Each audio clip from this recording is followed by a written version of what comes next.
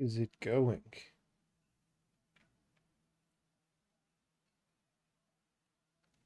How is it going?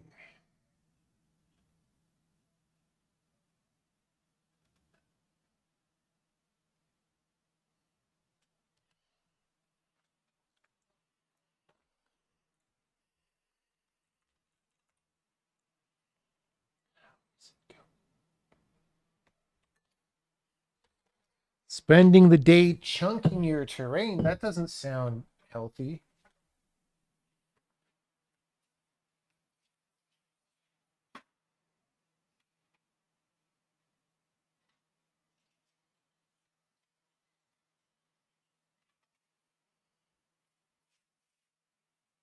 Have you seen a doctor about that?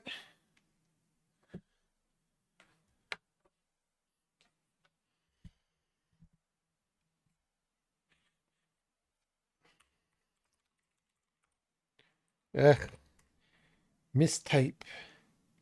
Mistype. Okay, we're going to be moving a bunch of things. I already, during coffee shop work time today, did move some things in preparation for all this, moving all these things. So, you know,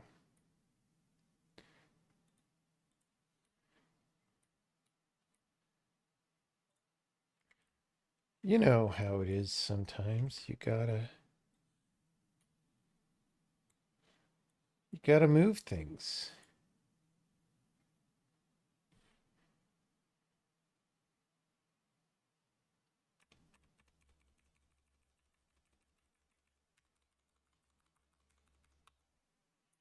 We're moving that to there. That's going to be a huge disaster, not least because these things are now wrapping. And due to the specialness of wrapping, I have to split them and make sure that okay. So that appears to have been okay. So that is going over there. We're going to have to check the drop down that before we do anything else, let's check the drop down, right? So this is mirror later. Let's just.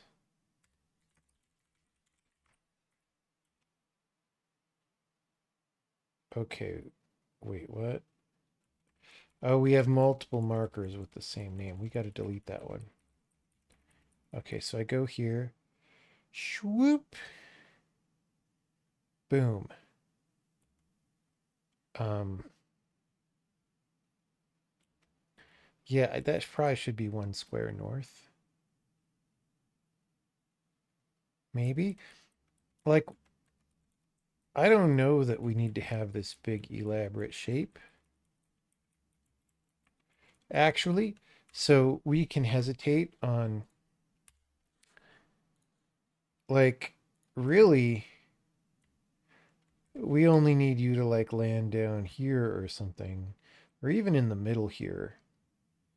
If I'm being on it, well, you kind of want them to walk around a little. I don't know. But the point being, in terms of what we actually use, it's going to be these connections out and also this central Sprongberger. Okay, so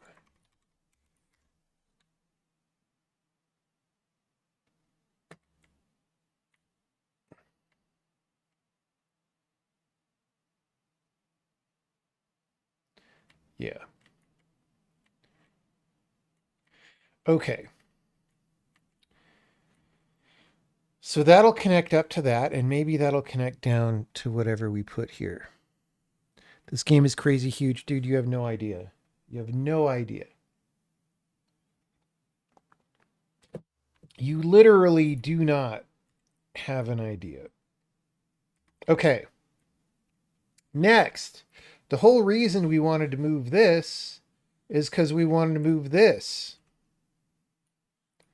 Okay. Okay. So this whole thing. Now this is probably going to be changed post move, but the first step is to move it. And then the next step will be to change it. Okay, so this all goes 1, 2, 3, 4, 5, 6, 7, 8, 9, 10, 11, 12, 13.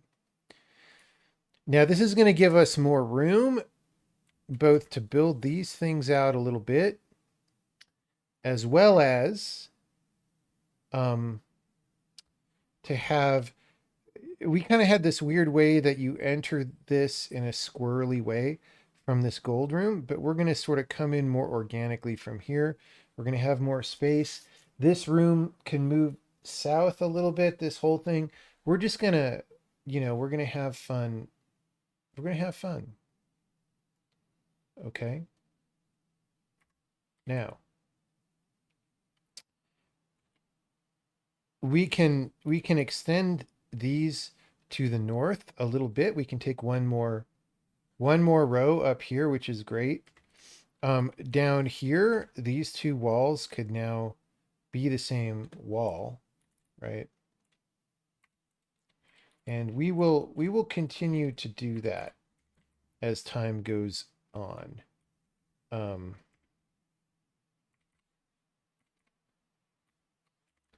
anyway, we maybe don't need all this space. We could bump this. So the thief puzzle here kind of sucks because it's too crammed in. So I want to figure out a more luxurious version of that. You know what? Let's go ahead and just earmark that space for this. And then if we want more space for this one too, which we probably do, we can negotiate that as well. We don't really need it right now is the thing. Yeah, let's go ahead and take it. Okay, so here this can go on the inside. You know, when people go round the outside, this is the opposite of that. It's the opposite. Okay.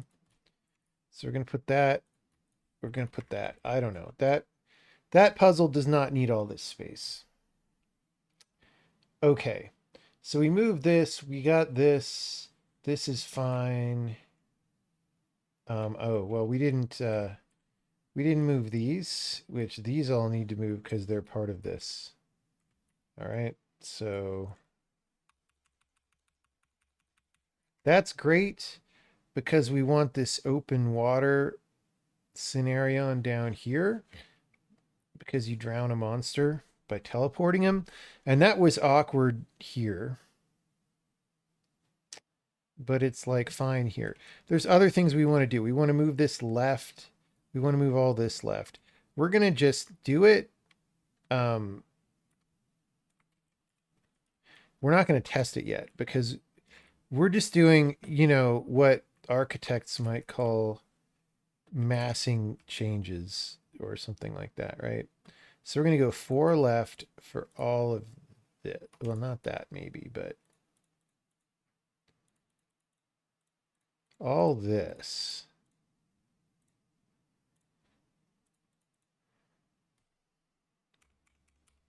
Four. Okay. Then you're going to be coming in like that from here. And then this is connected this way. For now, you push this across. We could actually have you go this way and then maybe go this way, but maybe it's better if they're separate still. So you go across and then you get to come around and see things. Okay. So obviously something is wrong. These didn't move.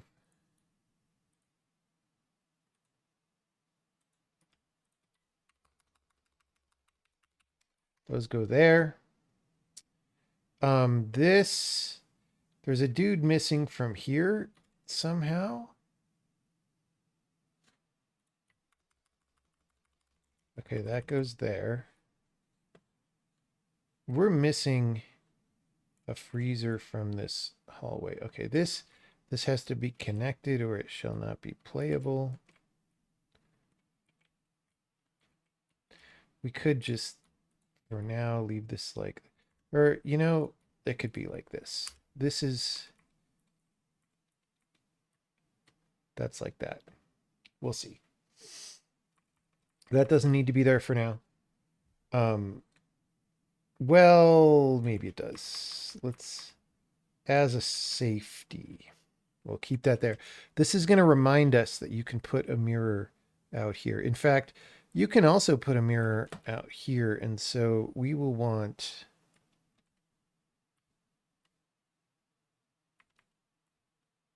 we're just going to do some situation.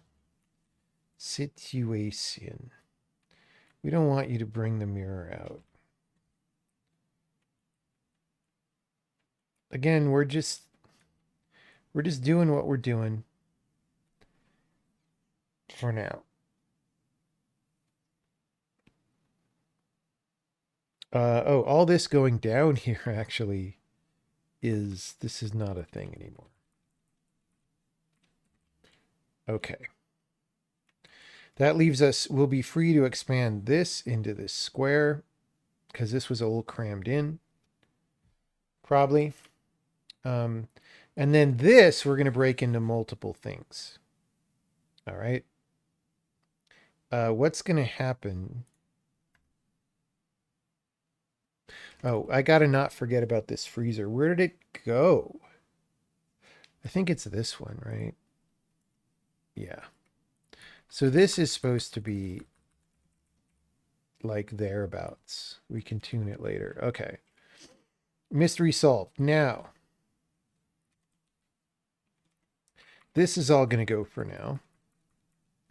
This thing, see, we sort of have these two things. There's this puzzle, and they're crammed into the same screen because just that was how Zach designed it years ago at this point. And we didn't really, I think he was trying to fit it into the small area that he had or something. And just the clarity with which we know what we're doing in this area now has, well, let's just say it's significantly upgraded. So we're going to move this for now. Now, I'm guessing that we will actually like rotate this. Whoops. We want that. I'm guessing that we will rotate this or something and redesign it because this doesn't have to be in this orientation and we want it to be comfortable and like centered on whatever screen we put it on, which may indeed be this screen. We could actually move it down to here. This is a moral choice that we have. Now, the thing is, I'm going to put it here because we don't really want an empty screen. And this has this on it, which can expand out a little bit, like I was saying. In fact, we can even just expand this island right this second and just be like, look, the bridge goes to the island.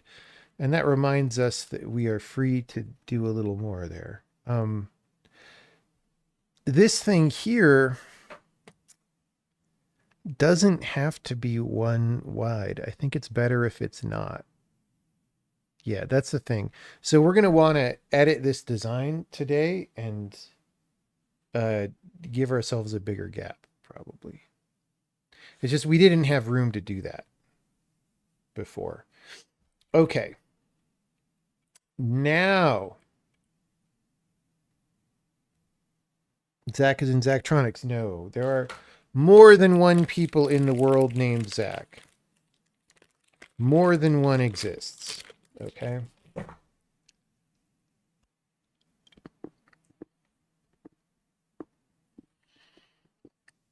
Oh no. So So when you all say cheroot, okay, I don't understand the cheroot. Is this like you're insisting that I cheroot because that is a known good security practice? And if I don't do it, I will get pwned? Will I get pwned by the raiders if I don't cheroot? Like, what? Are you telling me I should be smoking an old style cigar or whatever? Like, what is the cheroot? I know that it means change root. Guys, I was using Unix systems before you were born, okay? Trust me. I know what it means literally. You cherooted to a new stream. Okay, I didn't think of that interpretation. The Raiders don't. Yeah, is this one of the things where everybody says cheroot, but people don't know what it means and they're like too embarrassed to admit they don't know what it means? It could be that.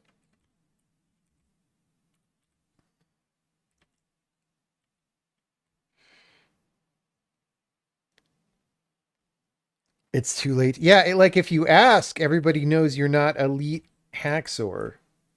And by elite, I mean 1337.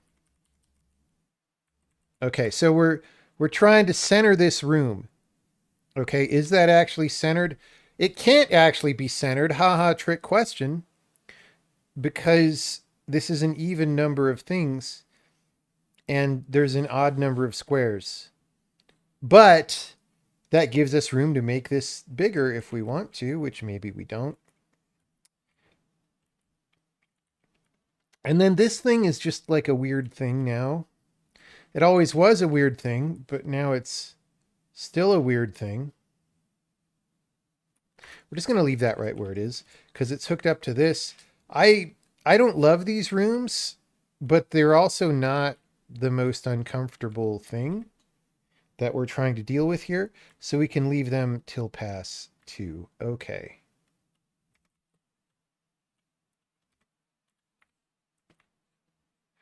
So this is just going to sort of be a scraggly ass. I don't know what this is.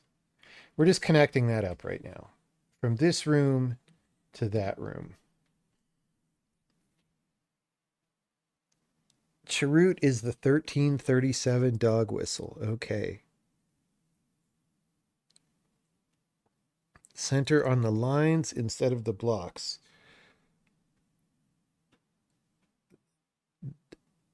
That's not how that works. So we're 19 by 13, all right? I could select the ocean so you could see the squares. So there is some square. Let's 1, 2, 3, 4, 5, 6, 7, 8, 9. So this is the center right here. Oh, 1, 2, 3, 4, 5, 6, 7, 8, 9. So there's 9 on each side. And then this row is the center. Okay. The center of the center column is not one of these edges. It's the middle of the column. All right. If you could cheroot that to be in the center, you would have 1337 skills. Few people know where these terms come from, okay? For example, the historical origin of the term 1337 is that is how many skills you are expected to accrue in order to be an elite hacker, because there are so many, tools and scripts that you might run to PWN people. All right. 1337 is also the year in which Francis Bacon first penned the Haxor Manifesto. So it's a weird coincidence.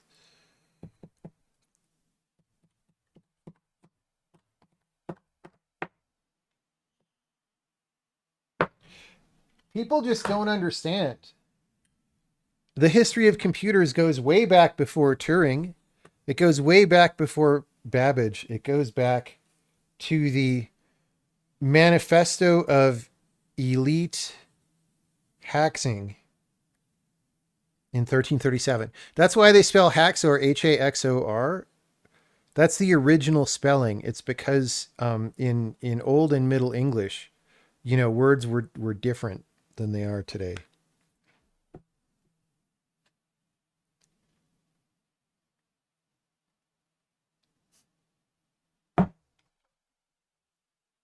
You need to understand the heritage. You can't just show up as a script kiddie in 2025 and be like, I do AI/ML. You got to understand at least back to 1337, right? The Magna Carta and all that stuff.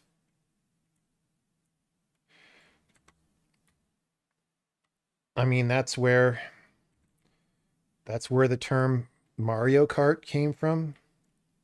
It was from the Magna Carta. Like spelling was different, you know? We're just saying English has evolved over time. Did I build this level editor? Yeah, most of it. Some other people have added things and so on.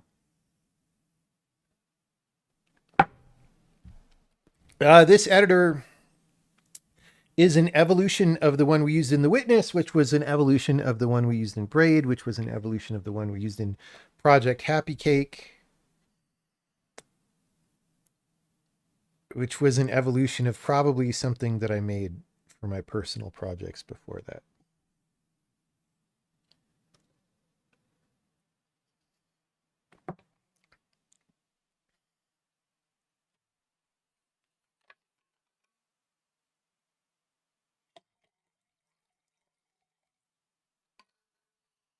Okay. Can you see the entire overworld zoomed out? Let's do that in gameplay mode.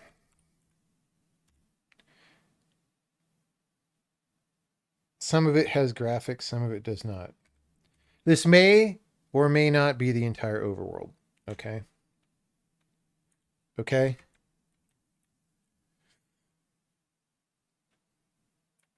You do not know how large the game is. All right, so we're going to leave this the same as we were saying, and then this will edit. We're just doing a preliminary. We're going to go test all this by hand, but we want to make sure things are set up. Okay, so the thing here is you kind of,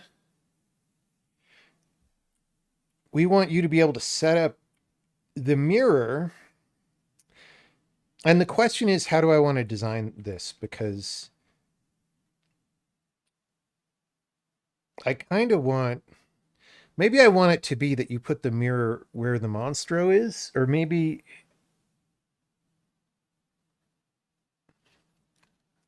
you put it next to the monstro, so you have to push it. I like that better. You put it next to him. So with the current design and current spacing, this would be 1, 2, 3, 4, 5, 6, 7, 8. 1, 2, 3, 4, 5, 6, 7, 8. That would put us here. And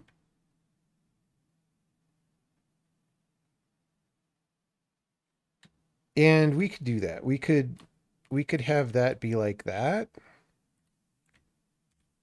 Now, like I said, this isn't going to be like this anymore. You're going to come into this room like, I don't know, that way or something.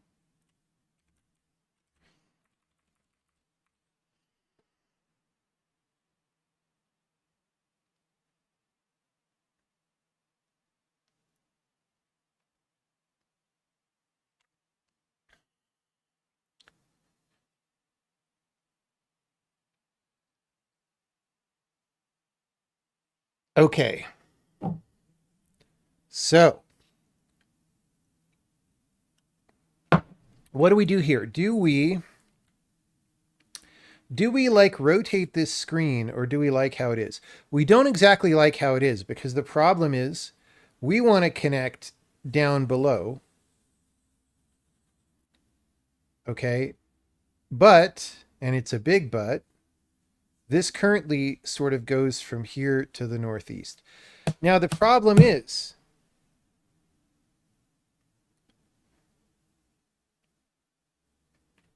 if you sort of imagine rotating this part so that you maybe go through this room and then you come in and you go south and east, you would cross to this room over here,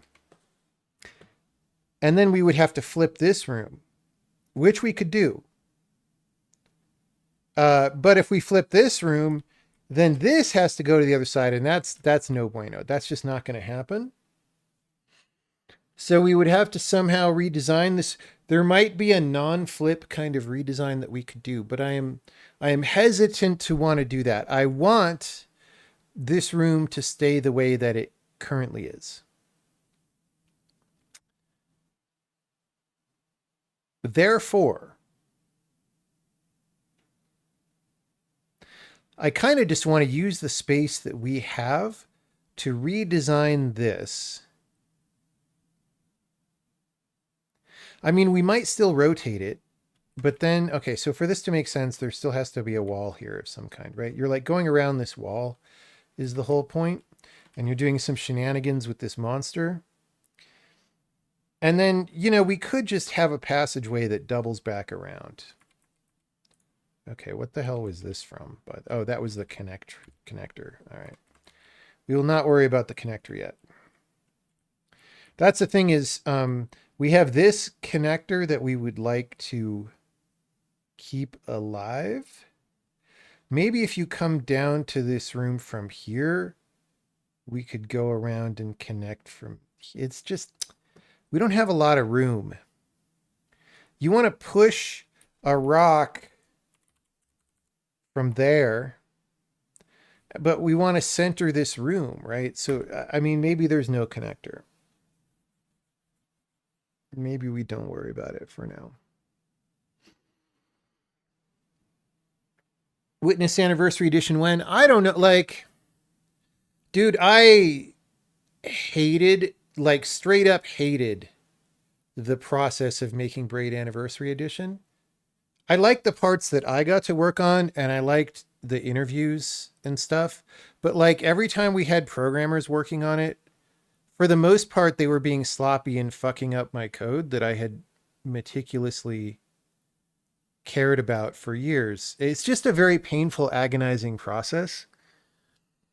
And just like decisions were made that I don't like and were sloppy and people ripped me off. Like all these terrible things happened. So I don't know if I want to do Witness Anniversary. Like maybe I would just rather make more different games with that time, you know? Like you guys, here's the thing. Ever since COVID especially, but this is probably true in a lot of countries around the world, and maybe the US is reverting to the mean, but like you can't usually just hire people to help you work on things. Because if you do that,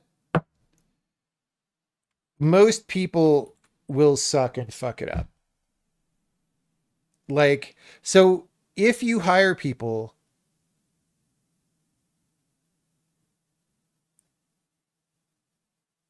you just gotta, I don't know, it's pain. I mean, this is not to diss the entire question of hiring people. So, for example, we have a team working on this game and they're all great now. But there have been, even with this game, there have been moments of extreme pain that I went through and people that we never should have hired and all this sort of thing. It's just the amount of pain is beyond what you would think of, is all I'm trying to say.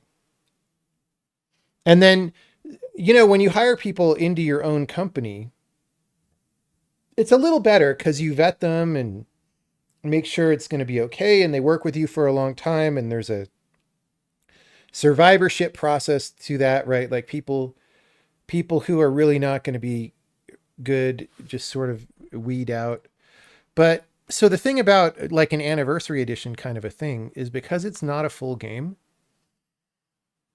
you don't tend to have as much time, right? Like the development process is shorter. I'm looking at this pillar. I'm like, where was this pillar supposed to go? I think it was from these guys.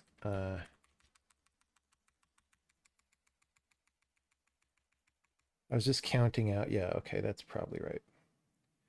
I don't know, dude. Anyway, you just don't have as much time to vet people. You're working with a lot more external like contractors and stuff. And it just like, dude, there's so many things. Like there was like, so in the industry, there's these co-development studios or porting houses or whatever you want to call them.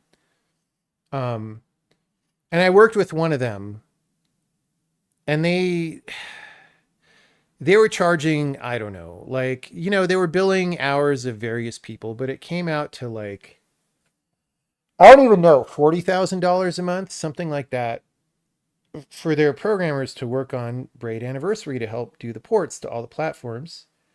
And like, after 2 months, I finally get unbusy enough that I can look at what they're billing me for. And it's literally like one line.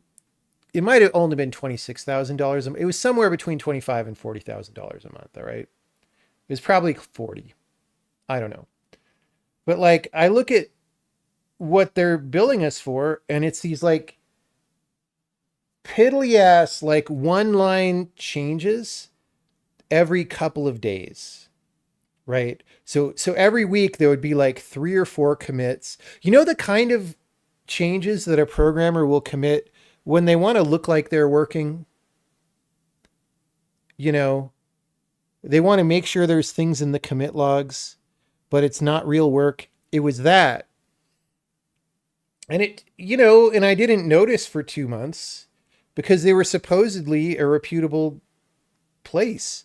And I actually, I had met the guy who ran this company, and I emailed him and I said, dude, what are these things you're charging me for? And he just like straight up was like, oh, dude, I don't know what you're talking about. Our programmers are working super hard, blah, blah, blah, blah, blah, blah. Right. So I got into, I fired them immediately.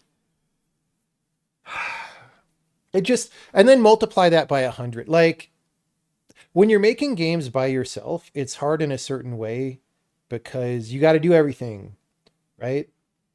But when you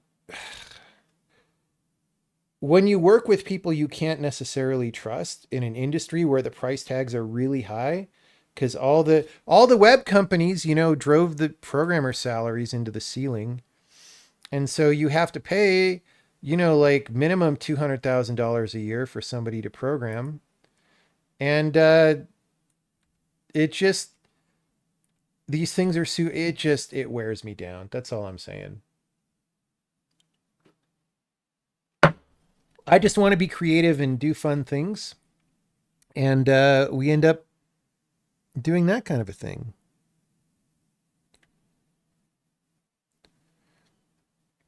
Your studio would do this for 12K a month. Is that 12K per programmer? That's probably about what this studio was charging.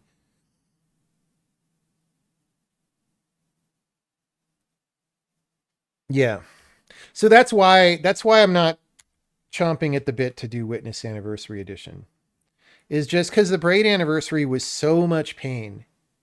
And it's still like I still have to go clean up. We want to open source Braid at some point, and now I have to get rid of all the shitty code people put in. Right? Like, it's just more work for me in the long run.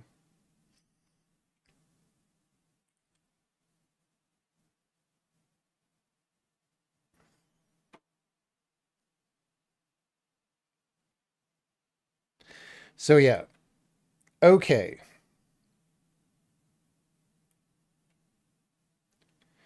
Let's continue. Let's stop being frustrated. So the good news is, despite everything that I have just said, somehow, as the great Jeff Goldblum once said, life finds a way, right? And somehow we have managed to continue making video games despite everyone in the industry wanting us to die, practically. And such is the power of self-sufficiency. And we have the greatest puzzle game ever made before you, and all we have to do is finish it, and that'll be awesome. So, despite all my complaining, I would still rather be doing this than, you know,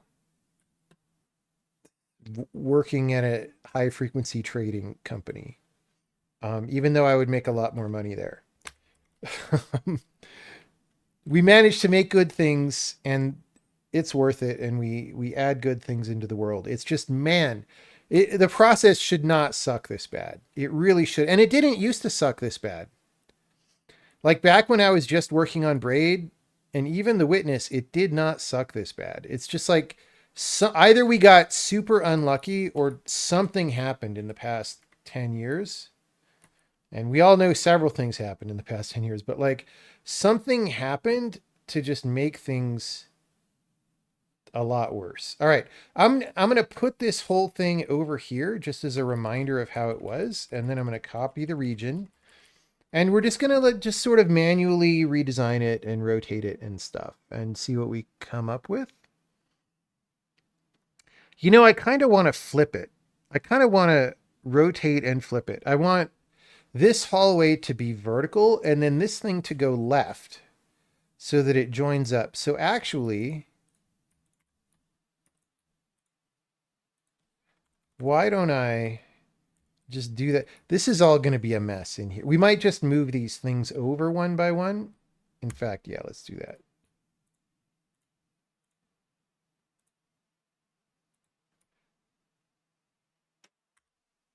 Okay. So we want this to squircle around.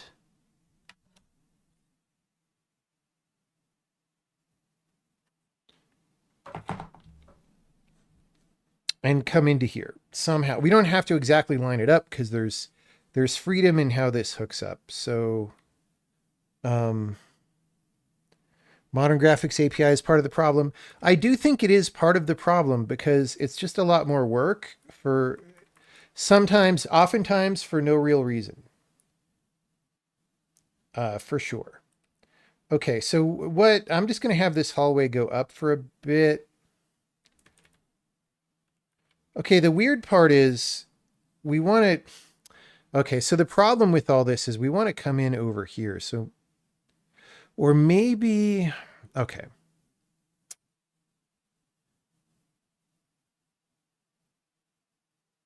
Yeah, there's really no, so this mirror has to be oriented like this. I don't know. Maybe we can come in up here. This doesn't have to be going across the whole screen. We'll see. Maybe we'll just have this go you mirror a short distance, and then we'll do something more creative with this space. Let's do that. There can happen a thing in game design where you're trying to do a better version of a thing, and you're also trying to constrain yourself to all the previous decisions that were made. And you can just sort of constrain yourself into suck that way, right? It's really not good. Okay, so let me just think about this. All right, so we have a hallway that comes down. We go around. Whoops, that was not what I meant to do. We go around. And then I'm going to keep the same dimensions of things right now. So this is this hallway, right? So we go. Okay, wait.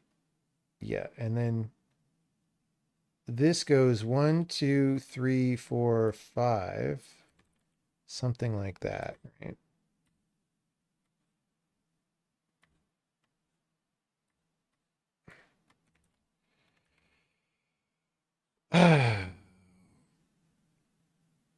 Something's wrong here.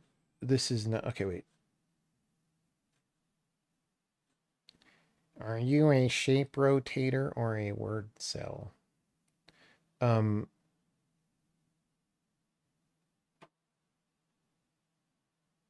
So this is this way because this goes parallel to this and it comes out the bottom. Okay, and then this is where the mirror is. Wait, why is... Oh, I guess we're flipping around this diagonal axis so the mirror's in the same place. Funny enough. And then there's one, and then there's a 2x4 here with a passage out. And then what's up here doesn't matter, right?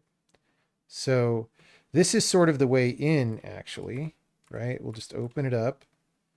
And then we have this. We have this guy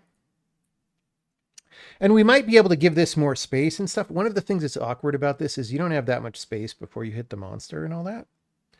Um, so that'll be good, but let's just get it working first. So the monster is against the outer wall, one down. So he's like that. This mirror is in the corner. Okay. This is two in. And I also have a version of this. Actually, we have a version of this in the overworld that we could go to if we don't save. So now this is in this nook. The way this works is you need to teleport the monster to get past him. But once you've done that, and solve the level, this melts, and then you can get around him, sort of in a different way. Okay. Then this goes through and goes up and around, and then these levels were here somewhere. Like these are the Richard Pryor levels. All right. Richard Pryor designed these levels. Yeah, and then this is just sort of suggesting that we do something with the mirror that is small. I'm not sure what. I want to do something fun and creative, but it's very constrained. I don't know. We'll just close this off for now. Okay. Then this, if and this is how it's going to go. This doesn't have to go 2 out. It could go 1, but whatever. This is just, we'll hopefully continue to modify this part. We're just going to do something there. That's just like that. Okay, why? Why though? I feel like this shape is somewhat arbitrary and was just filling in the space that we had and is probably unnecessary. Like we want to go outside the mirror a little bit. Let's go try it. All right. Let's put a marker there. I want a good, like one of these markers. I'm going to put it here. And we're going to say, in honor of Primogen, we're going to call that the prime marker. Okay. And that is now where we will go. And okay. So we get on this screen. We could mirror the Monstro back. We probably don't want that yet. Honestly, this freezer should be on the mirror. All right, that's change number 1. It maybe wasn't that way before, but it's fine because the whole design of this is you cannot walk past the Monstro. All right. Okay. All right, let's that's going to put us a save point here.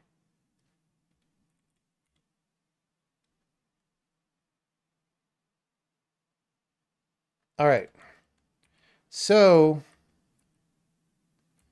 I can't do nothing until, and in fact, because of this, maybe we should make it so you have to walk around here and go past and around the Monstro. Let's do that. So I'm going to delete. Okay, wait. Is this a different? Did I fail to move this level or did I like copy it? Clone Goblin parody. All right. So this is like around the exit. Does that activate anything? Not right now. We'll just put a little thing here. You got to solve this level to proceed. All right. That's how that's going to work. These just block you until you solve a thing. I'm actually not sure.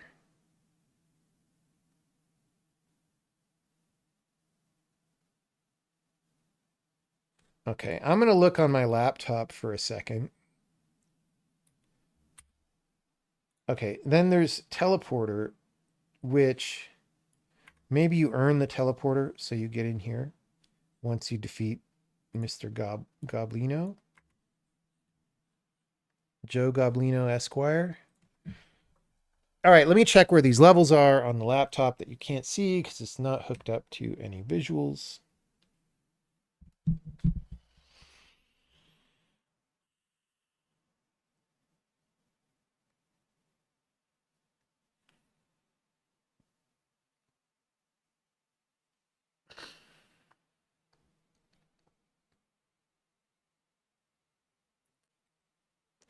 Okay. Loading the overworld.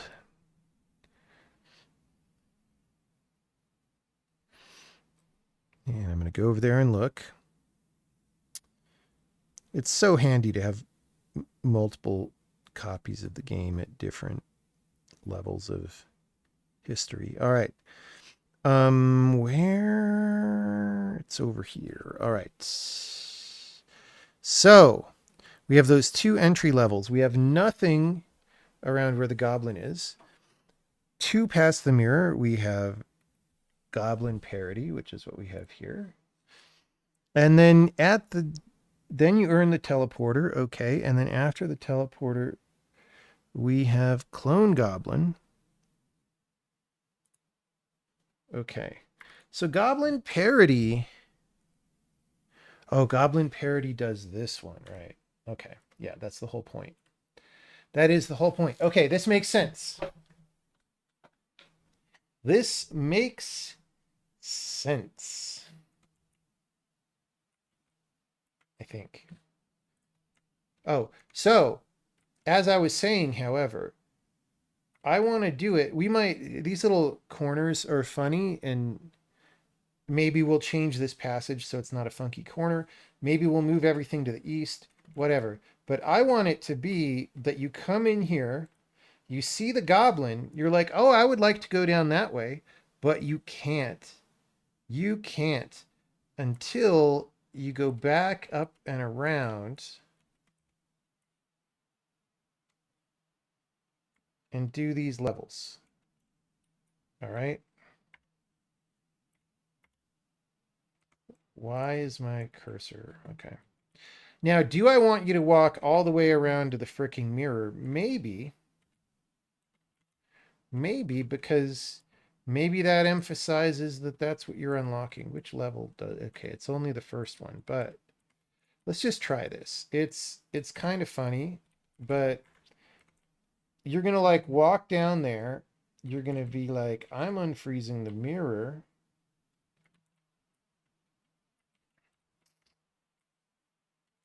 Like this. We're giving ourselves as much room as we want to do this puzzle. Okay, so you see the goblino, you're like, oh no, I got to go this way. So you do that. You do the mirror. That lets you teleport Mr. Goblino into this corner, which you can't get past him because he'll kill you, but you can get to this then. And this will melt that. And once you melt that, you can get past him by using elite gameplay wiles. Did you know that wiles were named after Andrew Wiles when he solved Fermat's last theorem?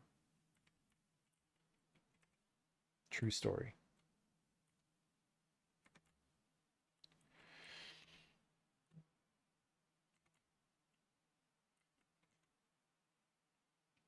Okay, so this is a slightly better version of what we had. The one thing I'm worried about here is you teleport this goblin. 1, 2, 3, 4, 5.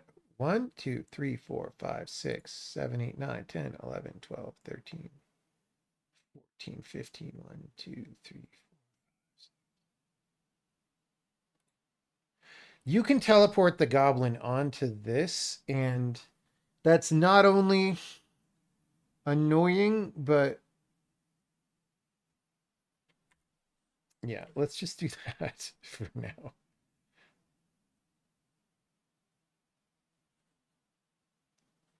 We could also trim this back, but I want us to have some space. You know what I'm saying? Just a little space. Why are there weird gaps in this? Okay.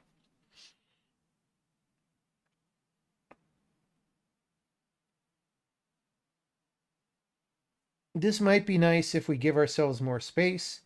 You will not be able to get past this goblin, like, even if we do this. Right? Because he will be next to the... Oh, but we don't want you to take the teleporter and die. That's not the best. Like if you came here from somewhere else and you left the goblin in the wrong place and he just like murders you. That's not good. We could do something like this. We could like, you know, have this be the room. Like I said, all this is kind of arbitrary, so we could do this. It's still a little weird because of this shape, but you know, if we had one more square, which we could probably give ourselves, we could have this be a passageway going in. I don't know. We're just gonna try this out. All right. Boom. Ah. Okay. Solve. Solve. So now I can mirror him, and then I can go here, and then I can solve this. And that does that. And then I can go back. And then the whole point of this is anytime I'm out here and I want to go inside, once we solve that, you do that, you go in, you do that, you go in, right? Cool. And then you solve this and you go onto this room, which we might as well test. So we do that. We can't get past because the monstro will breathe on us, but we can mirror them. We can mirror them again. Ah, don't kill me. We mirror them again. Oh, don't kill me. You go down, you go over. Okay, and that'll open this. See, we're being successful. We're being successful. We do this. We come over here and bloopity bloop. Awesome. Okay. I mean, that kind of works. We haven't tested any of this, but I think we still want to edit this somewhat. This is good for now. Like, I think we're going to want to look at this room and maybe streamline it some more and whatever, but I like this better than the previous version. And as a bonus, it's more focused and so forth.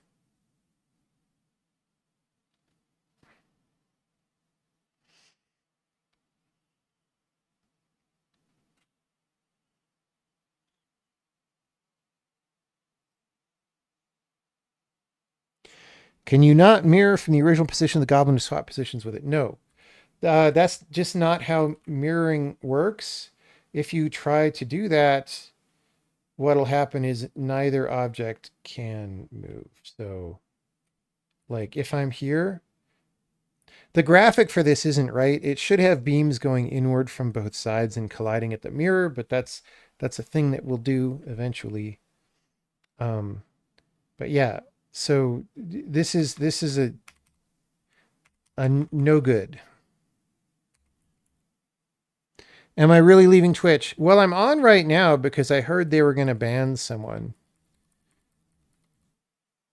I mean, what kind of streamer names themselves after a Bungie game?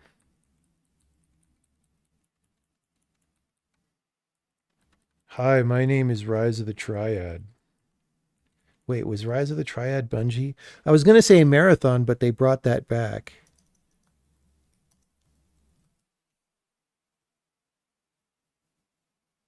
No, it was Apogee. Okay.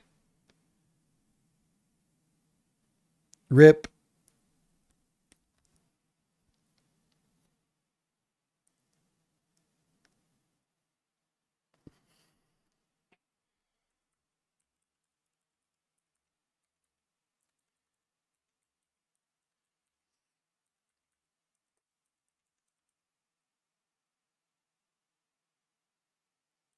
Anyway, yeah, we might stop streaming on Twitch because of many reasons, honestly, but some of them are pretty obvious. You can't, you know, you shouldn't give money to people who don't deserve your money, right? And attention is a form of money. They're making money off your attention and my attention and so forth. Where will I stream? I mean, I did stream to Twitter before a little bit, and that was not great in part because the interface was bad, but they might have fixed that. We might try it.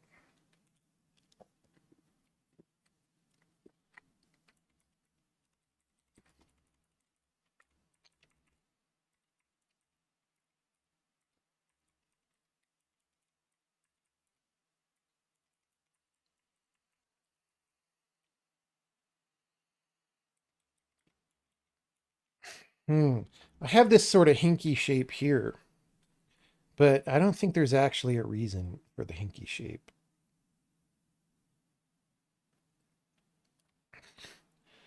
I think I'm being paranoid unnecessarily. This is probably better if it's symmetric, because then it goes with the whole rest of the room, right?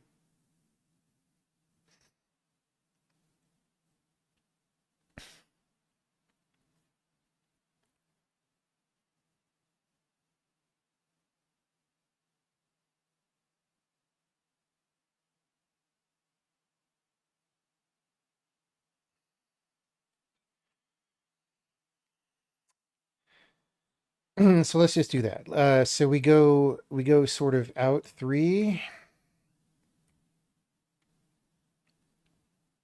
and then up. And I mean, we don't want to go up indefinitely, right? But like, I don't know. We're making it more symmetrical location. Okay, okay. Look at all the green tiles.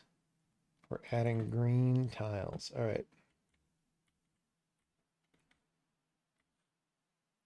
How many green tiles is too many green tiles? That's somewhat better. I don't love the way this turns here on the same screen. We might. I don't know. I don't know what we might do. So again, so this screen cannot be centered, right? For reasons previously explained.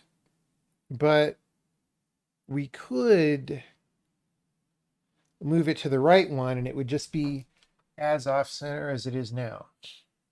I don't know. I'm not going to worry about that kind of thing yet. We'll leave this where it's at.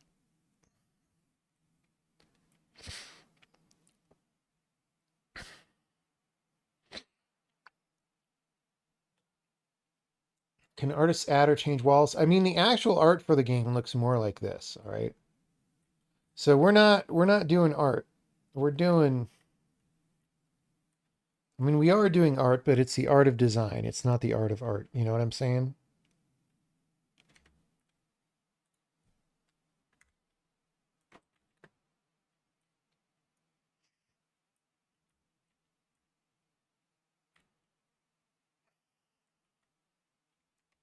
So this could like connect here maybe.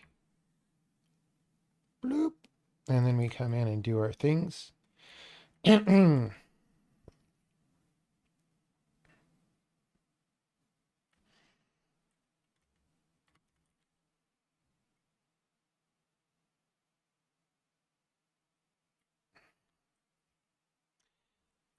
Okay. So this is,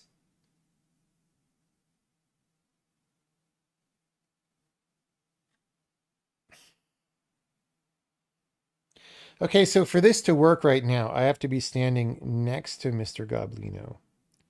That's not good. We actually want this to be one closer in. We'll test it later. It's fine, but we're just going to do that for now.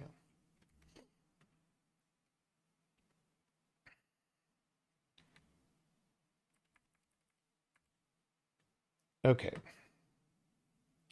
This room, I'm pretty good with.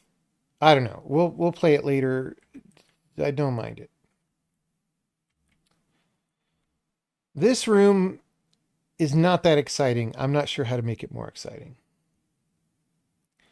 This room sucks. So let's try to design something more intentional. The idea was, it's hard. Like, we want this puzzle to be that you need to fill in a gap in the terrain by putting the mirror somewhere, right?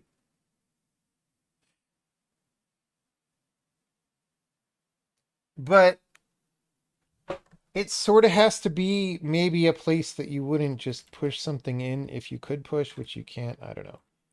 Let's just try modifying this a little bit. So part of what sucks about this puzzle, whoa, part of what sucks about this puzzle is you can't move ever. So we're going to make it so you can move. I'm going to put a little marker there. It's called NB for some reason. Probably for a new bard, but now it is new thief. So we're going to try this out.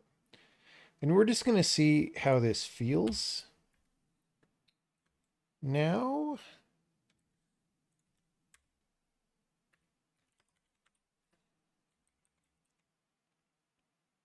okay, so obviously I want to get to these levels.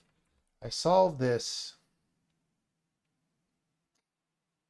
And it's already like not solvable because, oh yeah, it is. So that's pretty easy. So if we move this to a different starting position, we could do this. Now, what we could do, now that we have more room, so I was getting frustrated when I was originally designing this puzzle because I was like, dude, there's no freaking room to move. We could try to do something where there's two crystals and you mirror one into the water so that you can pull the mirror and do the other one. The thing is,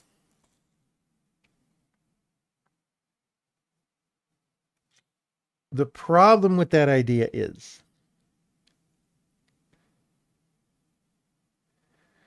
that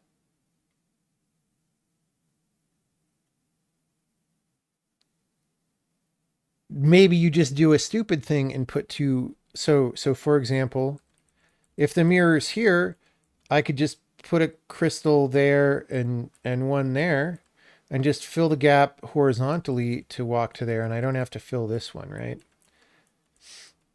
Um maybe it's fine. So the thing is,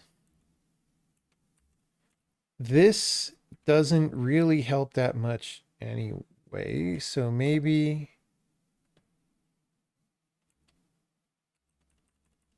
let's go back out here.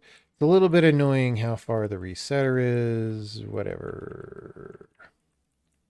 Okay, so I do this. So right now, if I pull the mirror to here, that's fine. Now, the reason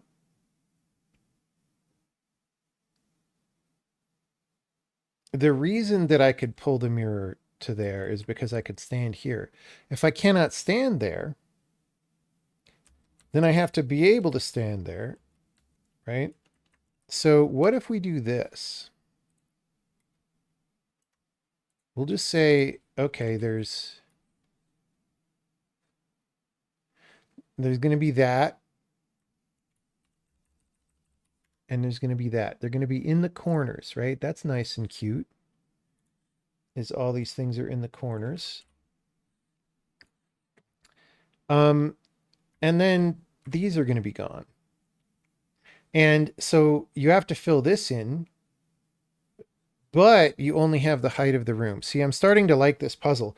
Even though we're making it more restricted, it's like it's restricted with more meaning than it had before. So like I don't hate it. Let's see.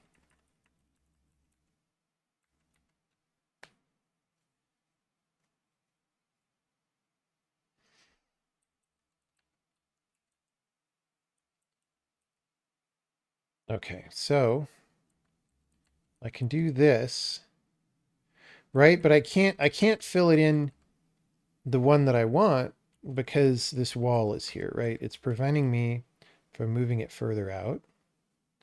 Until I do that. Okay, yeah, I like this. It's not a hard puzzle, but it's more intentional than what we had. So that's cool. Okay, we're going to call that for now. That room is done as regards this redesign. Now here,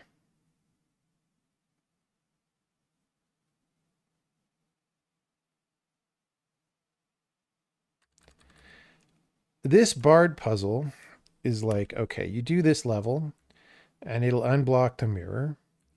And the thing is, I want to, maybe we'll also unblock this down here so that you're not trying to go there. Maybe, I don't know. But I need to get this south of me so I can dunk it in the water. And it's just not very hard to do that right now. You just have to mirror. So I wonder if there's something we can do to make it more specific.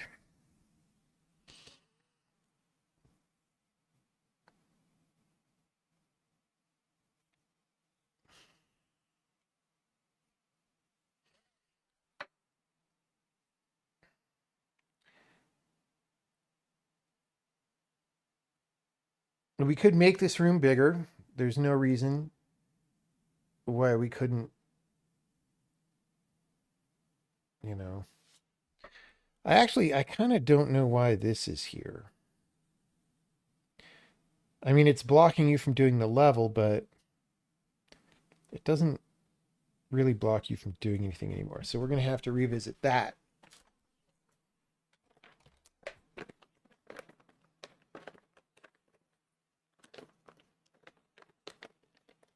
Can you soft lock yourself out of the room if you try dragging the rock out of the room? No, you cannot drag the rock out of the room. If you do, it'll stop at the border.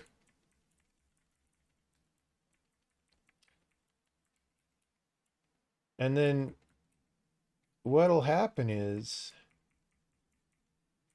I can push on my first turn because I don't have thief ability yet. So when I do this, oh, but no, that's a good point. Is I can push it for one square, but I can't.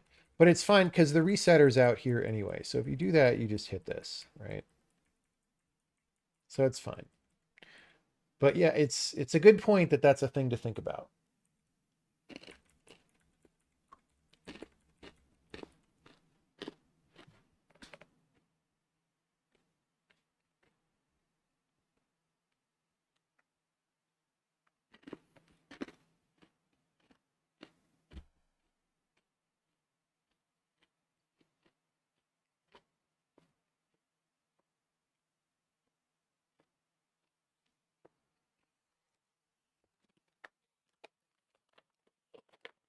Now, what we could do here, which I didn't do, is we could put the thief wardrobe thing one square to the left, and then you wouldn't even really be soft locked because you could push it out of the way and get around it.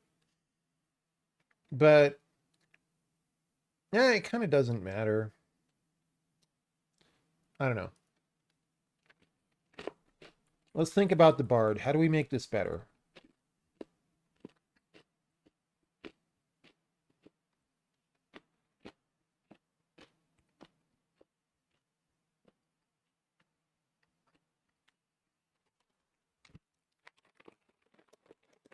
What if it's very easy to mirror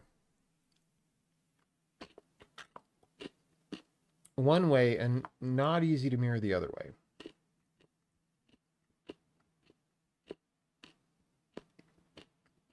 Because you drop the crystal in the water.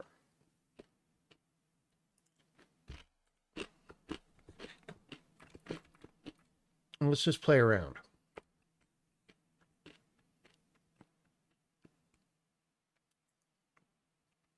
We want to make it very easy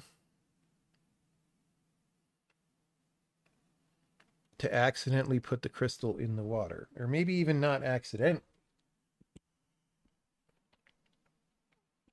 We want to make it very intentional. So right now, see, this is bad putting water here though, because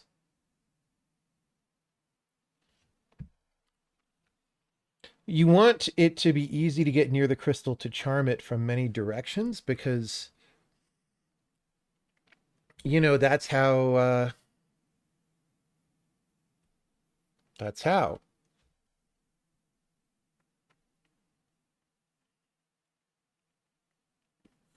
you have the puzzle be a little bit challenging, is because you know you could come at the crystal from multiple directions, so you want to be intentional about which one you choose, right?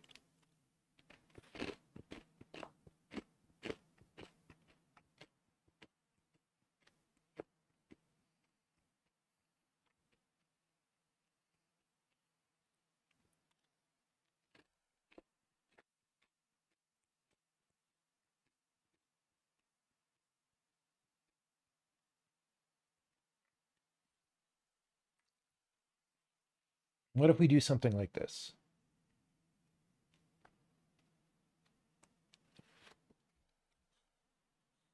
Let's put our NB back over here just in case we need it.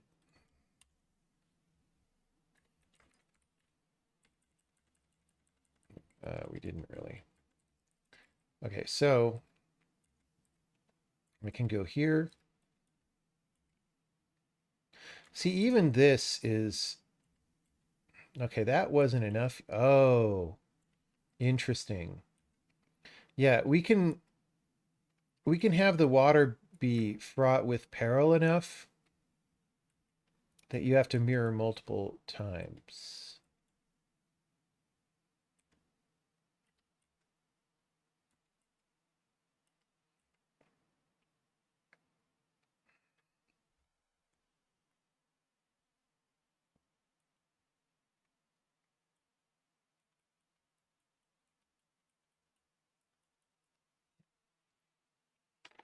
Hmm.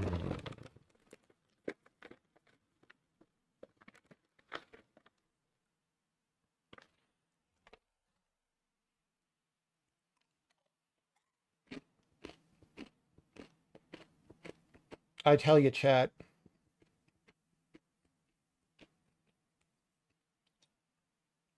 the best ever. There are many blocked terms on this channel that block people's messages. The best ever term that we chose to block was thoughts on. What are your thoughts on blah blah blah? And for many reasons that I've explained before, but it's really interesting how people ask that question in a certain way, and like it's almost like the act of asking that question is the result of brainwashing, because you're using, like, everybody always uses those words, right? It's like the words that you use when you're not really asking something specific. Like, I don't know what I'm asking about, but what are your thoughts on this thing? It never fails. It's literally 100% of the time.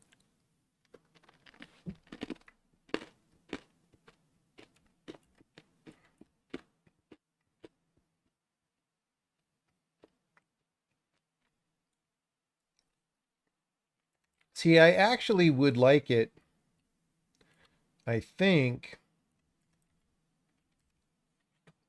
I don't know. We're just playing around with patterns. So one of the things you can do in game design, right, is you just play around with what is it like if I set things up a certain way? And then that can give you ideas. So like now this is better than what I had because the thing is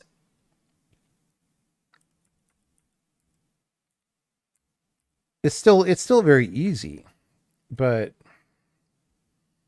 because all you got to do is get the stone to the right of you. But even getting the stone to the right of you, crystal, whatever, is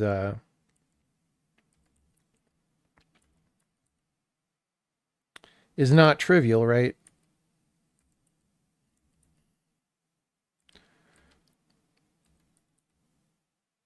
So I have to do something like this. And then having it be 2 to the right of me works. Like this would be an ideal solution if I required this, because then you would have to navigate around these cornholios here, right? And that's cute. That's better than just dumping it. So can I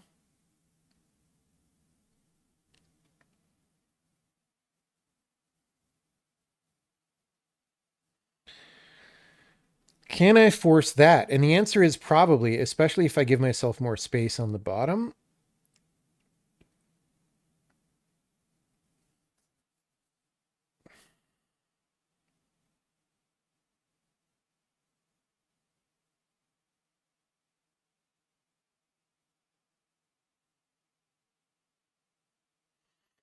Let's try this. But there are other ideas. So sometimes, you have multiple ideas sort of vaguely happening in your head at once about what you could do. And I'm having a moment like that right now. But what I want to do is something like this.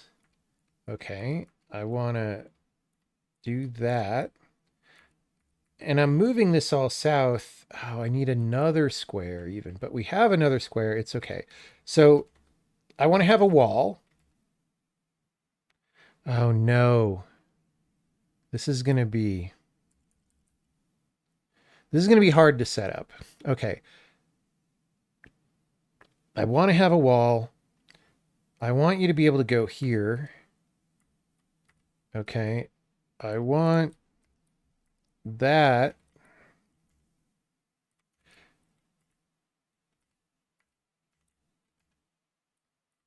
That. So the problem is now you can't get the crystal. I mean,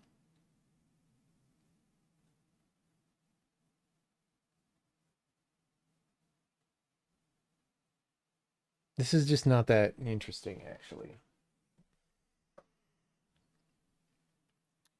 But what I like the separation of the zone where you do the mirror stuff from down here. It makes it cleaner and gives us more space. The problem is I'm not sure there's really anything that we could do here with this. Because if you got it in the wrong water, you could just walk it over anyway, among other things.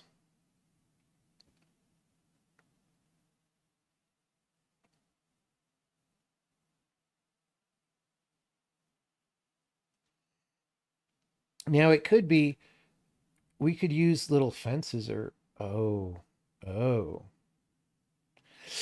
There's a thing I want to do here, like with a wall in the middle and then something there. So, yeah, you have to get it down. The problem with this is it encourages something that we don't. We'll see. I think this probably works. It's probably a little more lenient than what I was. It's a lot more. Actually, it's a lot more lenient because if you have it just one diagonal. Let's just see. Okay. We're going to go out here. What? What? I forget what keys, what debug things are. Okay, that's F10. That's F7. All right. So we go in here. I don't know. Let's say I don't know what I'm doing and I walk all the way up to it. Then, I don't know. It's like, oh, I'll teleport myself so I could go around. Um, from here, I can't do what I want, right? Because I would have to walk in the water.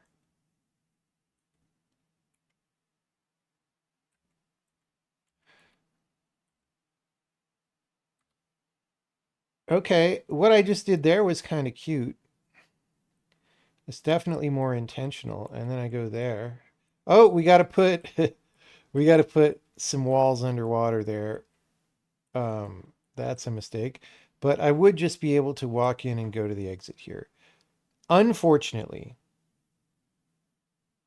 the big problem with this is I would not be able to get out, actually.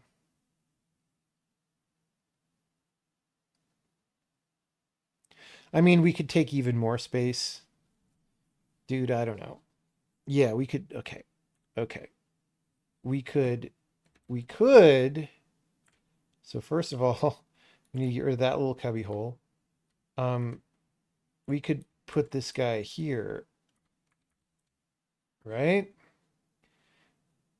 So that's cute. Even if this isn't harder than what we did before, which I don't know if it is or not, at least the act that you have to walk it down the hallway is better than what we had. I mean, we're giving the bard a lot of real estate here, though. Is that good? I don't know. We don't necessarily need all of it. We could narrow it down if we want.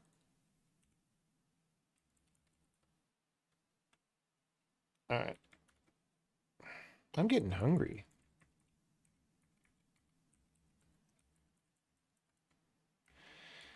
Okay, so I'm doing a thing. I'm being the bard, and I don't know what I'm doing exactly. I'm gonna do this.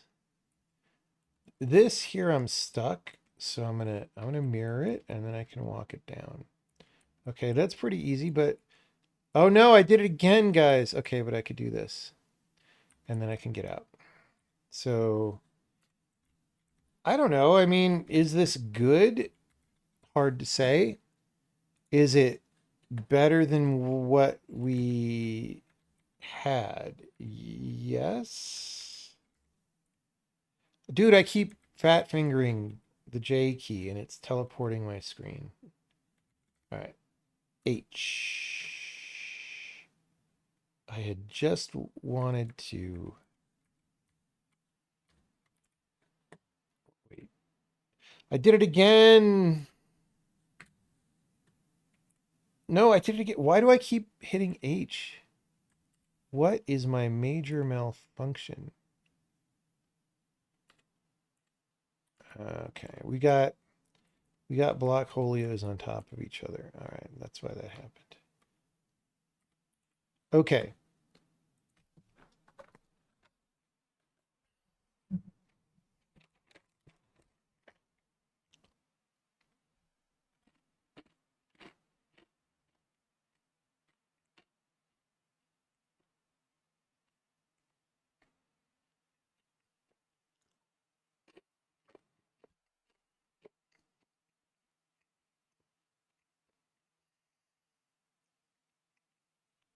Any reason why I didn't stick with Focus Editor? I don't know. I don't remember. It probably just that was very early days, and it probably didn't quite have what I needed. And also, just learning new keybinds is annoying. So you need to have a really good reason. You have to go through the pain of new keybinds.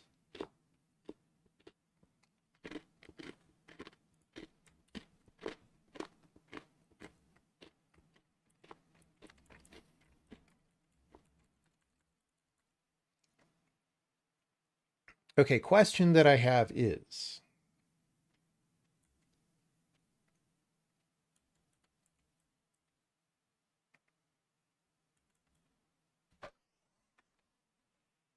Can I do something better here? Okay. So all I really have to do is like this, and I get out, right? What if I take that square out, right? So what if I can't, so here I could even walk it to where I want. But if this square where the crystal is were water, I would not be able to do that, right? And it would be more of a maze to get to the starting point.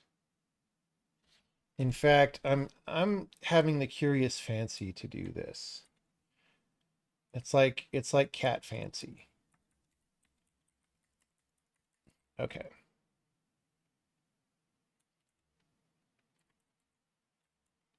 Okay, well now it's unsolvable because I cannot mirror from here. It's just very interesting, like how,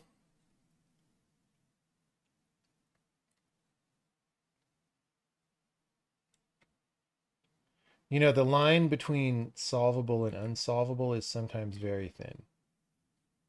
Let's just try this. I like that you can mostly see a symmetric pattern there. All right, so we go, that's already interesting, is like I get the thing. If I go here, I lose, right? So because I can't, oh, well, no, I don't necessarily. Okay, hold on. Now that that square is back, I don't lose. And I could just walk it in. I don't know. I don't want it to be, I want you to have to think very intentionally.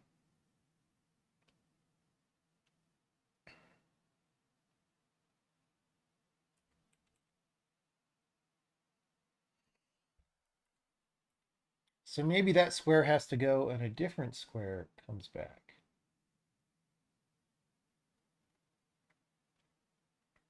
Anyway, if we didn't do that solution, what if we go over here?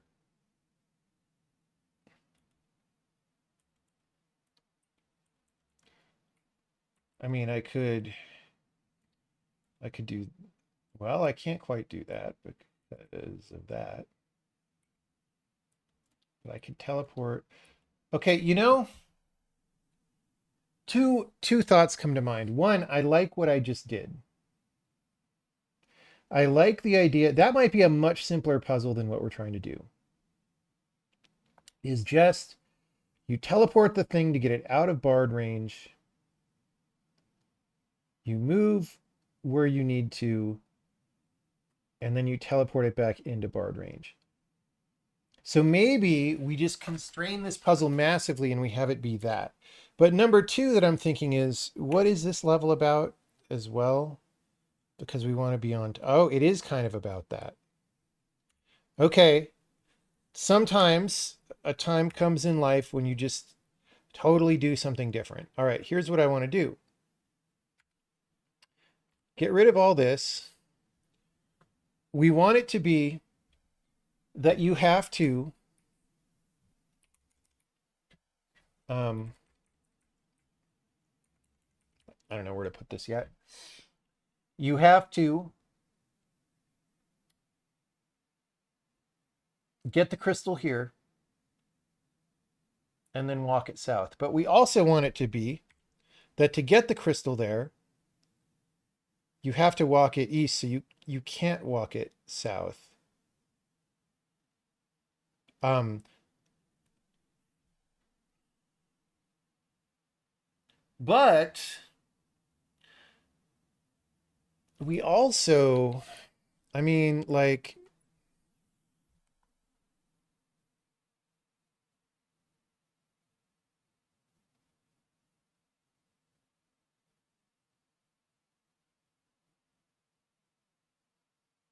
or maybe, oh, okay. Well, what about this?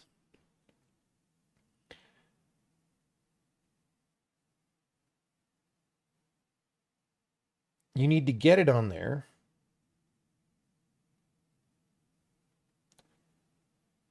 and then walk it south. And Okay. I mean, I like this, but I okay. If we get rid of this, wow. Okay, this is probably impossible. We're gonna see. Maybe it's not. It looks impossible right now. So the problem is it's still got this original idea that it's hard to get the crystal on the proper side of you. But maybe we can fix that. Like the old idea of the puzzle is still hanging around. All right, so I came up here, I got this. I can do that. Oh, I can't even teleport right here. It's too far. We could give ourselves some more room on the top or something. What's up there? Oh, we don't. Yeah, we got space there. Um, so that's a lose condition right there that we just did. The goal is to avoid that.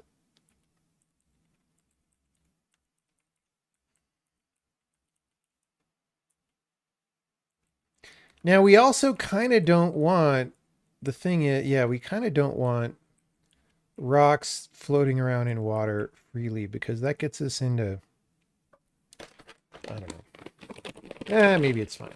Okay. So once that happens, we lose. It's like Alien versus Predator. Okay, but the mirror is too far. We might want to move it anyway, but for now, we're just going to give ourselves more space for the purposes of working on the idea. All right, so here, whoops, that puts me on another screen, which is uncomfortable.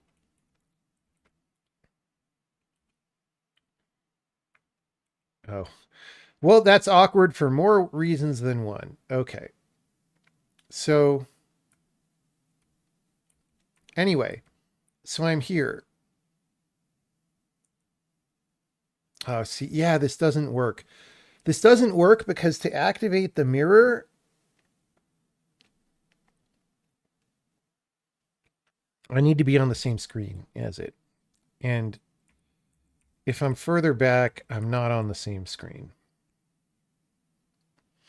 So, what I was going to do is activate the mirror, walk out, and activate it again. And that would let me get to the left of the crystal. But no, all I can do is go over here and drown myself in whatever.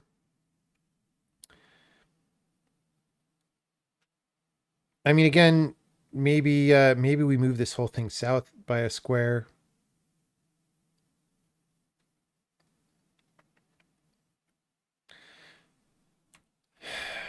Unfortunately, right this second, this mirror thing is unsolvable because of this geometry right here.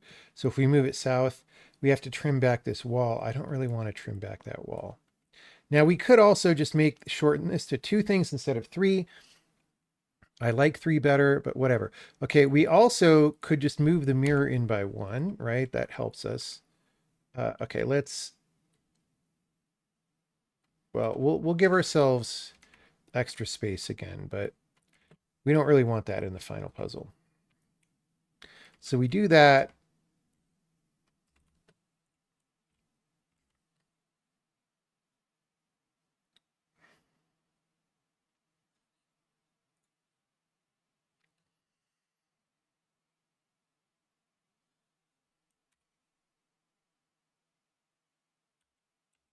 Okay, so we have the thing. I mirror this.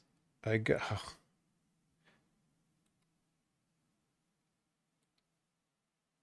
Oh, right. We needed to do both because we were two squares off before. Let's just pretend. Let's just pretend I teleported over to here.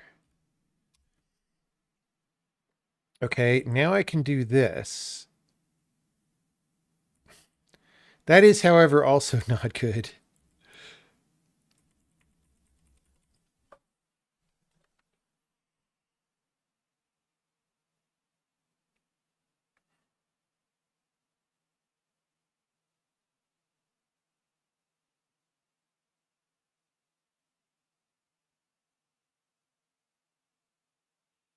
I mean, I see something else I could do.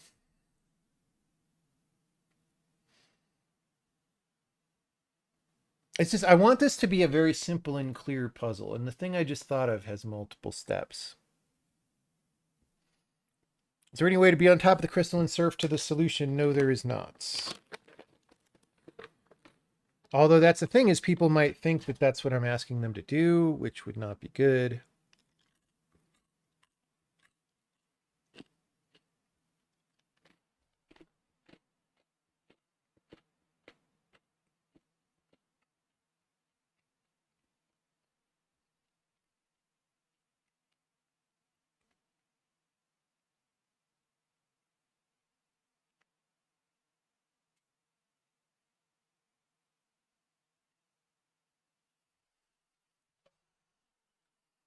Okay. What if I try this just for giggles?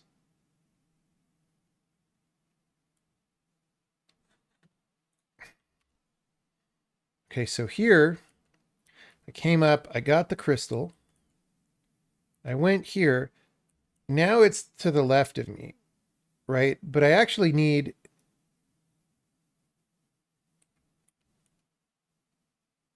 I need it to the right of me. Yeah, see that?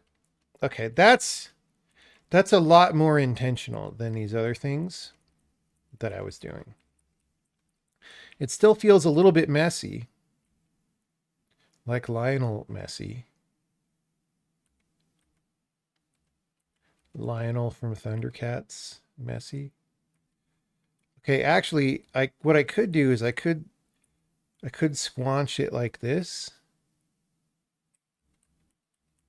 And then it's on the right of me here, but that's actually not that good. That's annoying. So we can just teleport it. Okay, this is better. This is better than the one that I had. Oh, interesting. So this isn't good enough, see, because I'm teleporting it and now it's still in my charm zone, right? I have to teleport it out of my charm zone, so I have to go there. You know, you guys know my charm zone is so big that sometimes, you know, with the ladies, it's a problem. All right, so let's get rid of this square. Let's get rid of that. All right. Let's see how this feels. I don't know if this is really the best version of this puzzle, but it's better than what we've been doing, right? Okay, so if I go here, I can't really, you know, I just go there. I just go there, right? And okay, here's the thing. I cannot, this is a good aspect of this puzzle, is the only place that I can put the crystal now that's in line with that mirror is this down here, which A, makes it very intentional. B, I can't get north of the crystal, which means the first pass when I put it here doesn't work. I have to intentionally break it off and move outside. Oh, and yeah, I can't. Yeah, I got to move over here. Okay, this is good, actually. This is good. I think I'm satisfied with this for the current version of the puzzle. Um, okay, we got to test these other beef burgers. Let's move this at least here. I don't know. All right. So these other rooms, we didn't touch thief room, so that should still be fine. Here, I cannot get the mirror out until I do one of the...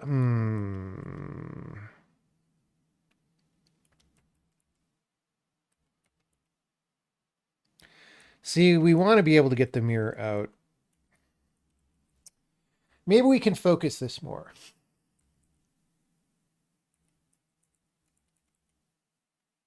Ow.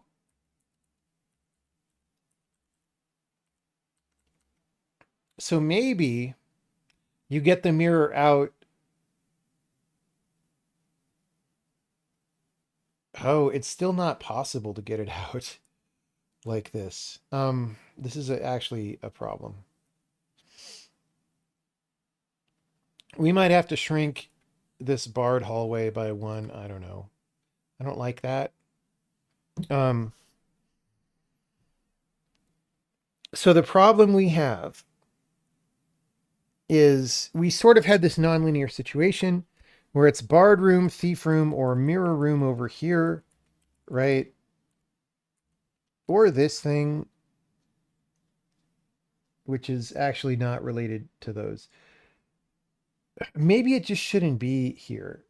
Let's consider connecting that up somewhere else. But um, so we have barred room, thief room, and then like mirror puzzle room. If we had an extra screen, which maybe we do, like barred room and thief room sort of go together, and mirror puzzle room is like the third room at this point. This area has evolved a lot, and some of the way it is just historical, right? You could imagine that mirror puzzle room was like down here or something, but part of the fun is that you get the mirror there and then you reuse the mirror somewhere else. And that's why this really probably shouldn't be hooked up here is I just don't know where else to put it. Because you don't bring the mirror, I mean, you don't bring the mirror into any of these. They have their own mirrors now. But part of what's fun about this is you figure out that you got to bring the mirror down here past the monstro, okay? Okay?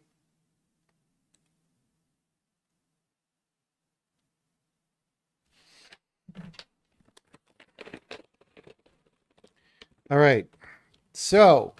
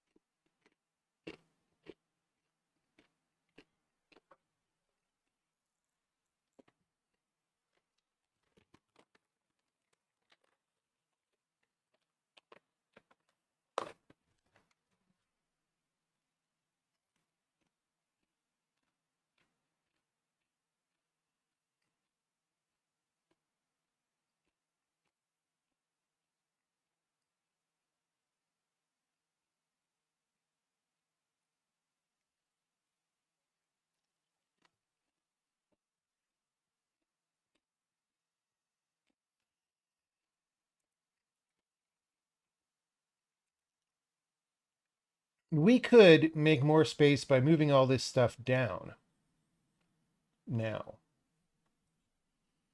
That is an option.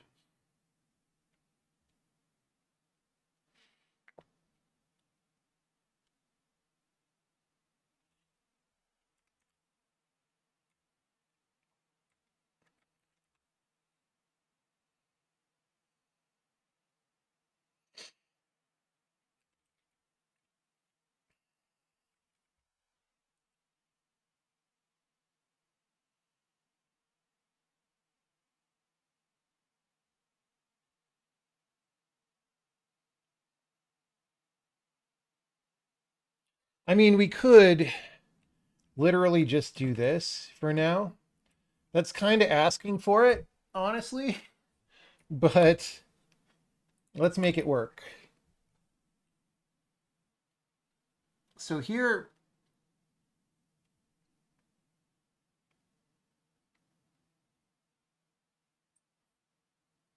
you cannot get the mirror out at all.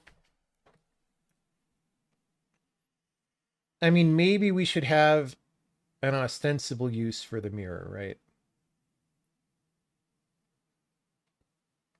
That is a technique. So, like, instead of just walking into the barred room, maybe you got to get in there, right? Get in there.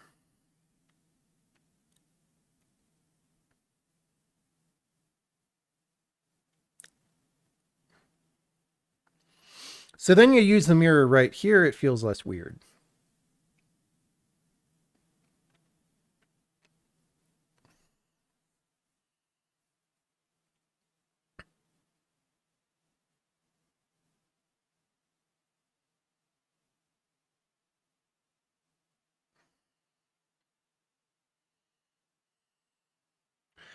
Could I not narrow the water on the right? You mean here? Like change this whole puzzle and break it? The dynamics of this puzzle depend on the width of that. Now, what we could do, see this entire column over here is just these little stubs. We actually could do something where we widen the level. That is an option. And then this would go on the next screen or whatever. Do I like that? Maybe. Maybe not. I would like to work within the constraints that we have. So we're going to just try to make this work. Okay, so I need to decide. And what I'm deciding is, yes, I want to unhook this from this guy who is 9430. So we take out 9430. Actually, to keep these orderly, we'll do this. We'll swap them around. So now this guy, you have two choices. You have to solve Thief Room or Bard Room. Okay, and then you unlock this. That, once you unlock this, this level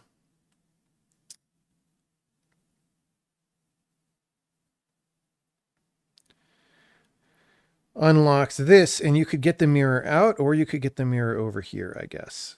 It's a little bit...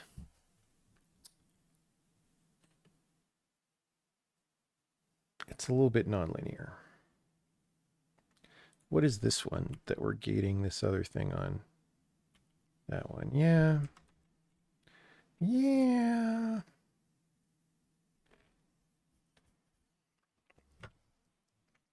Okay, do I like this? I don't love it the most. But here we go. So I'm here. When I want to go in the Bard Room, I go here. I do this stuff. Okay, we solve that puzzle. We come out. Great. So now for here, oh, well, let's solve the puzzle.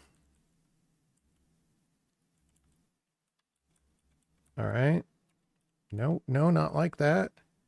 Not like that. In fact, all right. So we do this. We go there. Actually, it's enough for me to maneuver before teleporting, but that's fine. That's okay. Boom.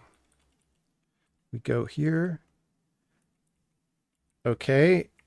We get the mirror out. We solve this. So now we have two things we could do with the mirror. We could go here.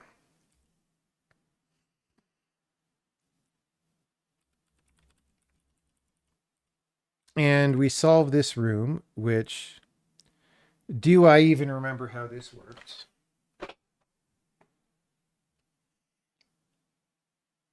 Um,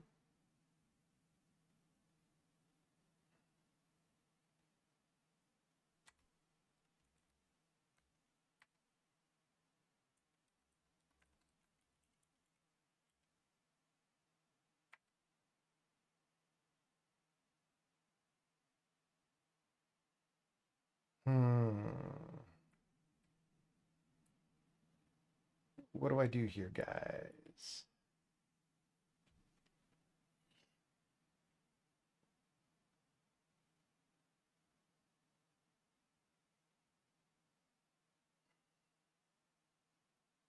I designed this puzzle. I don't remember.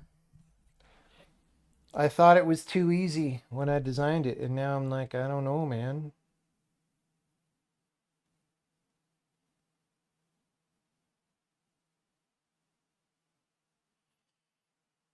Oh, yeah, I do know. I know. I know what to do here. So we do that. We do that. we do that. Okay. No. No, we don't do that.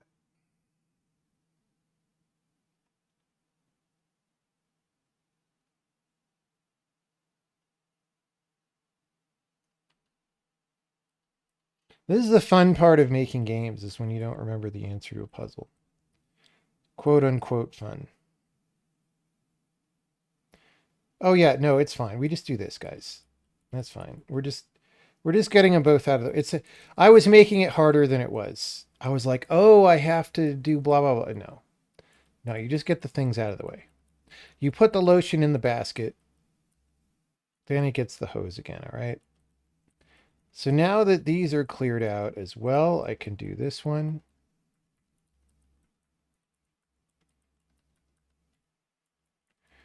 And I can solve these holios. Uh-oh, we have two levels on top of each other. That's bad. All right. And then can we, well, we have to go up here, go around, push it down again, push it, oh, well, over. We might want to do something more creative with this terrain, but we go here and then we can get back to our thing that we started with. This is all looking pretty good. I like it.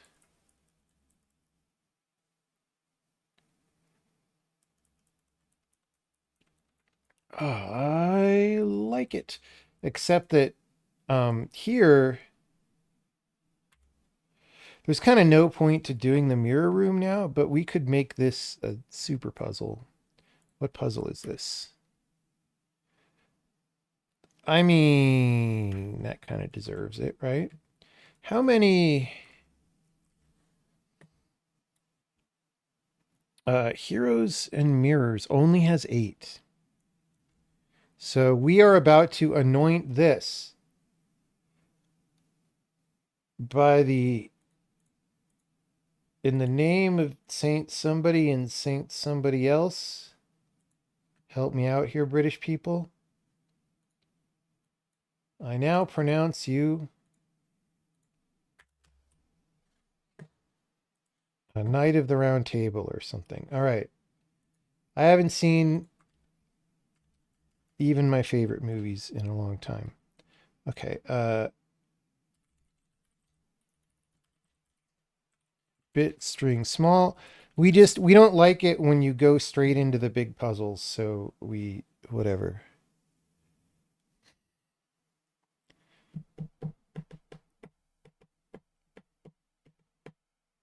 What are we thinking of pricing this game at release? I do not know. I literally don't know. Here's the thing. You could think of completely opposite strategies. So when The Witness came out a long time ago, I was like, we're going to make it $40, which other indies got mad at me because they were like, how dare you price your game higher than ours? Because like a good indie game at that time was like $30, right? But I was like, look, this is a niche puzzle game. I don't know how many people are going to buy it and whatever. And it turned out a lot of people wanted to play it. So it was $40. However, uh, I think the game would have probably made more money if it had been at 30 or even 20 because it had more mainstream appeal than I thought, if you know what I'm saying, right? So with this game, you could say, well, let's release it at a lower price. And hey, there's some Silkworm game that just came out that was $20 and literally everybody on the planet Earth has bought a copy. So that obviously works. So maybe it should be $20. Maybe it should be $19.10 to undercut Silkworm. On the other hand, maybe it's like, well, maybe $40. You should adjust that for inflation. Dude, $40 in 2016 is like $53 now. It's so bad how far the currency has been debased. Um, but also, maybe you want to correct on the other end and just be like, look, I think this is going to be a niche game.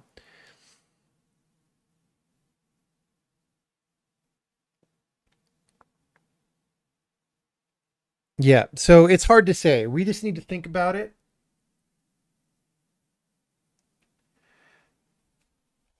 Look at Blue Prince's price range. I mean, I think that's not wrong.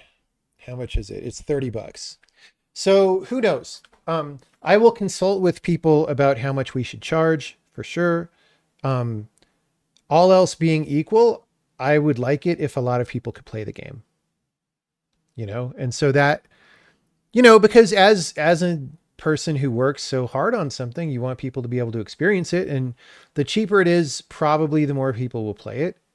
So there's that. But we also really need to make money off this. It's been so expensive. It's been unbelievably expensive, guys. We, I'll get taken out by the mafia if I don't pay them back, that kind of thing. Um, so we need to figure it out.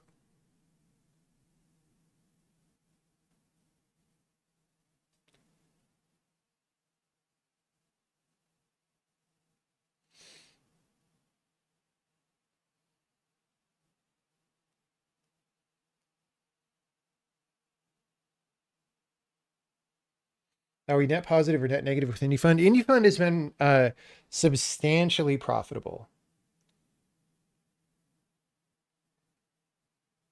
Like I haven't funded anything in a long time, but even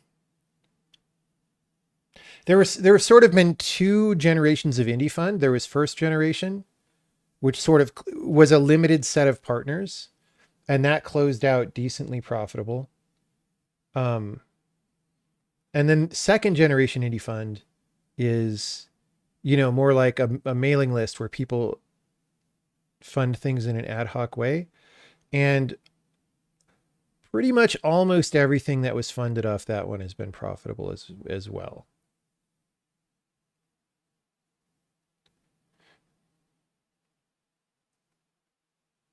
Definitely everything that I put money into was profitable. I know that.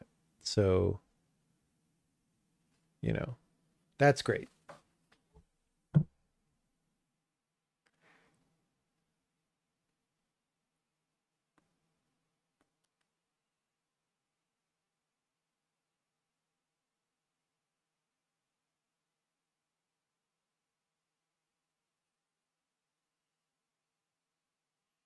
Okay. This is pretty good. This could have been a much bigger disaster than it seems to have turned out to be. We're going to want to keep iterating on this, but here's what I'm going to do. I'm going to take a W on this, and then we're going to go do a thing that Patrick wanted to do, which is to look at rearranging these hallways that are around here. And that might be a reason why we move this room to the right by one, because there's all these hallways and stuff that maybe we want to go through the middle. The thing is, that destroys my little pusher puzzle here, but maybe we could design a better pusher puzzle, right? But I think I want to make some tea. I want to make some. We could try out the new French press that I still haven't tried out. That would be fun. Um, yeah, there's a few things we could do here. So there's like wizard room. See how like you come through, you go over here. This is almost connected to this, but it's not, because we didn't want it to just be a big grid that you walk around. But you go through here. I don't know, man.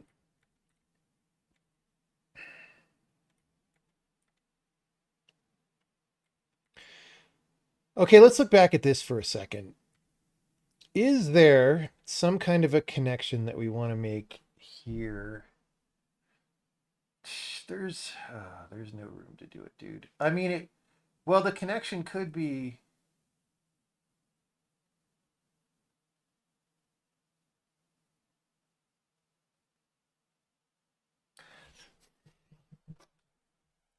By the time you get here, it's just, I don't want to slop up this symmetric room with some stuff on the south, is kind of how I feel about it. So we won't do the connection.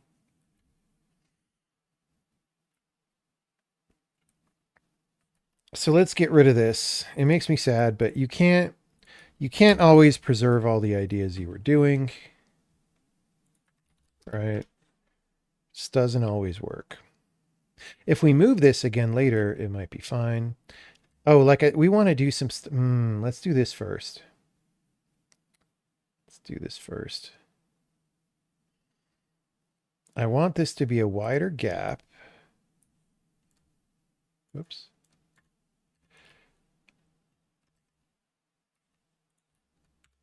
Two wider, which I guess means two further out. No, it means... I don't know what it means. I feel like this isn't going to work. Let's see.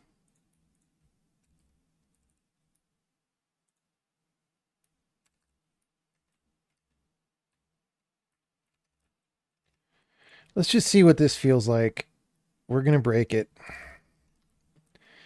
Okay, let's get a marker again. Ooh. All right. So we're here. It's like, I would like to use this mirror, kind sir. Can't. But then we do this. And it doesn't quite reach. We could make it reach.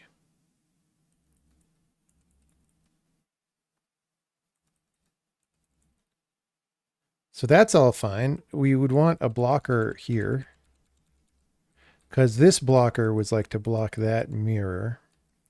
And if I keep it at the y coordinate where it is, it would extra not reach.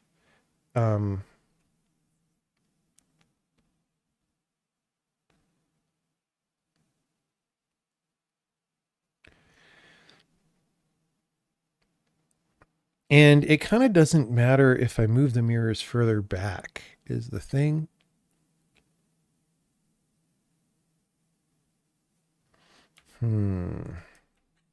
I could move them further up in Y. And the thing about that is,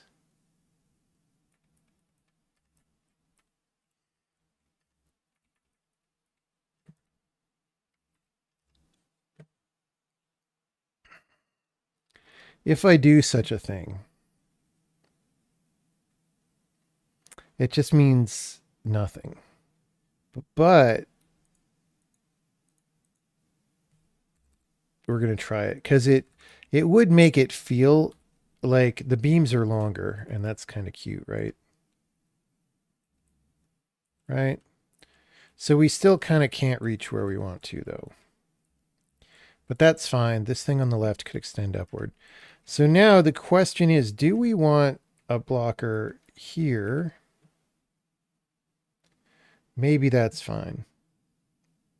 You would be able to see it from here a little bit. If I do this plus this... Wait, no, not that. That. But... Okay, so the whole thing here is... We actually... The whole reason we're doing this... I mean, we kind of want to debate you into thinking you're going to go across or something, right?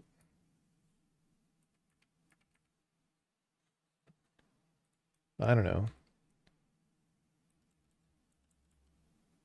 Because you go over here, you solve the level, you come back out. Oh, we can't get back across. Lol. So we'll extend this by 1. And we'll do this. Wait, did I extend the wrong... Did I do this? I meant this. Okay. So, shboop, shboop, shboop, shboop. Okay. Okay, well, we're going to try that. Because I think that was the intention, was to have a little bit more space.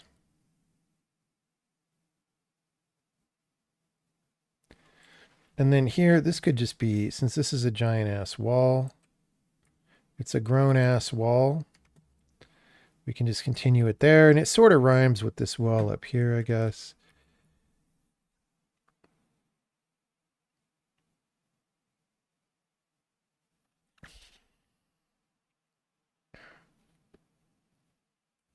I mean, technically this should be gold, right?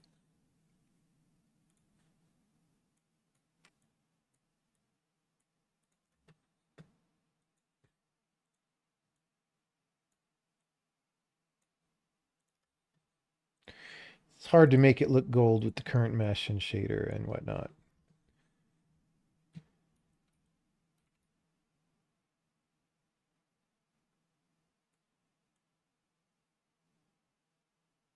Okay. Cool.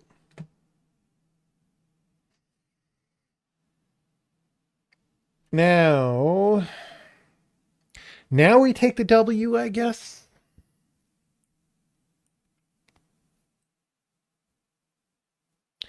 I mean, we could just have a little more free roam on this island to make you feel like you don't live in the so-called United Kingdom.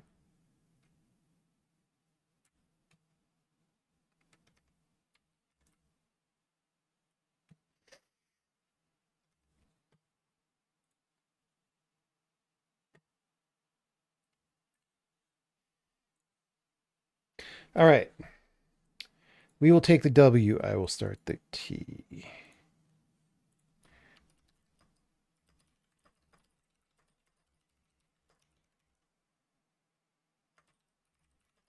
Clone area plus wardrobe rooms and symmetric dragon room.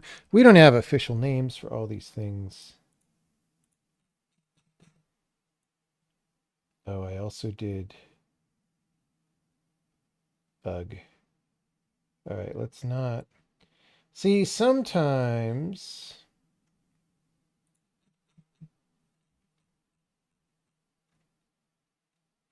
Okay, hold on. We're going to cancel because there's this level I didn't want to check in. This one. We're going to revert that. Where's my revert? Undo add. Like, just call it revert parentheses undo add. Like, why? Why? All right. We're going to do that. We're going to delete it. And now we're going to commit. Fortunately, this grabs our message. French press without plastic is kind of hard to find. Well, mine has very close to no plastic. I will report to you where the plastic is in a moment. In a moment. All right.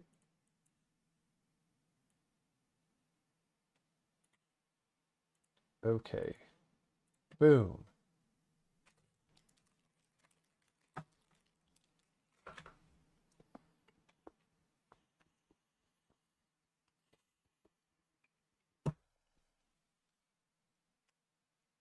This is great.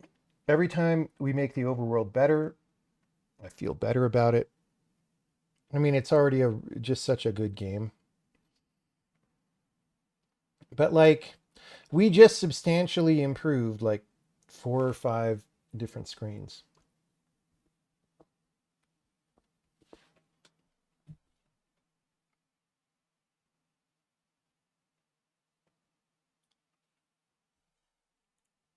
Okay. Let me start boiling some water. Are there any questions?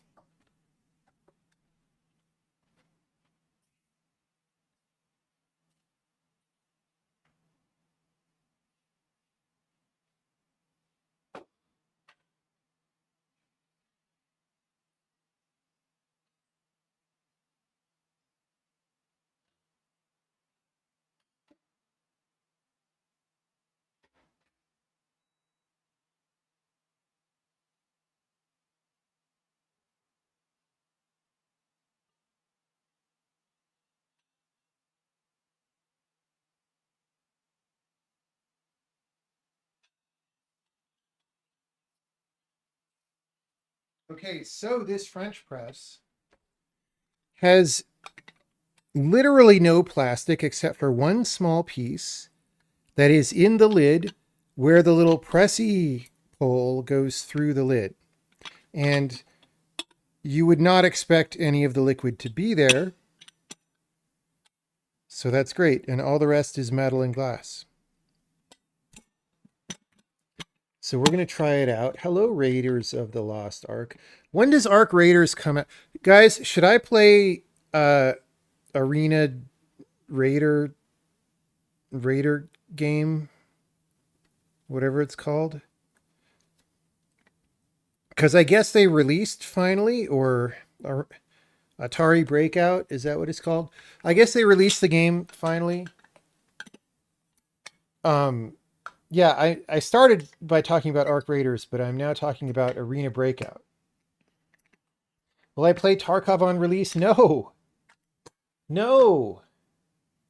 The game is just too fucked up. It's not like they just don't have the right priorities in development, and maybe their technical people just aren't good enough, to be honest.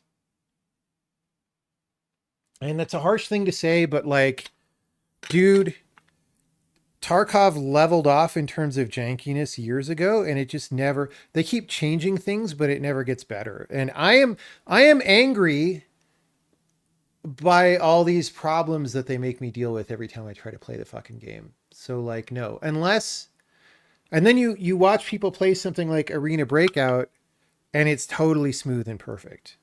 And it's like, okay, it's literally just the developer's problem. It's not that the genre is hard to do or whatever.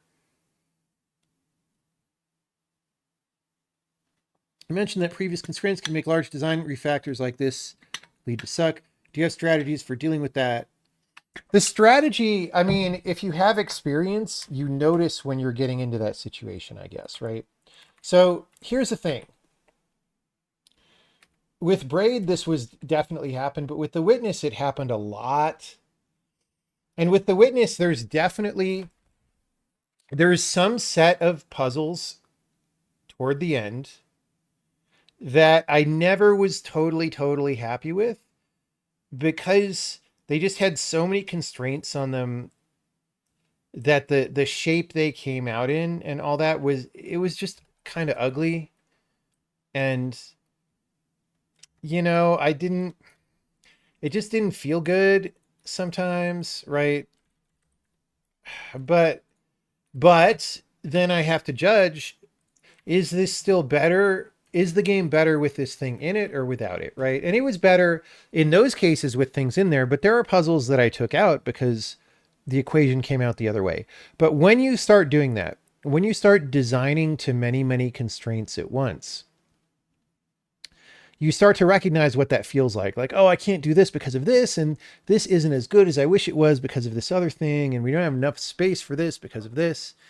And sometimes you can fix some of those problems, right? By changing other things and whatever.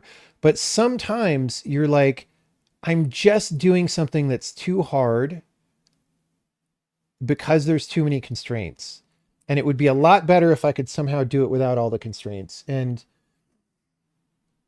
that's just something where if you've done it enough, you know what that is, right? The puzzle where you solve all the puzzles at once is sort of about dealing with these kinds of constraints. Yeah, kind of. I mean, it's much cleaner than in real life. But yeah, I mean, it's literally like, oh, there's all these constraints. And what I like about that puzzle, now that you bring it up as an analogy, is that the constraints are invisible, right? In most of the game, the constraints are like written there on the panel. But in this one, it's like, oh, I mean, they're sort of on neighboring panels, but they're kind of invisible, but they determine the right answer. And that is one of my favorite puzzles from the game. My absolute favorite is probably the light bridges, maybe, or something else. I don't know, but maybe it's that. It's a tie. It's a tie between the light bridges and that one. That one is better from a high concept level. Like it's a cooler idea The light bridges one is it is just kind of crazy how well it worked out with so many layers of back and forth to it. Especially like there's a certain number of layers of back and forth in like the regular game, and then you get to like the extended game and there's like even more, right? And it worked out crazy.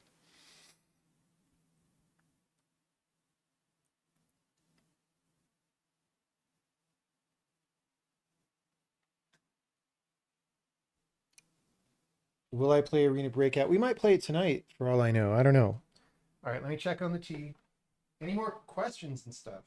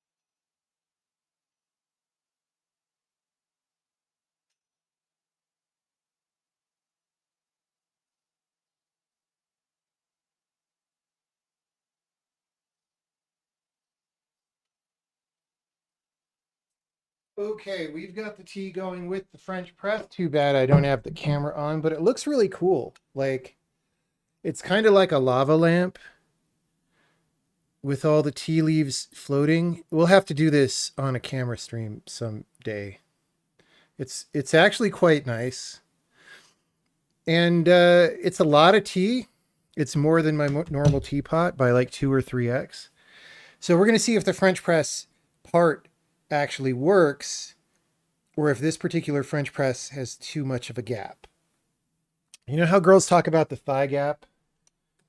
This French press has a thigh gap, and it might not be the best thing. It's got an ankle gap. I don't know.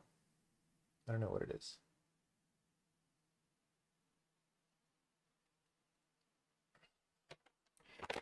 We also have a bit about this paying down design debt vaguely mentioned in the lecture. We have to decide whether to push or pivot. Do you push to make it better, or do you try a different path? Oh, for sure. I mean, I think that's general problem solving, of course, right? With any problem, where there are many routes that you could try. You have this decision making process, right? It's the same in programming. It's like, look, I'm doing this a certain way. It's got problems. Do I solve the problems individually, even though it may be a great deal of work and I may not be able to, or do I punt on this and do I try something different? What I will say is that I think in programming, there are multiple ways to do things. Sometimes there are many, many ways to do things, but like, I feel like in programming, how would I say this? Like in design, punting and doing something different and like not totally punting, but like pivoting to a related thing but different. Like I did that like 3 times this stream.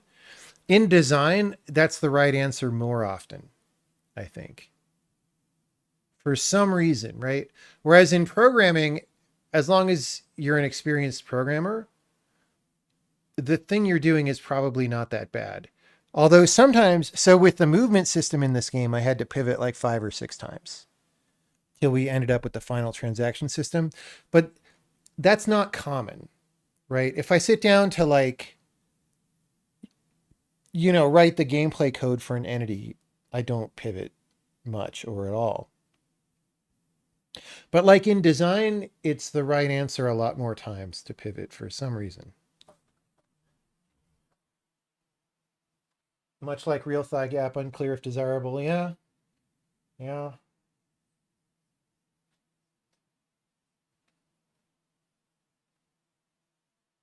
You need to do a no camera stream. I just like the no camera streams a lot more. I realize they're less entertaining for a lot of people. Viewer counts are always lower when we do no camera. However, I just don't get as tired when there's no camera. It's just like the magic of no camera. I don't know. All right, I pressed the French press. It looks like it might work. I'm pouring some tea.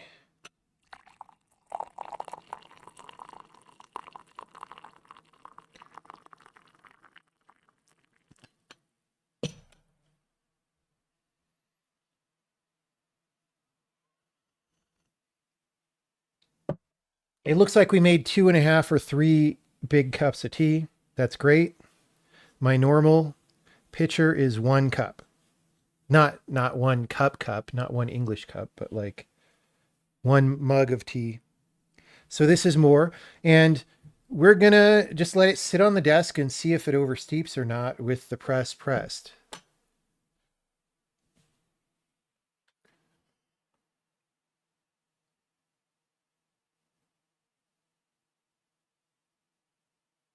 Do we get fewer? What are your thoughts on questions with no camera? Um, I don't know. I haven't done that experiment really. Okay. Well, okay. So by the way, Mr. Beta Tester in the stream, we moved around a ton of overworld stuff. However, I'm not going to do an overworld reset for this because it's in areas that both of you guys have already thoroughly played. And so, there might be some stuff going wrong with objects not being where they should be, but like, I don't want to ding you guys with another overworld reset right after you had one. And you can get everywhere via teleporters if there's a rare case where you would be stuck or something, right? But if we see weird objects in the wrong place on the ground floor, it's like that's just what happened. And rip, you know. Yeah, so what we did, I mean, I think you came in recently, but unless I missed when you showed up, but we redesigned a lot of this stuff over here just to be better. Heroes and mirrors stuff. And then now, so Patrick wants us to sort of not have these hallways be on the left, which I'm kind of agnostic about. And the thing is, if we're going to hook these up the middle instead, um,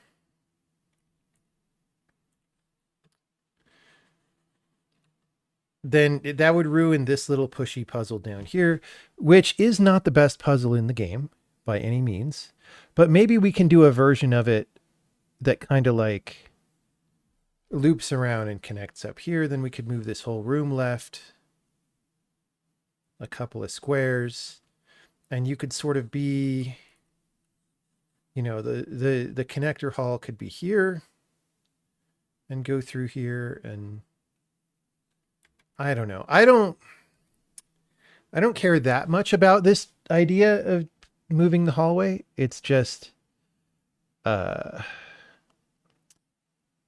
this is a little awkward jamming both of these together in here.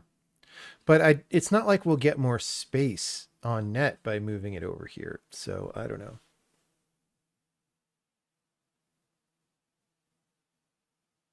How was the California trip? It was good, except that in the middle of the California trip, um, you know, we had a political assassination, and then people all over the world gloating about how awesome that was.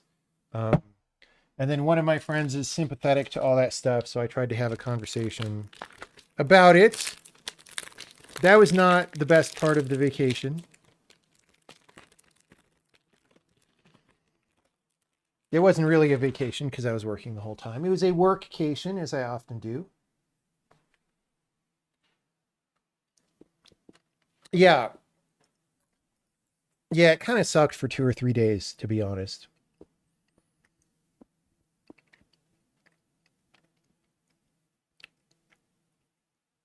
I had originally planned to go out dancing Wednesday night and did not. Turns out there were also family reasons why that wouldn't have been a good idea. Okay, guys, I'm looking at this. It might be getting darker.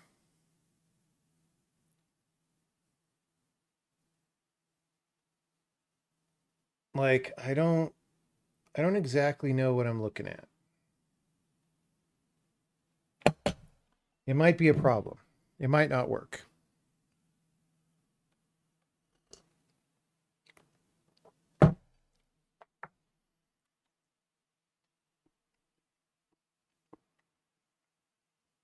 Okay. So this is a little pushy puzzle. We could get rid of the whole thing. I kind of like this just because I don't know, it's just push the thing around a little bit to get it to where you want it. It would actually be better, come to think of it, if you could walk all this way. Like, if it were like this, then it's like, okay, well, it's bad because you could push this back across and like try to push it places, but you wouldn't really be able to get it very far. But people might try that, and like I don't. But if this island were a little wider like this, and then see, I want to let you walk around it. So if it were like this, all right, then you could get behind it and push it this way. You could also walk around it if you haven't solved these puzzles and like see, oh, hey, I want to get there. I mean, you can look at the screen, right? You don't have to walk around it, but you can at least get to the teleporter and you could be like, oh, look, I want to get there. And then I unlock this and I can get there. Like, I like that a little better, but we're about to ruin the pushy puzzle.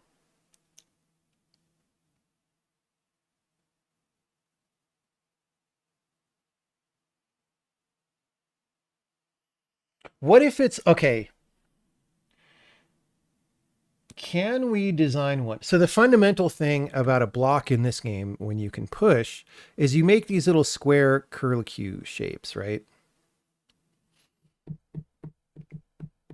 And if you had those, let's just clone this to somewhere out in the middle of the ocean. This is going to be our little work area. So if you had about this much space, why do we only have that much space to work with? It's because, I mean, gold room is the bottom of the screen. Yeah. All right. We'll try to do it in this much space. So, and in fact, we'll, okay, wait. And then how does that connect out? It's from that curlicue there. So it goes like that. Boom. Okay. Instead of this, you could have a thing where there's a block and you just want to push it right. So getting rid of the idea that I just said, right? Okay, imagine there's a block and I just want to push it to the right. Okay? Like, let's say the connector is here.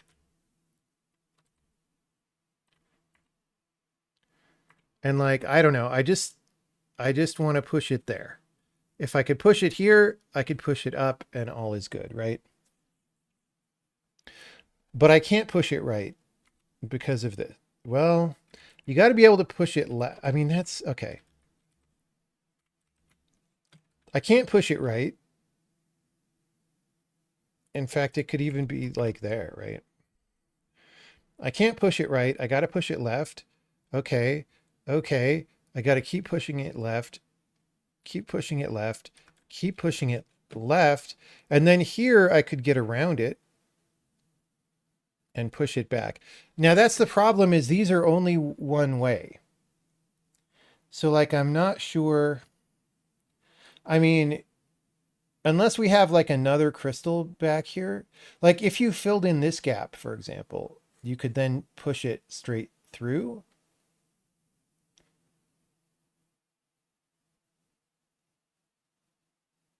I mean, okay, but hold on. Before we do this kind of 2D space filling shape, it's kind of cute just to alternate up, down, right?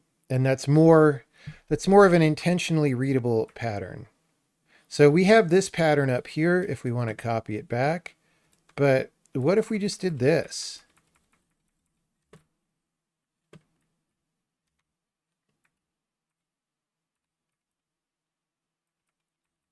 I don't know, like that for now. We might actually want it actually, I don't know.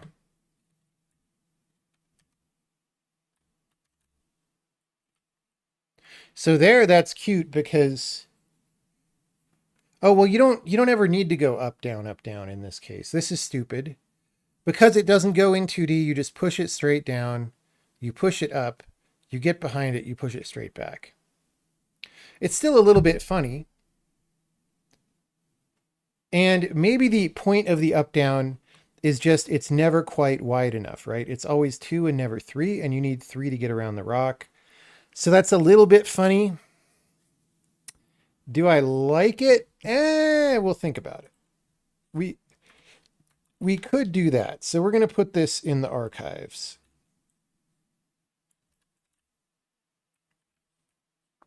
Let's okay, we got to remember to delete this. Please remind me to delete that archive. Oh yeah, it's definitely getting darker, guys. Maybe. So I think the French press is kind of a bust, actually. We need one with less of a thigh gap.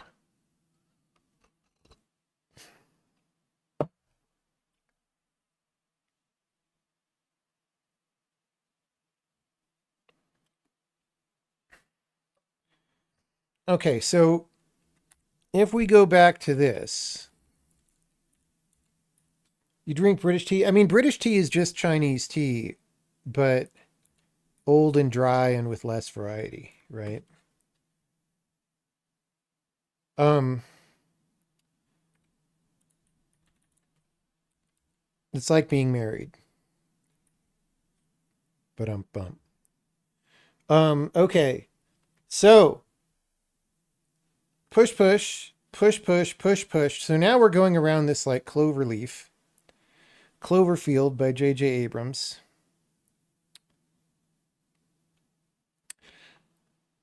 But yeah, you can't go back around corners when you're doing Cloverfield.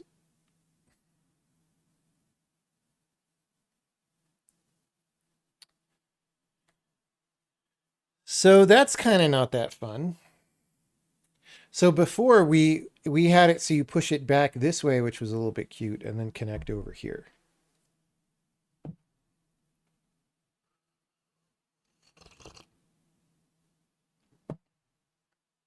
What if there's just a loop, right? Oh, we do a loop. Oh, we do a loop in the end game.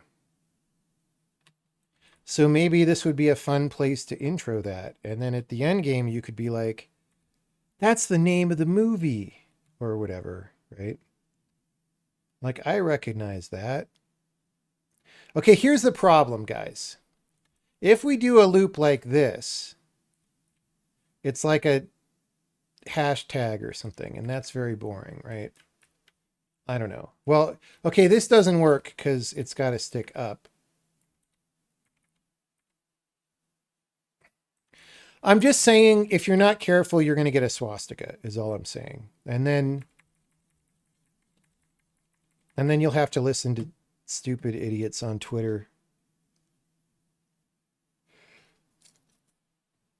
Okay, so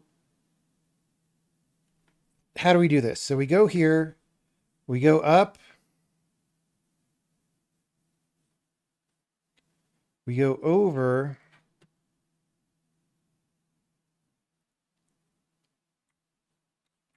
I mean, we go down and we go over. Um, wait, like this probably.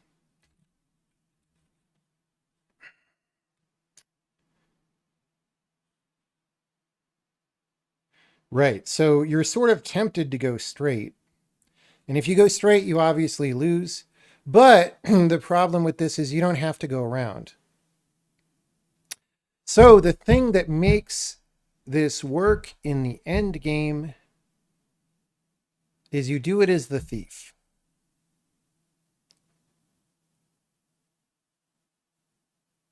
But here you could just push and then go around, and that kind of sucks.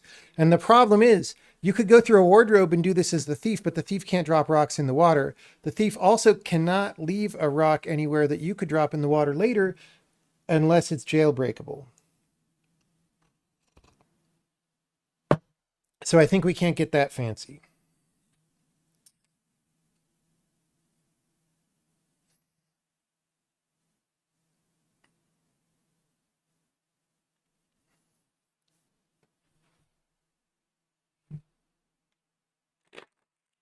Okay.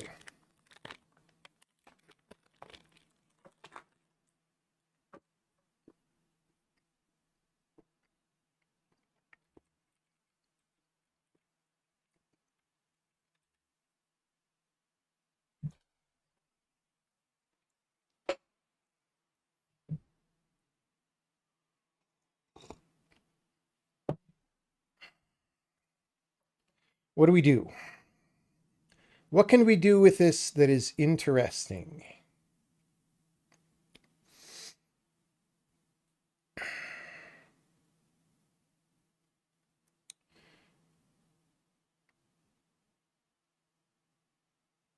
I mean, we could.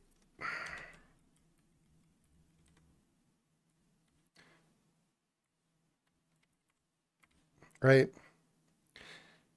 I mean, so here at least, if you were to try to push it down, you would have to go around the loop, push it down, and then around the loop again and push it over. That would be kind of funny. What if we get rid of the swastika because we're into social justice and we just do this? You push it, you go around, you push it, you go around, you push it.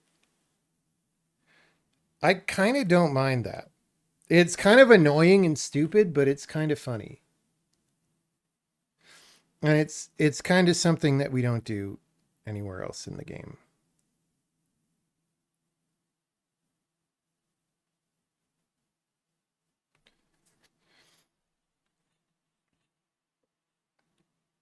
And I mean, depending on how obnoxious we want to be, like, and how much room we have, it's like that could be a loop. Just so you have to go around. I don't know. That's not really worth it. But if this were a smaller loop, let's copy this. We'll put this in the archive for a second. If this were a smaller loop, you would have to go up less, go down, right? So then it could be like, then you could have the good communist equality that everyone wants, right? Just making it a different color so I can tell between that and that. So like this could be, right? You push it in, you go around, you go around, you go around. That's kind of cute. So this one feels like I'm being more obnoxious and punishing you by going around a really big ring. This one, the rings don't feel totally punitive. Like this is starting to be the braid cloud. Like what if, okay, guys, what if there's a puzzle in this game that's this topologically, but this ring goes around the entire overworld? All right. So you have to push the block, you have to walk around the entire overworld, and then you have to walk around the entire overworld. Right? Game design genius.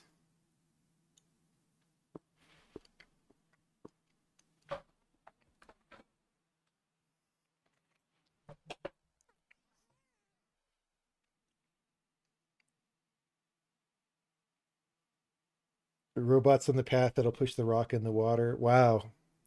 Wow, I had not considered that. You are a mean person.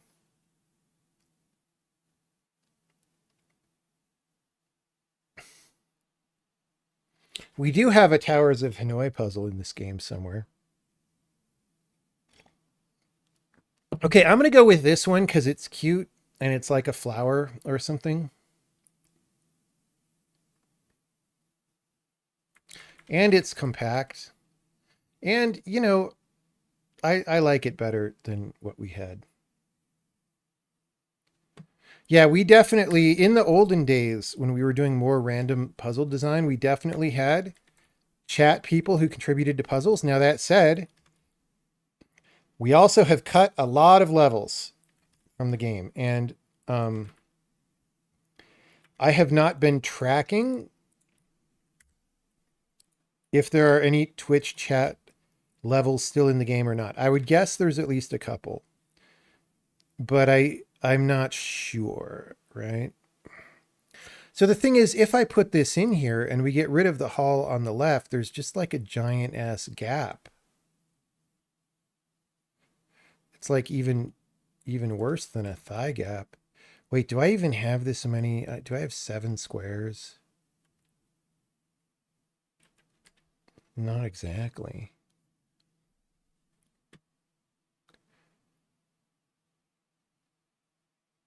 If I get rid of this wall, I have 7 squares. So this is actually a little bit bigger, whereas the big loop one was more compact.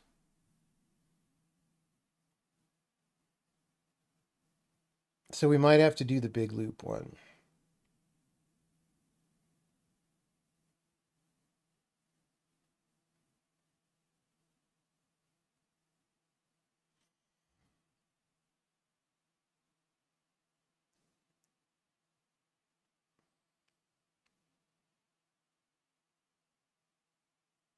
Okay, let's try moving this whole room. Oh, I have it grouped. Oh my goodness.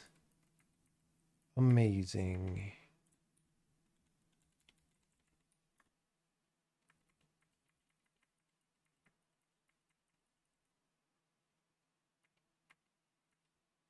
So we're going to move this whole room left by 2.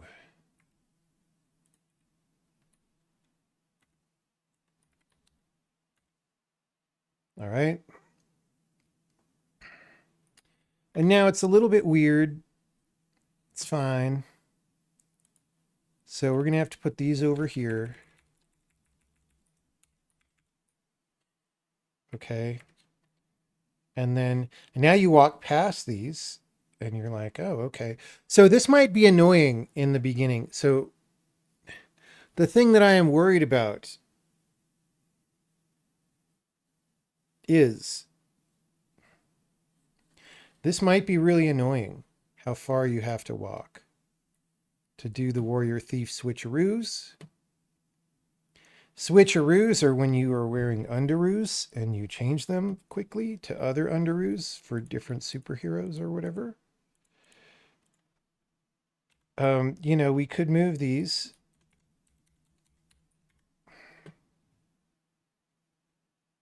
We could move these.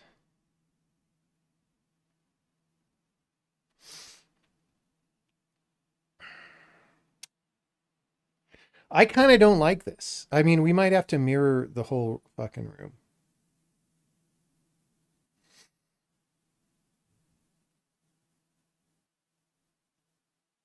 Yeah, I think we have to mirror the room.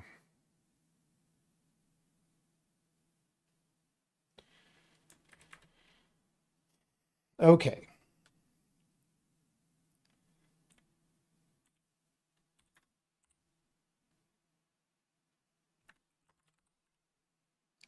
So, here's the old version of the room.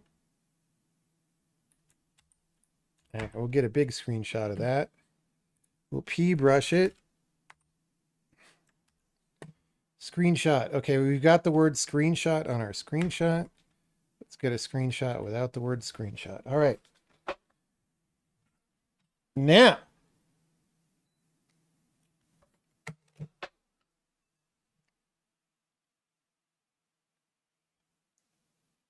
we're just going to flip it.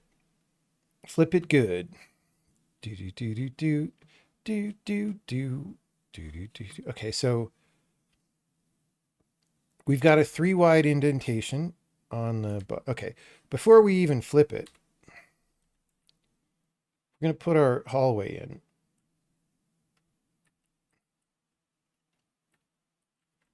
which I guess is here.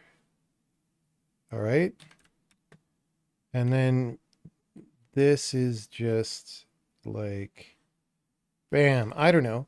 Should we be more creative with that wall? Maybe later.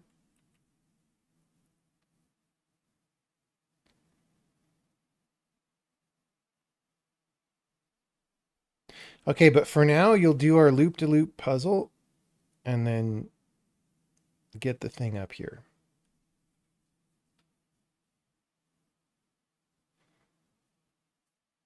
Okay. So, I already messed the teleporter up because it wasn't grouped, I guess. All right.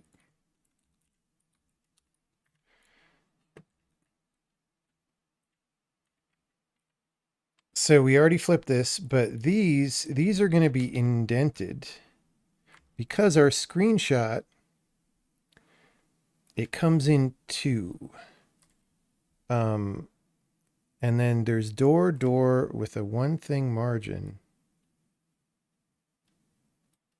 right? So it's like that.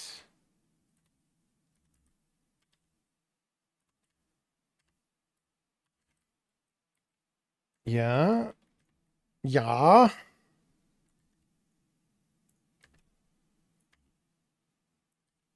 These are on the outside here, but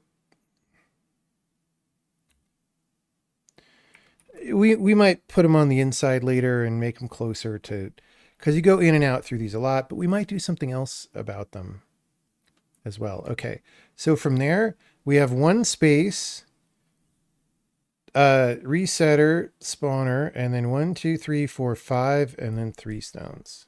So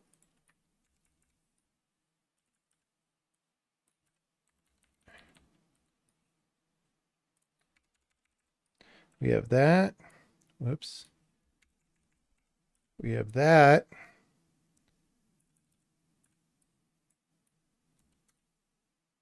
Wait, 1, 2, 3, 4, 5. Oh, but our room is not big enough. 1, 2, 3.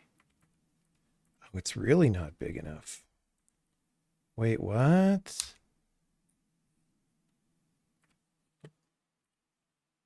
Oh, I guess we do that, right? 1, 2, 3, 4, 5. 3 stones.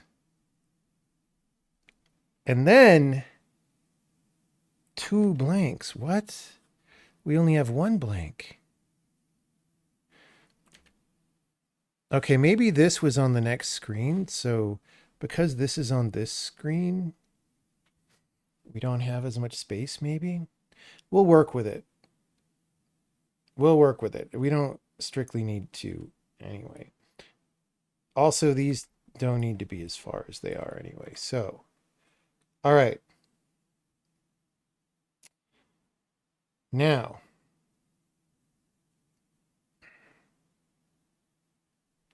these are going to be confusing because we got to flip all the levels. Let's do that right now.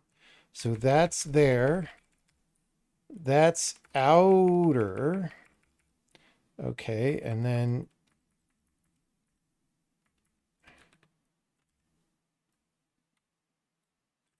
this one is 1, 2, 3, 4, 5, and then 6. 1, 3, 4, 5, and then 6. Okay, this big guy is 1, 2, 3 in. All right.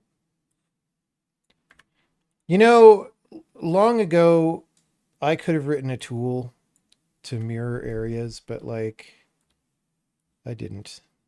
The end. That's the end of the story. Also, like, it's one of those things that you just end up debugging a lot. This is 5 wide. So this star is at the edge, yes. And then it's 3 high. And then we got a little door holio in the middle. I mean, it's not like simple you know, 3D modeler mesh manipulation kind of stuff. Okay, here's the nice thing is in doing this, we got rid of all this dead space, copyright Electronic Arts, right? So that's no longer space you have to walk through. That's cool. Okay, so this is a 2 island and then a 3 island, right? Like that. And then there's a 1 gap and then some walls. Okay, we don't have as much room for walls. Okay, this is going to be weird because of that. We need to fit this shape, but we'll cross that bridge, I guess now, because we need to make the shape. All right. Anyway, hold on. We got to do this part. This is the first part of the puzzle solving. So we have a 2, a 3, 2, 3, and then we have a 3 by 2 down here that's nestled in the corner just like this. And that has this level, just like that. And then we have a 3 by 3 right across the street, like that. And this guy is on the outside of the 3 by 3.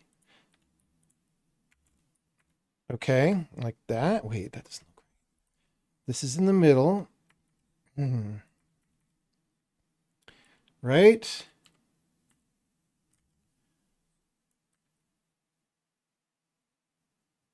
I don't know if I like this puzzle as much when it's flipped. Like this is a weird, there's a weird psychological thing about puzzle flips, you know? You know about puzzle flips? All right, this room probably can't be as big as we are making it. We're just going to do this. And the reason is this guy has to live in an unassailable cubbyhole. Okay. And there's a too wide gap. So the cubbyhole actually has to be there. Right? Oops. And that's...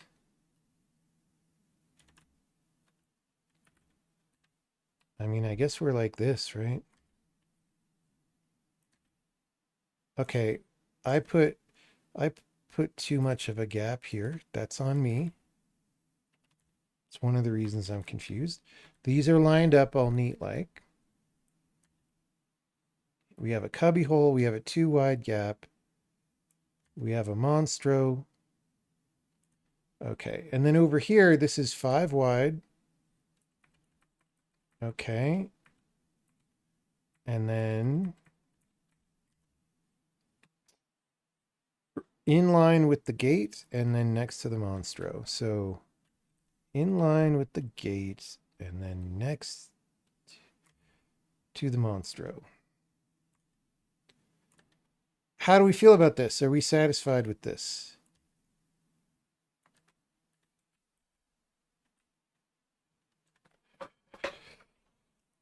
Do game plus idea the whole game but flipped horizontally. Gosh! What a brand new idea that nobody has ever done before.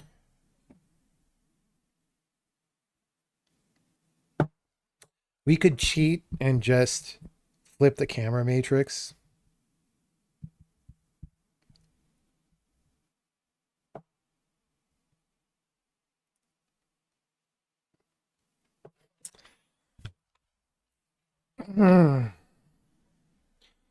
This room is an illusion and a trap devised by Satan. Which is also what I have to say about last week. Okay,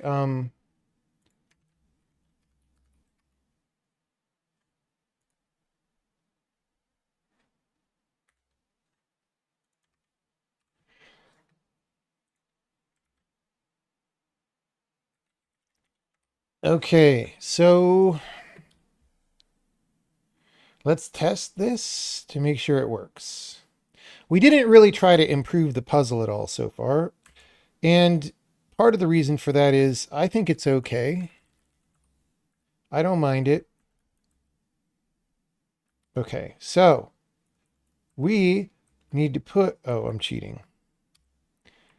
We need to push a rock, and to do that, we need to get rid of this guy, right? Because that, yeah, he was also outside. Actually, I don't mind this puzzle flip so far. This is actually not too bad. So we get rid of him. Ah! And then we thief grab. Okay. Lol. And then we push and we get to this. Now, okay, I'm going to start a new game because one of the annoying things is when we run the tests, it like marks all levels as visited. And I want to test level unlock order. And I don't want to rat hole by doing that right now. So, dude, I've got like 387 campaigns on my disk. All right, let's start again. We go here. We knock them. We whack-a-mole. We do this. We pull it, lol. We go out. We push it, lol. Get across. Boom. All right. That unlocks this guy. And it's like, oh, we would like to get across, but we obviously need two to get across. So let's reset. Ah, the goblin's back. But you actually, I guess you don't need the thief for this part. That's a little sad, isn't it? Shouldn't we want people to need to use the thief for this part? I don't know how to force that. It's okay, because you use the thief a lot later anyway. Oh, guys. That star looked weird for a second, and it reminded me that somewhere today when we were editing, we had two levels on top of each other, and I don't Does anyone remember where that was? Anyway, so you do this, you go back and do the same thing you did the first time, because we now need to build a bridge. You might think, oh, I could just go straight across and then along the wall. That does not work, because you wouldn't be able to push. It doesn't work, okay? So you gotta go this way, and then you go this way. Still mostly warrior, except for that first drowning part. I mean, I guess I could envision some version of this puzzle that's much more dynamic warrior thief trade-off. All right, so we get down here, we reset everything, and now the puzzle is different, however. Now the puzzle is destroy all monsters, right? You guys saw destroy all monsters, right?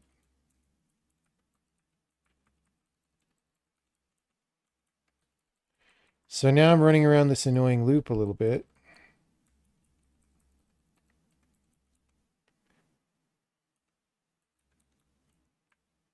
Wait, did I do this wrong?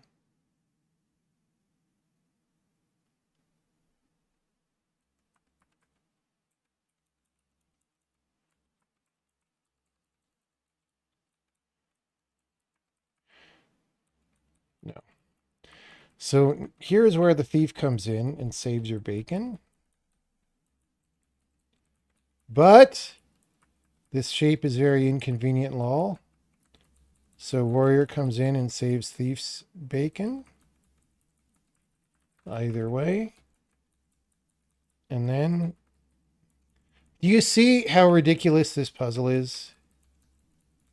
Just with these two simple elements of the monstros. All right. So that works. And we get in here.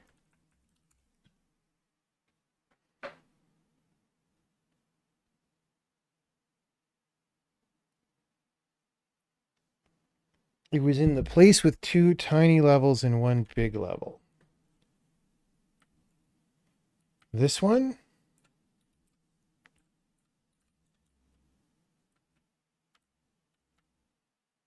This one?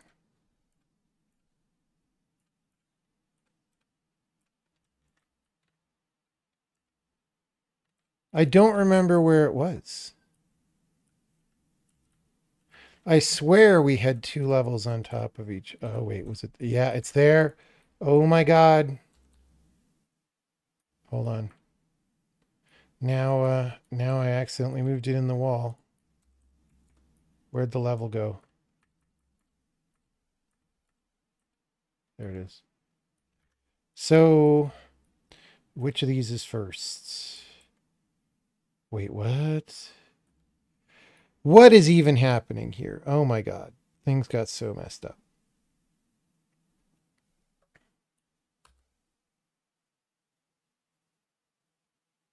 However hard it gets, promised to is harder. That one that I just did is not that much harder. It's just, it's funny how many moves it is. Quote unquote funny. And, you know, I try to tune these things so that they're not like super frustrating. Because you sort of know that you're making progress and you know what you're doing, but it's like kind of funny how many moves it is. That's all. We could, if we wanted to, cut one row out of this level because all these things don't need to be too long. And that wouldn't matter that much in the beginning, but when you're going around here, it might make it more ergonomic. So that's a thing that we could consider. It wouldn't really affect the rest of the puzzle at all.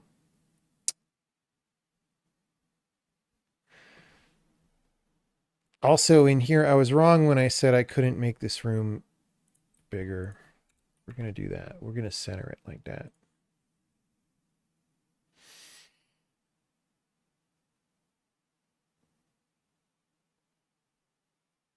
Verify there are no overlaps and other editing bugs. Oh, we have a ton of automated detection of problems. It's just we don't have that. All right, so I got to figure out really how this goes. So let's look at the levels. This is this. Okay, I remember that. We segue into this. Okay. But then we unlock these. What is this one? Oh, mirror hallway. I kind of want this to be a spare one on the side. I don't know. Like, all right. So we unlock this. Yes. Spoilers. Okay. And then, okay. So I kind of just want this. Oh, you know what? That could be, that could be just out here as a little extra holio. That's what I'm going to do. Okay. Right? Nobody, that level is just a novelty level. Nobody depends on it or anything. Okay. Great. This has been very good. So we did half of what Patrick wanted, which is move this hallway. Um, we haven't done this part yet. So the question is, do I try to jam this in there? Let's make both again for comparison's sake. Oh, for comparison's sake. Will you look at yourself? People say that, right? Okay, so this is one of them.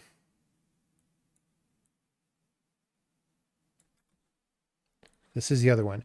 I like this one better. It's got the retro turn in it. We could shrink it down one more. I feel like I wouldn't like that. I like this size. This one, you know, second place. Okay, let's just, and then of course this part has to change. Let's just see what these would look like. So if we're going to put this over here, this pretty much writes itself. Yeah, I would move it left one or two more. You get on from here.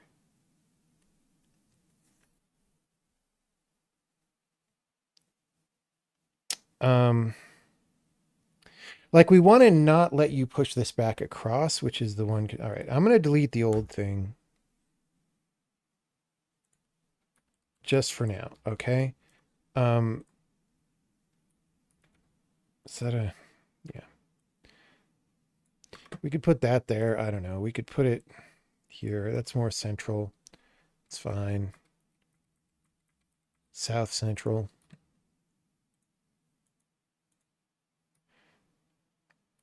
So you want to push this left. All right.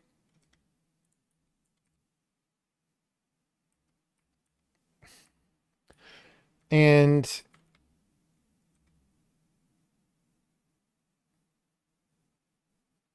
I mean all of this, so you would come across there. That square has to be there. And then this has to be empty, and that's what lets you not push anything back across. All right. Um,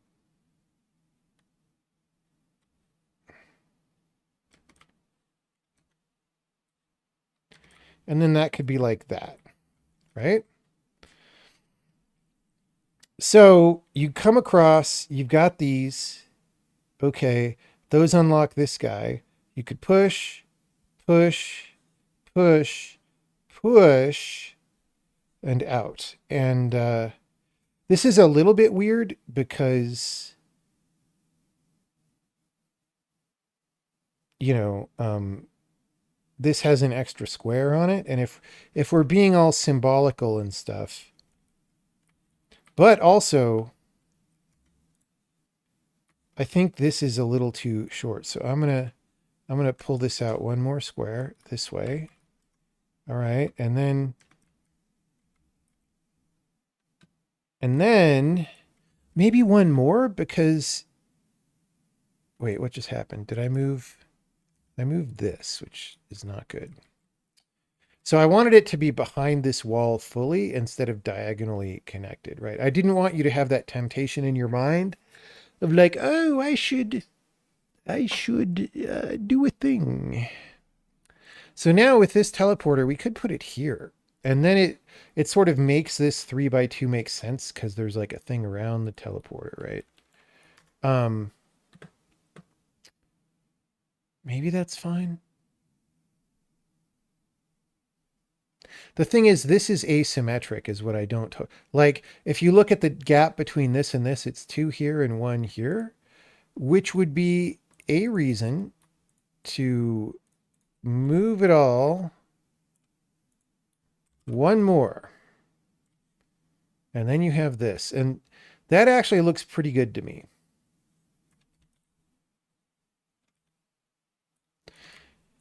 Alternately, a thing we could do, we could pull this in. So we don't need this to go all the way here. So we could run this column up this way and just let you go.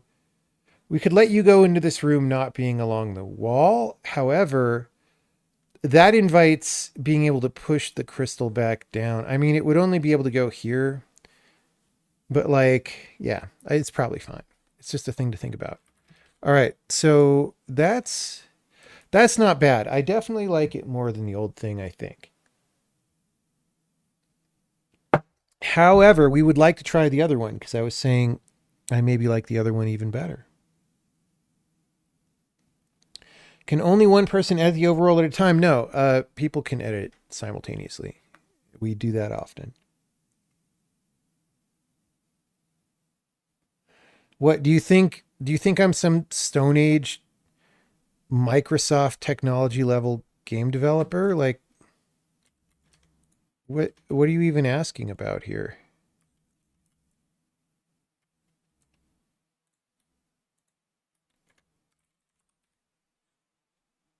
What what is even being queried in this case?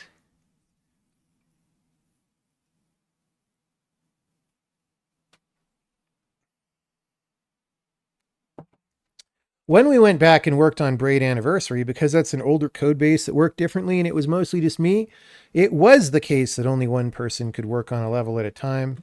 And that sucked, dude. That was not good. I'm so happy that we are not subject to that kind of BS constraint most of the time. It is not good.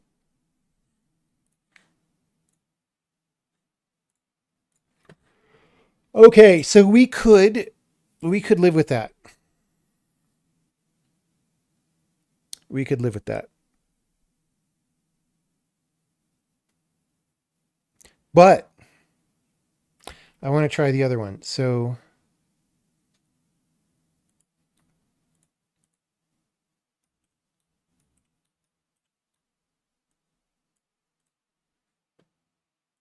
let's group this up. We're going to call it Big Loop. All right.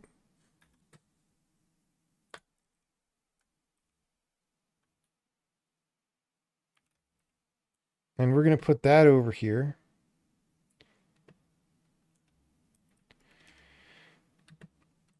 I think we just destroyed the group accidentally. It's fine. We have all the things.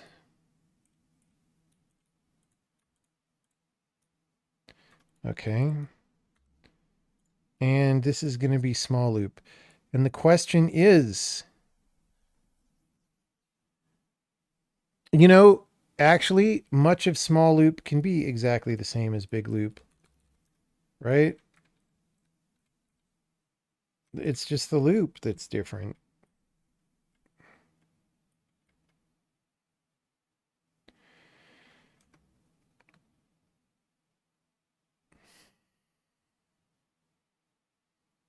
Okay, wait, how is this going to work? So it's not only small loop. Actually, we need to connect further in the north for this to work.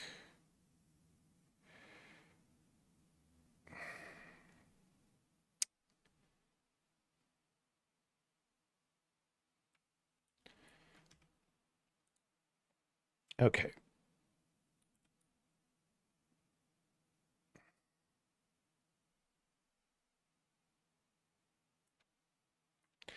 So this is basically this.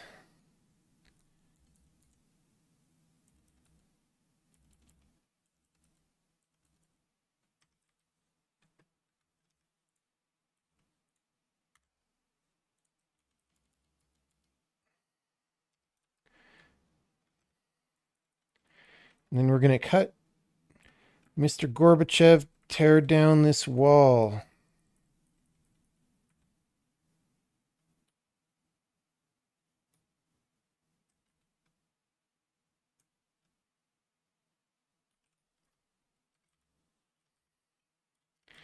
Okay.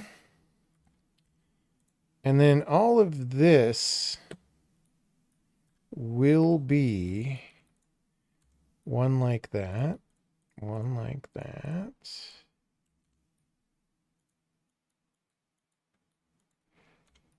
Right? And then that'll be like that.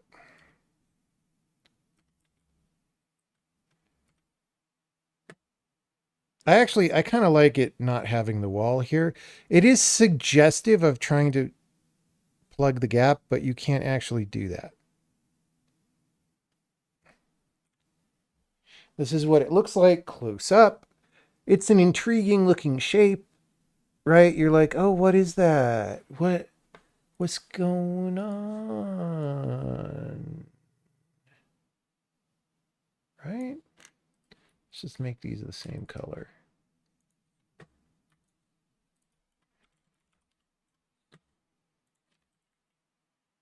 Okay.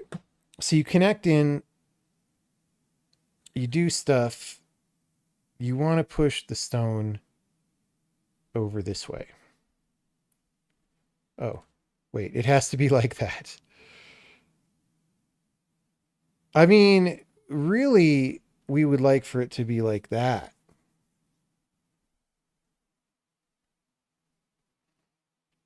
And that's like a little bit like, mm,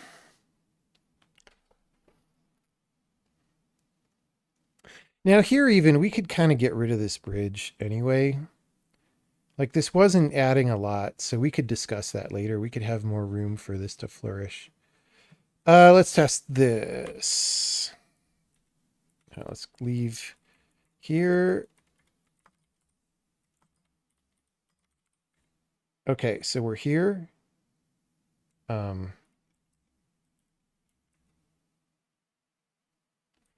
Okay. We solved the level. Good for us. We do this. That lets us over there. Okay, we do this. That lets us here. We get the teleporter. That's great. The fact that, oh, this is actually a visual thing. The fact that the teleporter is here, we'll put that there. It's like, oh, don't you want to get across and get the little map Holio? See, as a game designer, I have a very sophisticated idea of player psychology, as you can tell from, yeah. Okay, so we go there, we go there. We're like, oh, I want the map Holio. Oh boy. But we got to do this because those unlock this. And then I got to do this. And then I got to do that. And then I could go either way. And then I got to go here. I like that. I'm sure somebody's done that in an actual Sokoban game, right? Because that's just a very vanilla push pattern.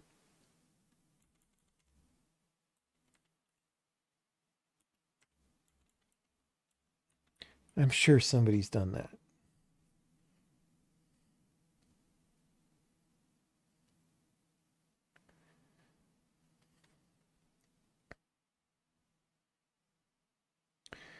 Don't know if this stream is the right place to ask this question, but you're wondering what your suggestion for code architecture and design would be for an intermediate developer looking to build medium scale projects.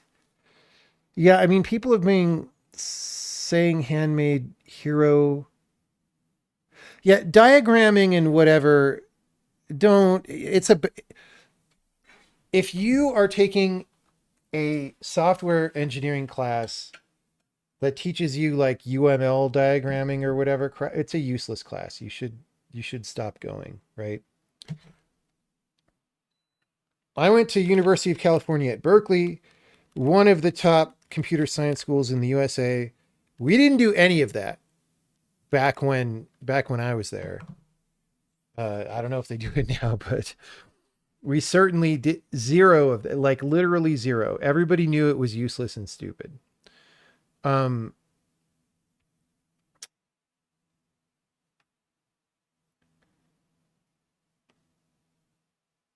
yeah, I mean, I don't like. There's definitely things you could do, like watch Handmade Hero or whatever, and they can help get you started. But just actively building things is how you try out these ideas and see if they're really working. You know,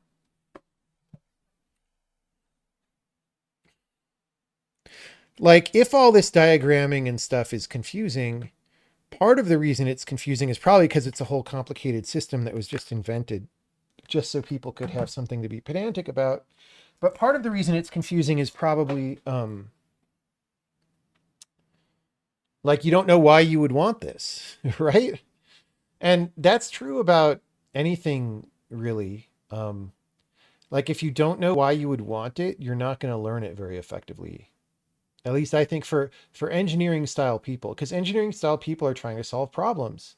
And if this thing doesn't even seem relevant to any problem that you would have, then what's the point? Right? So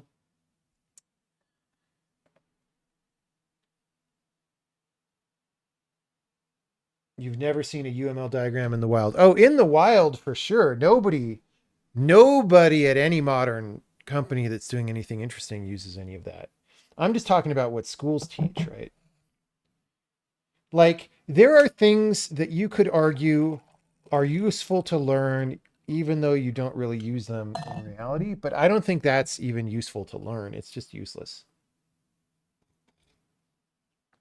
Okay, the golden monkey is a little bit too steeped. It would be okay if I had it with massive amounts of milk and honey, which we might do. Um, but I'm set. I don't think this can become our main tea. We can't main this French press, if you know what I'm saying. It is in all other respects very good. Maybe I could modify it by covering some of the holes. Like what if I welded together half the holes?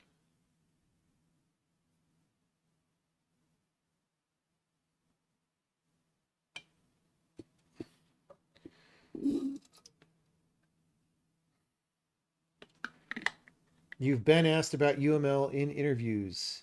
Don't take that job. Don't take that job if they're asking you about UML in the interviews. If they're asking you about things that are not relevant to the job, then it's a company that can't even really run a proper interview process, and that's a bad sign about the company as a whole.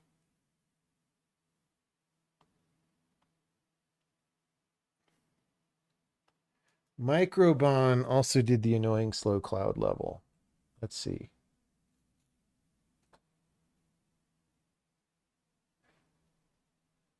I have no idea what I'm looking at here. I loaded this page.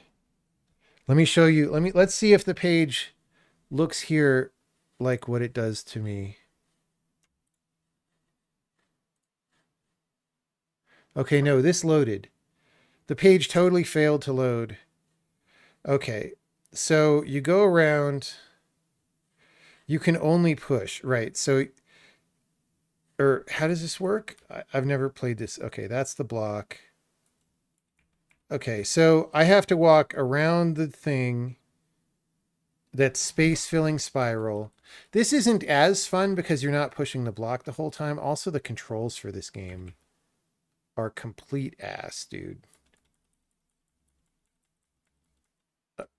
Okay, but does this count as a move? Anyway, yeah, okay. I think our version of that would have been better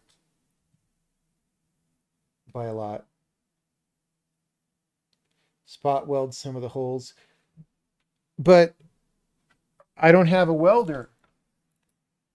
Also, I'm not certified to weld. I don't know how to weld. Can I shoot it with a gun? No, that would have the opposite effect.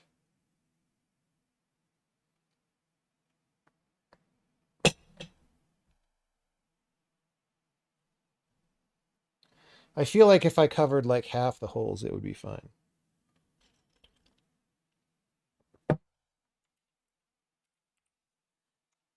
Spot welder. Do I need goggles for a spot welder?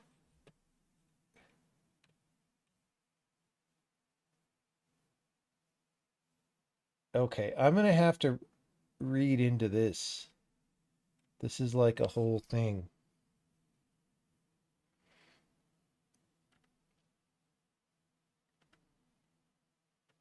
I mean, I think I would rather just try to buy a French press that actually works.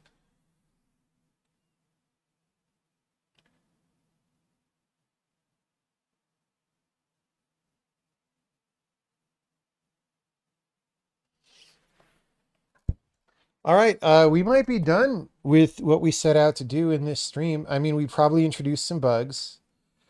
Let's be clear about that. We're gonna have to investigate that. There might be dumb exploits to some of these things, but that's okay. Now, the other thing Patrick was talking about was making this hallway go around here. I don't think that's really necessary, and in fact, like, I think we sort of did this because we ran out of space down here, but we don't have this problem now. Like, I don't know why this is on this screen. Oh, we have to move the fast travel area. Fuck. All right. Our fast travel is awesome, and it's also labor intensive. Okay. So this thing is going to connect further in, is what we're saying. We're going to do this. Going to do this. Going to do that. Why is that on the other screen? All right. So push, push, and we fill that in. Why is that weird?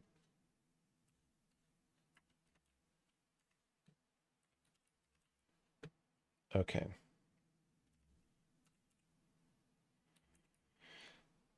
Um,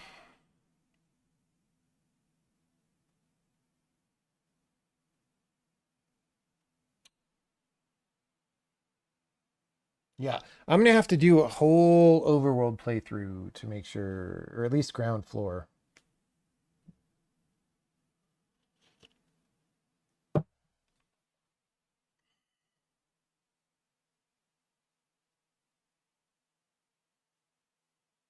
You're supposed to remind me to do something.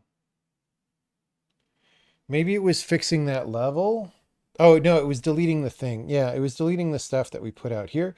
Let's do a double check to make sure we didn't leave anything. Oh, we left this one. We left the big loop, guys. Now, this isn't strictly the one that I was saying remind me about, but it is one that we should delete. So the only thing that's weird here is we have this big gap here, but that could be cute too. Like you could put some nice background art here. Like you want the ability to have some fields of background art sometimes.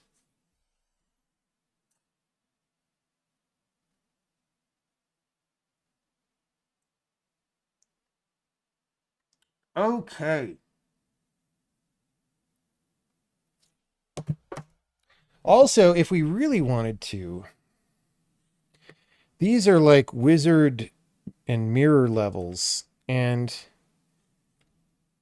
instead of putting those here, we could put them here and you would get to them. you could get to them non-linearly by going this way. That would be an option. And then this screen would be blank. It's just I sort of feel like maybe it's fine to just focus on this screen because it's a dual topic otherwise.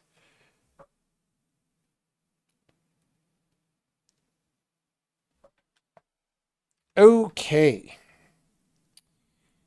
We got to do fast travel though. Oh my God. All right. So first of all, you guys didn't even see this, but I moved the Bard area northwest. So like, and then I changed the connectivity and all this stuff. Okay, this is going to be kind of a massive ass mega omega Rosanna Dana headache. Let's You didn't even see when I was editing this today. All right, so Bard moved this way so that we could put the clones drop down here. And that disconnected this mirror thing. We need to make sure that you can get around the fast travel, right? So let's screenshot this. Okay. And then, okay, so we have,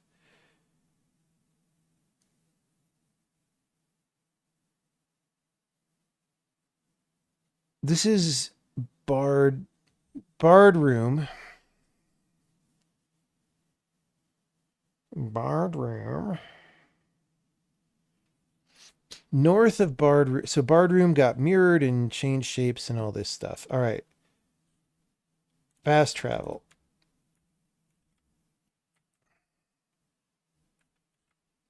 What are we even looking at here? Pyramid, warrior stacks. Where the hell's pyramid? It's like down here somewhere. Where's warrior stacks? Down here. Am I even looking? I think some of this is multiple versions old as well, which is part of what's going on. All right. Warrior stacks, mirror room, I guess, which is this. So that's like not anything now. It's also, you get in there a different way. We'll worry about that in a little bit. Bard and Wizard. What's Bard and Wizard? That's this.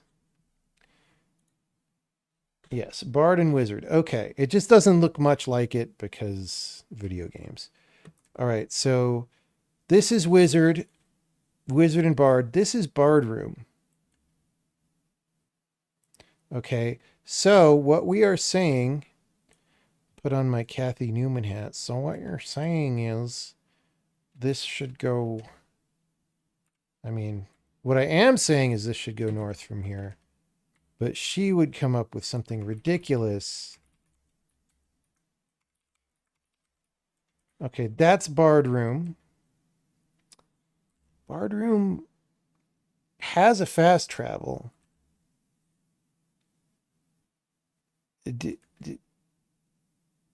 So does Bard and Wizard. Where is that one going? Is that here? Whoops. Wrong button. Bard room. Bard room. Who are you linked to? This one. That's what I thought. Okay, you should move. You were in the wrong place. Okay. That is outside of Bard cloakage. All right.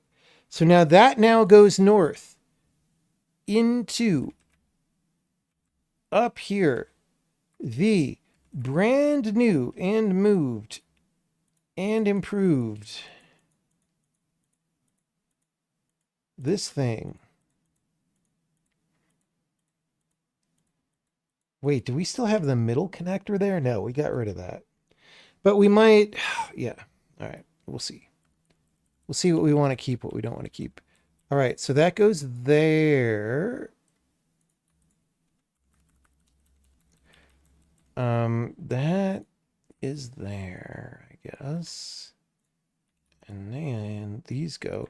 Now we have this problem that we destroyed the connection here. So we may want to put that back. Let's table that. Somebody remind me to put that back. Okay. Several things going on. We moved this drop down to east of barred rooms. So we have 1, 2, 3, 4, 5, 1, 2, 3, 4, 5. And then this little guy is like there. All right. So we're just going to represent that in this fashion for the moment. Oh, God. All right. We got to remember to group things. Otherwise, we're hosed.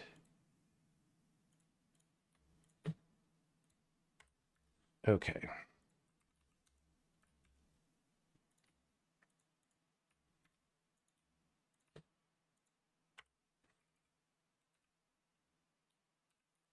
Wait, why is this in the same group? What? What? That is not. These should not be in the same group. That was an error. Oh, some weird fast travel stuff might have been happening, I guess. We're going to call this one FT Barred Room, no wizards allowed. That is an existence group.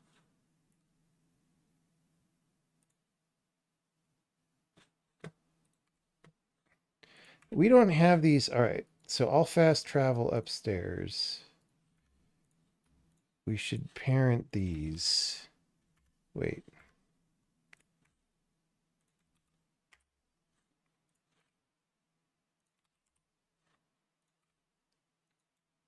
Just incremental. We don't have to do all those now because I'm sure some other people are missing. So we could do this. Okay. So we have moved the barred rooms. And what's going on here? I don't know. We'll deal with that when we do art.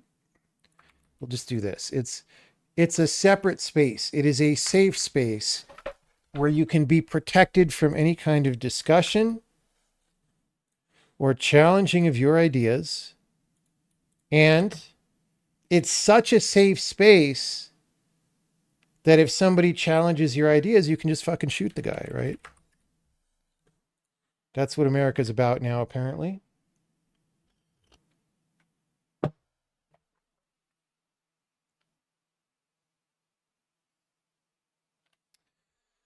Okay.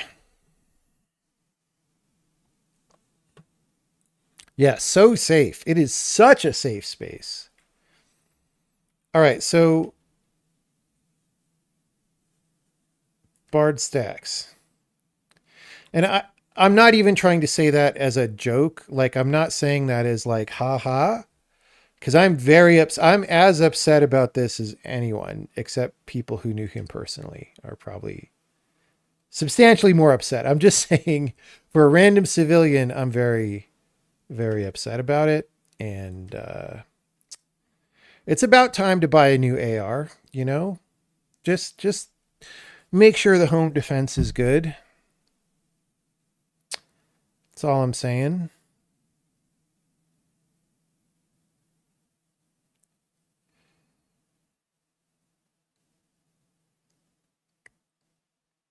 This is the thing. Just to go one more sec. It's not a very light topic, right? But many people in America, when this thing happened, they're like, "Oh, my beliefs are kind of like his," and all these people cheering that this guy got assassinated.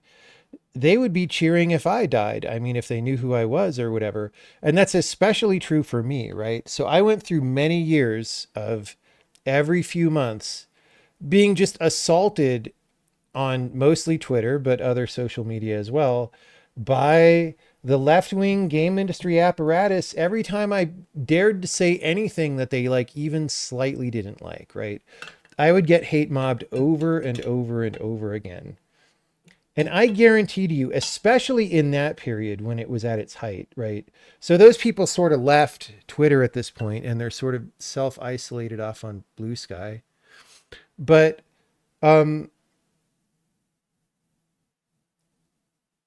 you know, knock on wood, but if something terrible were to happen to me, I'm sure, especially back then, there would have been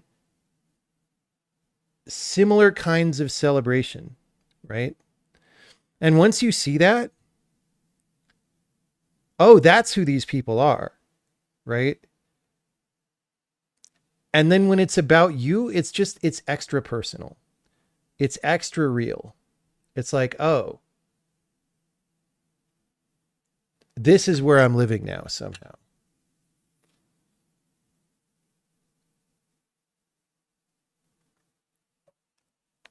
So I don't know what to do about any of that.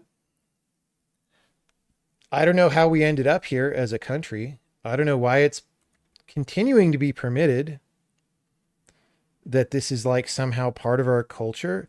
And, it started getting ugly before Charlie, right? There was like the healthcare CEO assassination and, um, I don't know. There are just several other things like violence that was celebrated, and just nobody pushed the stop button. And some people seem to be wanting to push the stop button now, but other people do not, right?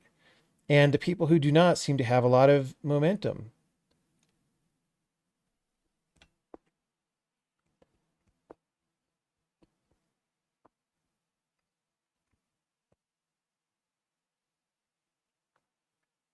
Some of it really ugly too, like the people who were celebrating about the poor little girls in Texas.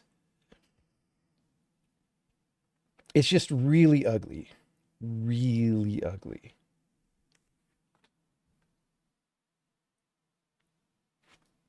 All right. No justifications for murder will be brooked in any way on this channel. You are you are gone if you even try to hedge on this even slightly.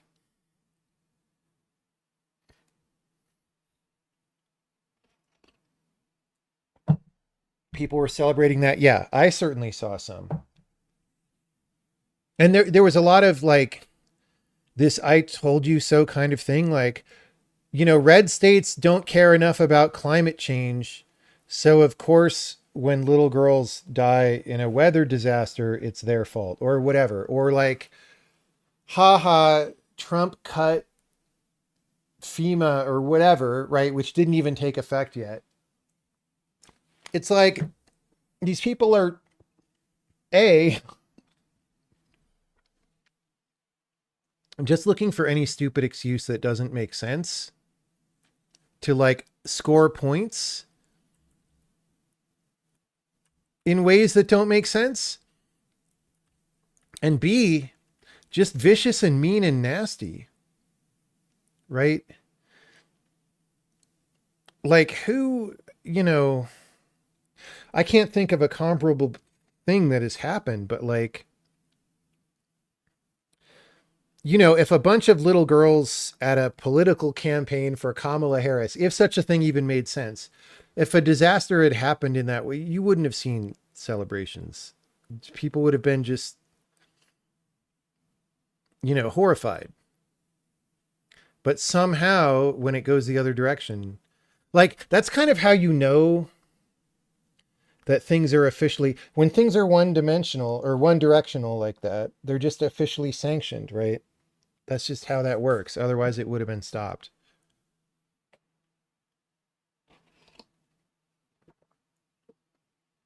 So I don't know. I wanted to talk about this a little bit and get it off my chest a little bit.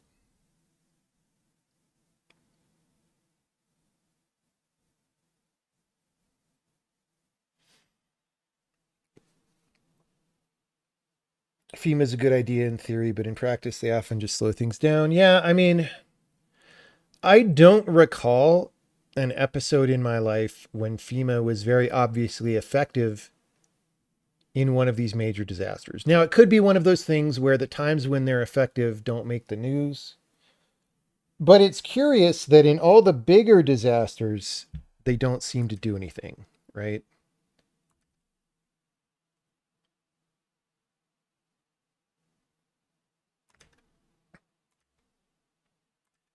And again, maybe that's, we just got done talking about how distorted all the news is. Maybe the reporting about it's distorted. Maybe what you see about it's distorted, but I don't know. I don't feel protected by FEMA as a citizen. We'll just leave it there.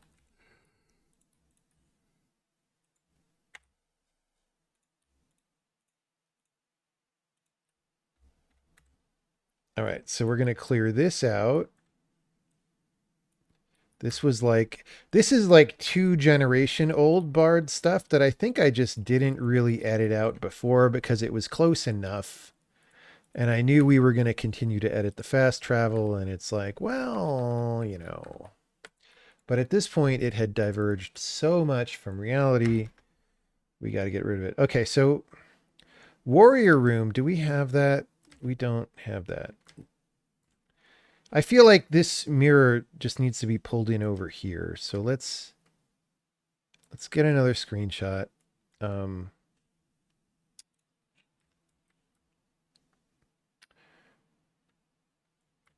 warrior stat. Oh, wait. Right. It's warrior stacks arches. I forgot about arches, even though I just was at Arches National Park a couple months ago at this point. God, was it so long? I was there in the middle of June. 3 months? That can't be right.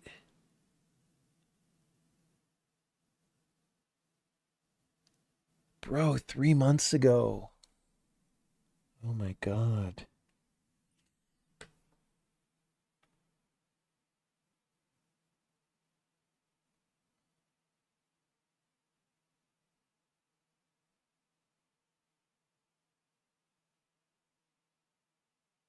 Moved from Colorado to North Carolina. It's incredible how much more infrastructure. I mean, that might be a tax issue, but it might not. Like, look, there's all sorts of ways to run these things. Like the state of Washington had no income tax until I I think they're just starting to add one for upper income earners, but they have plenty of infrastructure, right? So when you see a problem like that, it's easy to blame it on one thing, but I think often that's oversimplified, right? I don't know. I don't know much. I have been to North Carolina twice, but only briefly each time. I was like hanging around Asheville, then Charlotte, then Raleigh for like a week, that kind of thing. Why is this floating in the air? That seems like it's straight up gonna fall in the water immediately.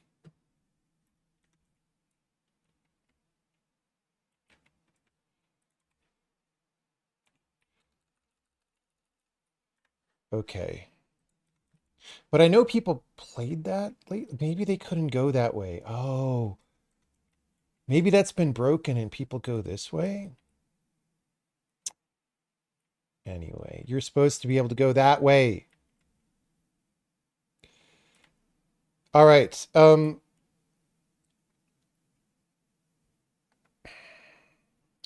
So warrior room arches vertical gates. Uh too many keystrokes. Here we go. We're still doing the upstairs. We haven't even done the downstairs yet. Oh my God. All right. Warrior room. We sort of have, I think again, these are backwards.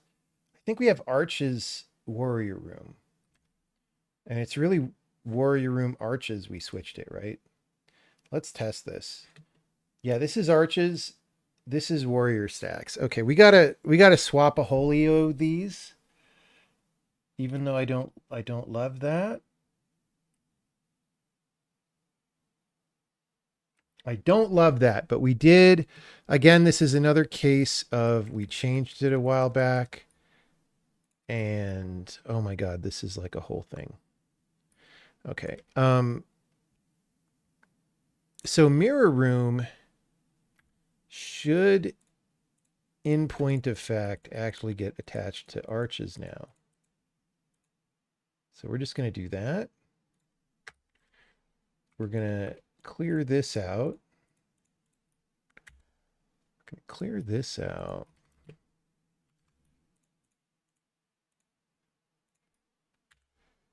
We might put some walls back and things. Okay, let's get rid of this.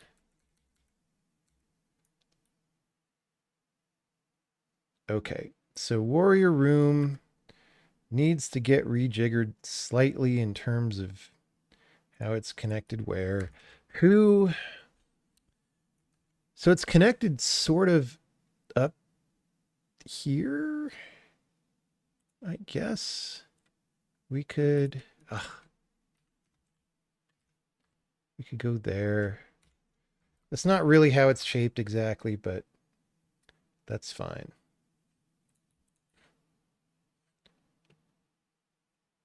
Okay. Warrior stacks, warrior stacks, warrior stacks.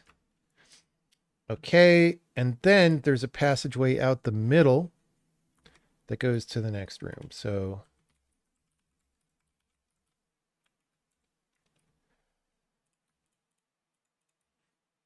like that. And then arches. Arches National Park. All right. Now, there's nothing cross bridging up here anymore. It's just Warriors goes north to some stuff.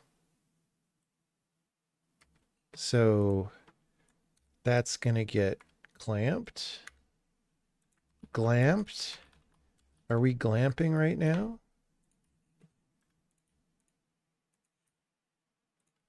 You just can't even go in here. Forget it. There's no reason to go in there. It's just to remind you what that was. Okay. Arches does take the whole 5 squares. And vertically the whole thing. So we're just going to go like this.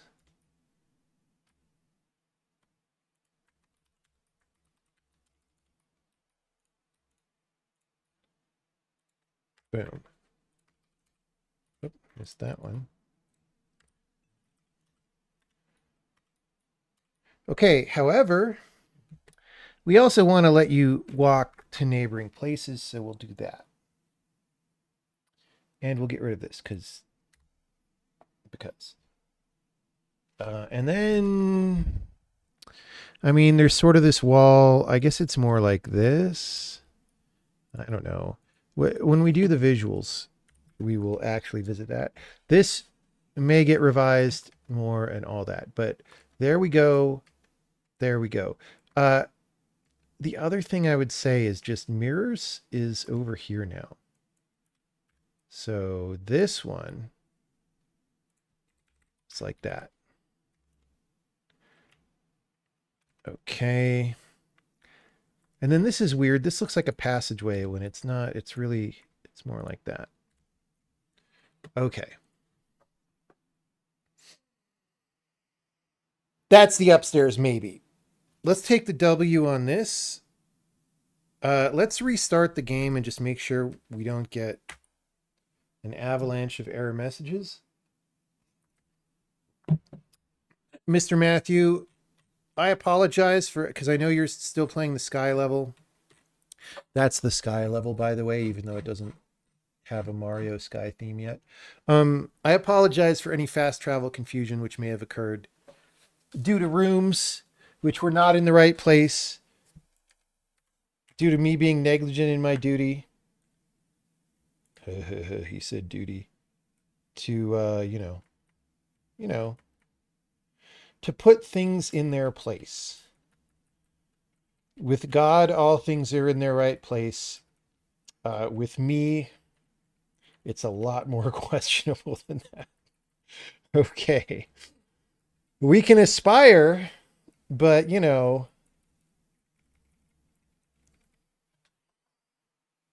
I put the thing back? You hadn't noticed anything. Okay. There were a few rooms were not like drastically in the wrong place. There were a few that they were imperfect.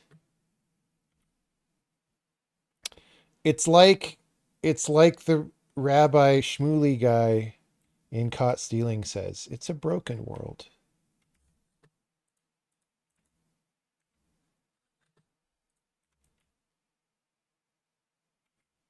Okay. Was that good? I would say it's kind of mediocre. I've watched a bunch of movies lately and they were all kind of mediocre. Like, it seems to be very hard to make good movies anymore for whatever reasons, right?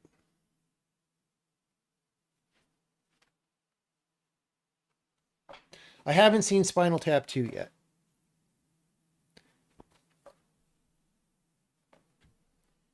How's the beta feedback? I mean, dude, both of the beta testers are like still playing 150 hours into the game or however many. I don't know. So for the one who's not actually, I just turned around and the other beta tester was playing because he plays like hosted into a machine here. I don't know how long he's been playing, but he was playing while we were streaming. He's idle right now, so maybe he's going to come back. Um, when people are like 150 hours or more into your game and they're still playing, like that's all you can ask for, right? Um, and it's been tremendously helpful, of course, in a game this big and complicated. There's just so many mistakes, right? And we are fixing the mistakes as we are able. So yeah, Eddington was great. I have not seen Eddington. PTA's new flick again. I mean, normally I would not be. I would not mind watching like a 70s style, hey, they're the gangsters from the 70s and like their kids and whatever, right? Weather Underground type of people or whoever the hell it is. But like, given that that's the origin of the problems we're having right now, and I am so upset about these problems, I don't know if I can watch the movie, even if it's a good movie. Like, I just like kind of don't want to see that, right? I don't want to like celebrate some Bill Ayers asshole. Even though, like, neutrally speaking, it's certainly an interesting topic for a film, right? Wait, did I actually take the W? The I was gonna. Somebody said, "Did you remember something?" And I probably didn't, but we have another chance after I take the W. Okay. I think it's going to be very true to Pynchon.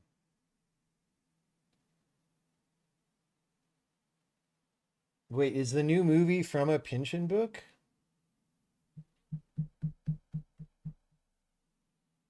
Vineland. Wait, no, I thought you guys were talking about something else. I'm not talking about Vineland. I don't think.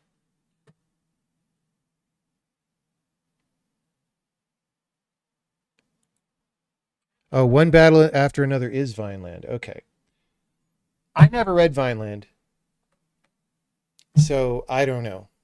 But I will say, I mean, again, so I think Pynchon is an amazing writer. Um, he is he's just excellent, and he's able to do things that most writers could only dream of. But again, every time I read his books now, there's a lot of stuff where I'm like, I just wish I wasn't reading this. I wish you didn't write about this thing this way. Like, can't you use the genius in some better way, right? And I mean, you can't, like, that's the thing. I've talked about this before. You don't get to do that, right? If somebody's a genius, you take their whole personality. It's not divisible and refactorable in an arbitrary way, but it just makes me kind of sad. So like, I don't know. Like there's a fair amount of stuff in um Against the Day, which is the book of his that I read last year and some of this year because it took forever to read for some reason. Um it's a really well written book, and at the same time I wish it were shorter. And I wish it just had a lot less of certain things in it. But you don't get to you don't get to pick. You don't get to pick.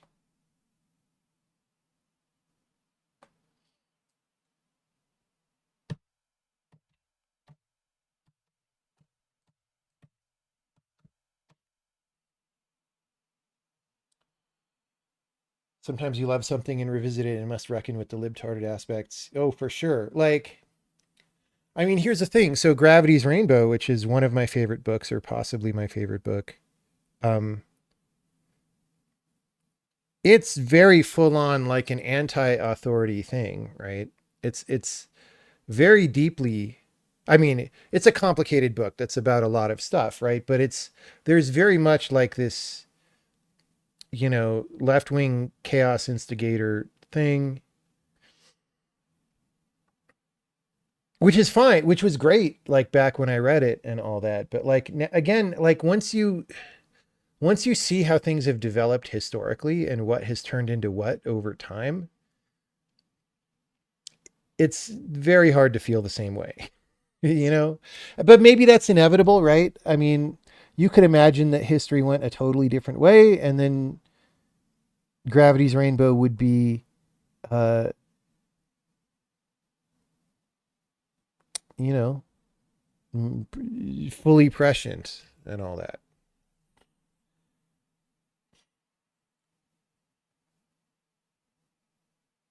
I mean, we're all just human, and we're all just whatever art that we make, we're all just making it from whatever perspective we've managed to put together in our short time on earth. And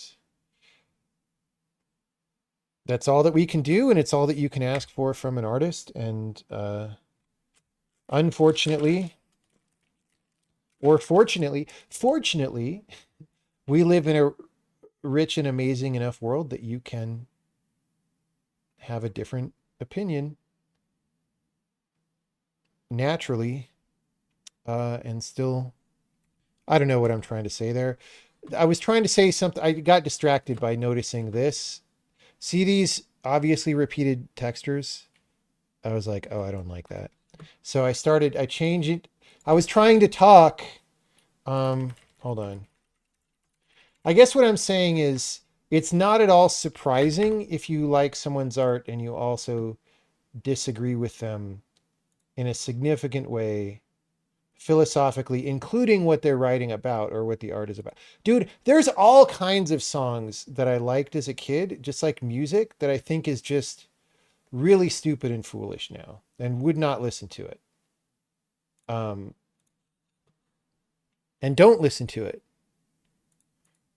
Uh, but that doesn't mean I think it's like bad music skill wise or something. It's just like, well, I think this is kind of foolish and bad. Some of it I do think is really bad. Actually, I having more experience listening to music is also a thing.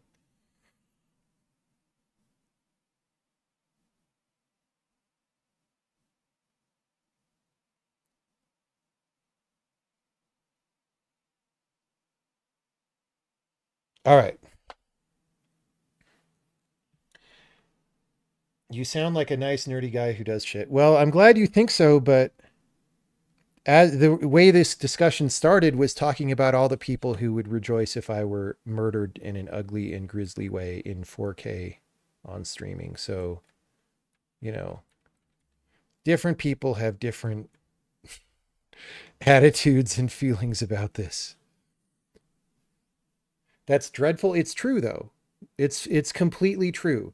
Like that became completely true last week, or it the veil was lifted on what's going on and who certain people are and all these things.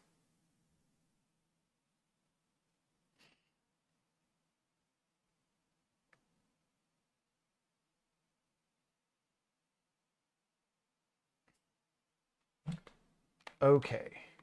I hope that such a thing does not happen. I would like to live a long and happy life and continue to make these things that I make. There's lots more interesting games to make. My backlog of ideas is very long.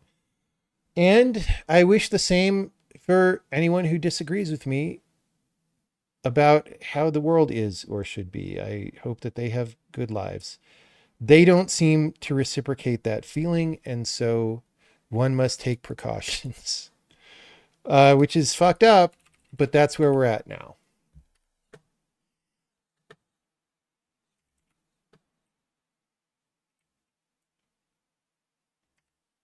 Okay, so did I forget to do something? I do remember saying, hey, remind me to do this other thing.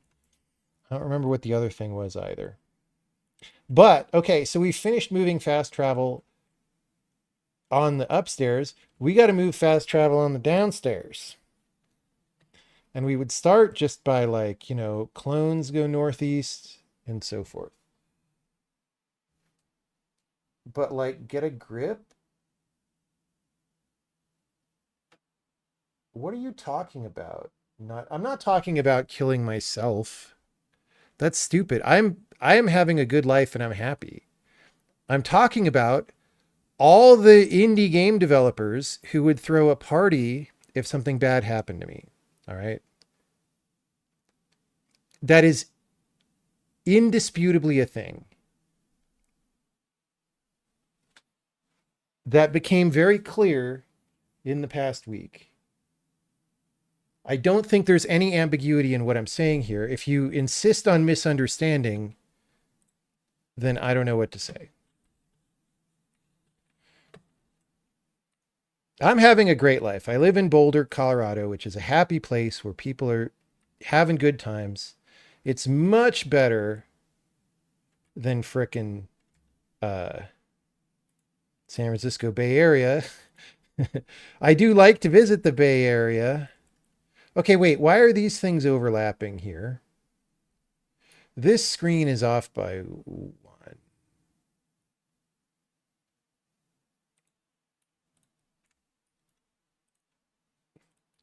Okay, this is, I mean, I guess we'll do this for now, but we want the clones area to connect out. So we'll just, once you discover it, we'll just let you connect in that way.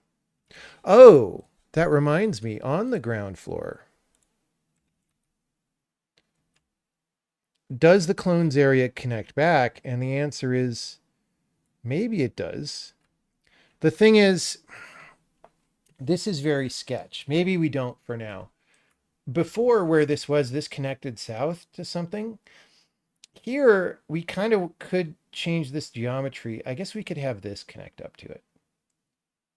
It's just we want it to be symmetric, but we don't want to imply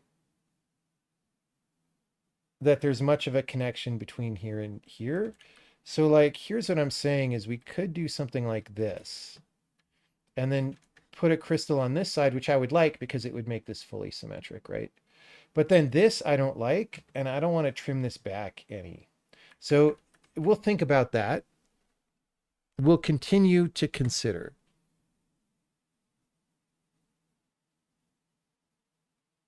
He sounds like a drunk chatter. Yeah.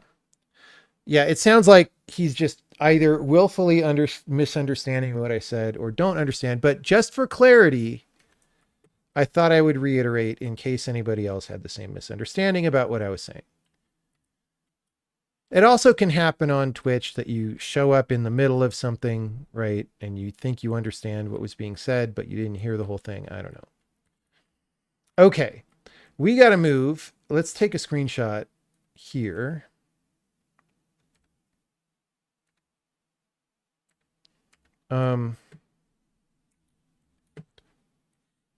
We got to move all of these things.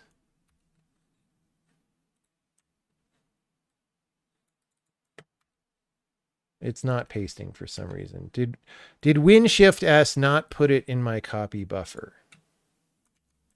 Paste. There we go. Okay. We've got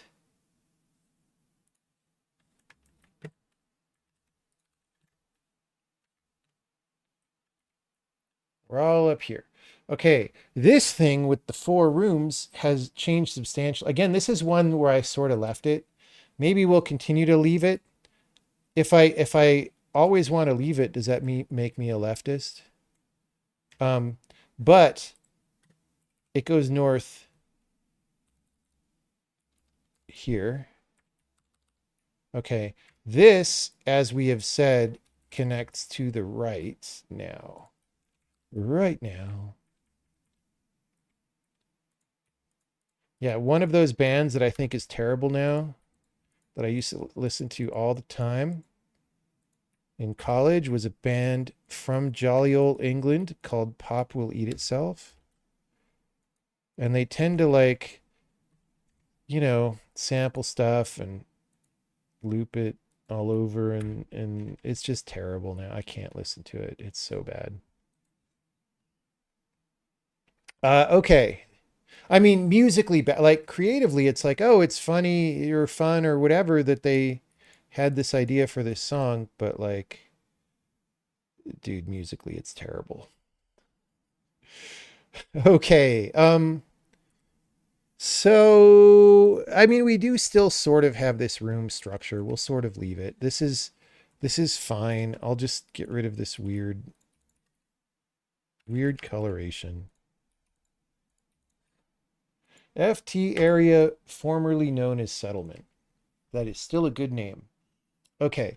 Then we have this thing. This is just sort of mock up for this. There's no teleporter. It's fine. I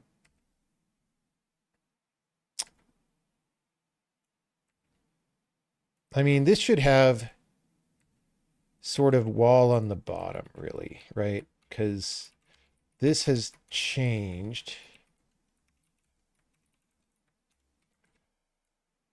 Okay, so something like that. Even up here, and then like that.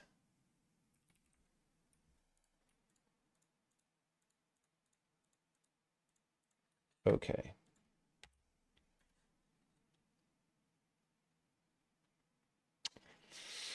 So we have that. That's below.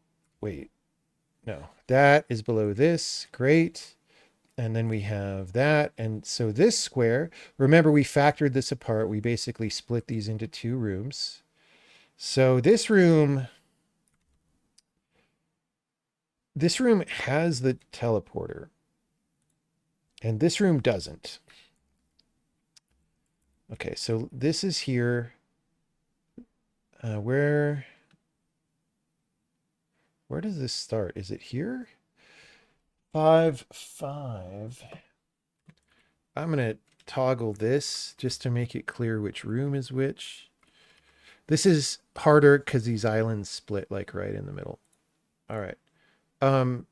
So in fact, I could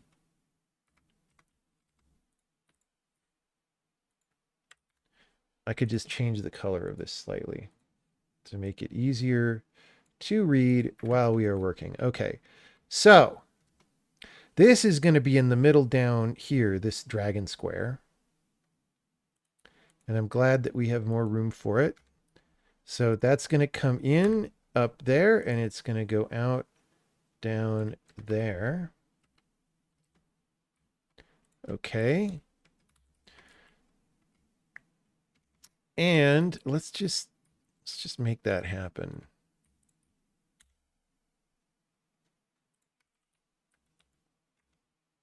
There. Okay.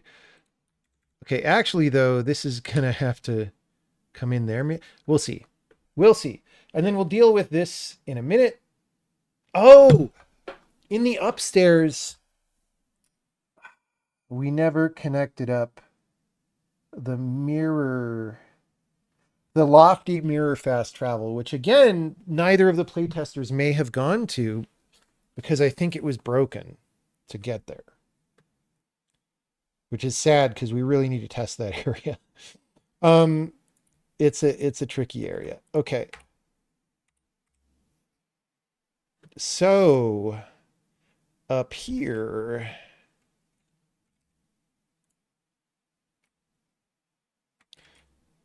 we want, so this is kind of a little spiral. We're not gonna try to do the monstros and stuff for now.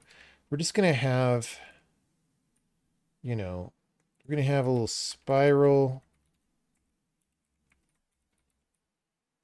that goes down and around, I guess. Just a little bit, right? Just a little bit.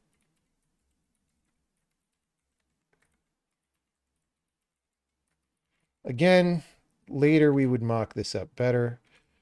Yeah. Okay. And then that you mirror to from here. We could just connect it here. It's fine.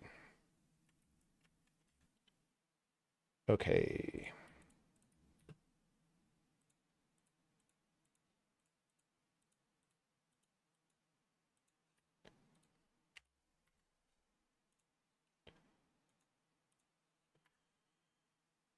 Okay. So then you come out and there's this thing. Okay. The thing is, this bridges across. We can't turn on the wrapping to see exactly, but this, oh wait, is that the bridge across? Maybe they both do. Can I turn on wrapping here? What happens? Oh, I can. I forgot that I can. Okay. So we just need this to connect to there. And this isn't that important right now. It's fine. This is fine. Okay. So before we forget, we're going to go back and look at here. So the problem that we have, we moved all this stuff to its new locations. And then there's all this wacky mirror stuff that is not reachable from anywhere outside. And so I'm just going to hook it up real fast to some of these other things. All right. I'm going to go here. Boom. And then maybe here as a bonus from Mirror Room. Once you get here, just to make it easier to navigate to, I guess. And then, I mean, from here, maybe we let you go from here. We'll do something. Actually, when it doesn't totally correspond to geometry, I will often do this. And we'll just do that. And we might make a separate mesh that's just for you're sort of walking on mostly insubstantial thing in the fast travel area that corresponds to air, but you're crossing a gap between this area and the next area. You know what I'm saying?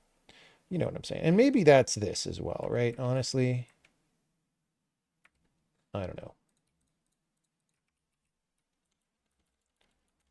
So there. Okay. That was a thing that we needed to be reminded of because otherwise you would have issues.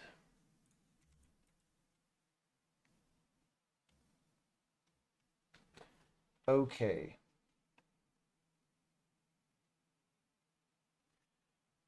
What's going on in chat, dudes?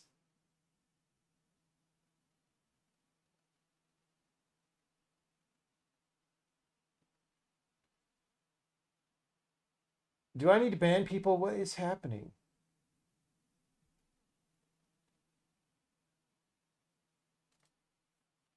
Did I put the thing back? Dude, we're like 4 things deep in me forgetting what people were going to remind me of. Don't worry about that at all. Okay.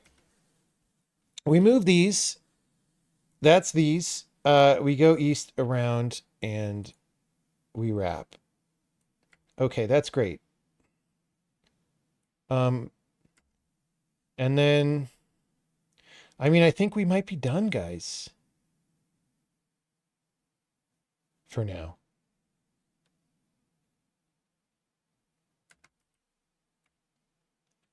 I mean, this is sort of warrior thief room, but we don't have wardrobes in here. You just walk through. I guess this moved, right? Um, let's look.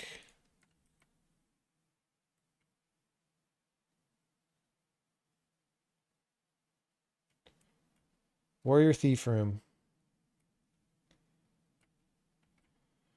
I didn't move that much. It went to the right, and then we have wizard screen. And we should make sure these connect on the right.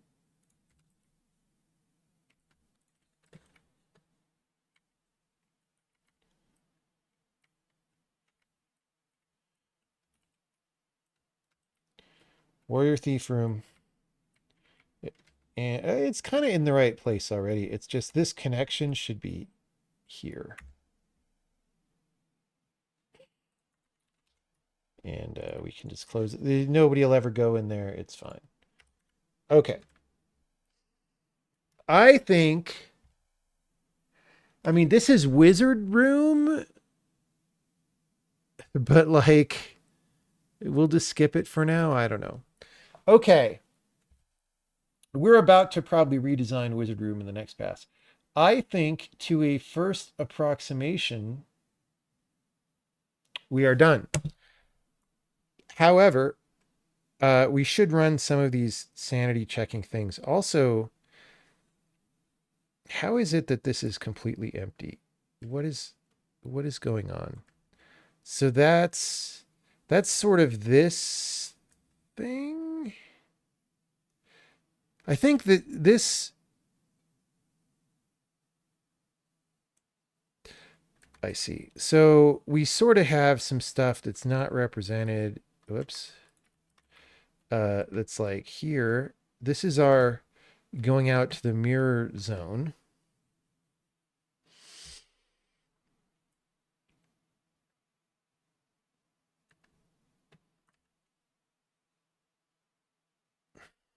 To get into the gold room.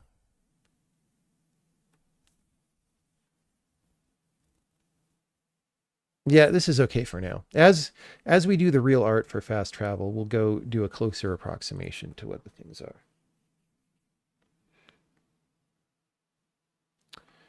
Okay, we're going to take the W on this, and then we're going to run some sanity checking commands, which I don't remember what they're even called right now.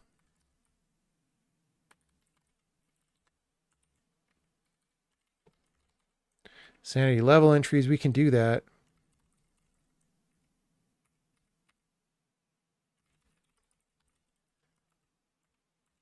Okay, fast travel check. We can run that.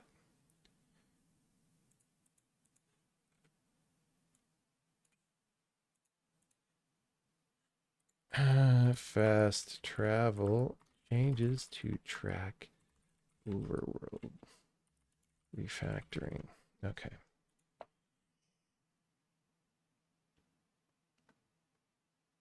Woohoo, all done, and I get to go out dancing.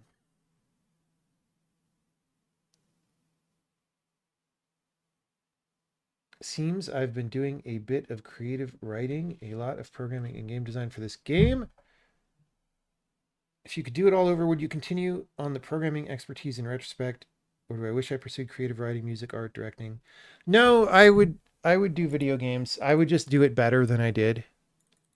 There's a lot of things I could have done better, right? Even for this game, um, I probably could have done this game for $10 million less than it actually cost, knowing what I know now, right? And so you know, this fast travel check if it's on the right screen. No, it's not that sophisticated, but there's lots of constraints that it does check right now. I mean, we might add that to check if it's on the right screen. Like it, for example, it knows that there's two teleporters that are linked and that they have to be unique and all that. It doesn't do this computation about are they on the right screen, in part because we didn't used to have any frame of reference for knowing what screen is what on the fast travel area. Um, since then, so that overhead map type of things work, we do. We have like a marker that bounds the whole thing. And so you could find the corner of that marker and go out and, whatever. We just don't right now. But we probably will do stuff like that before ship just to make sure. Okay, some of these are false positives, but some of them are not, such as these. This is not good. These look like they were posted from other teleporters. So, oh,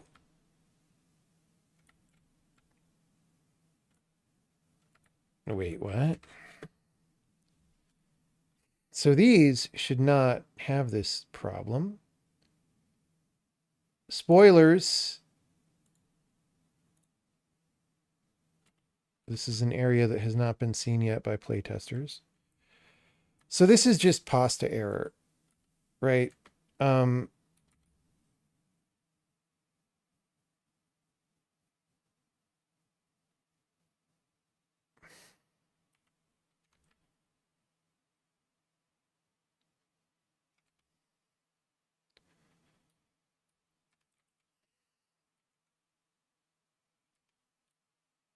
okay, so this is promised area. I think this is supposed to be straightforward. Is there a teleporter under here? Yes. Okay. So these are 6 ups. And then are these 4 ups? Is that why we have a problem? These are 4 ups. So, and I think this design is good. So we kind of have a problem.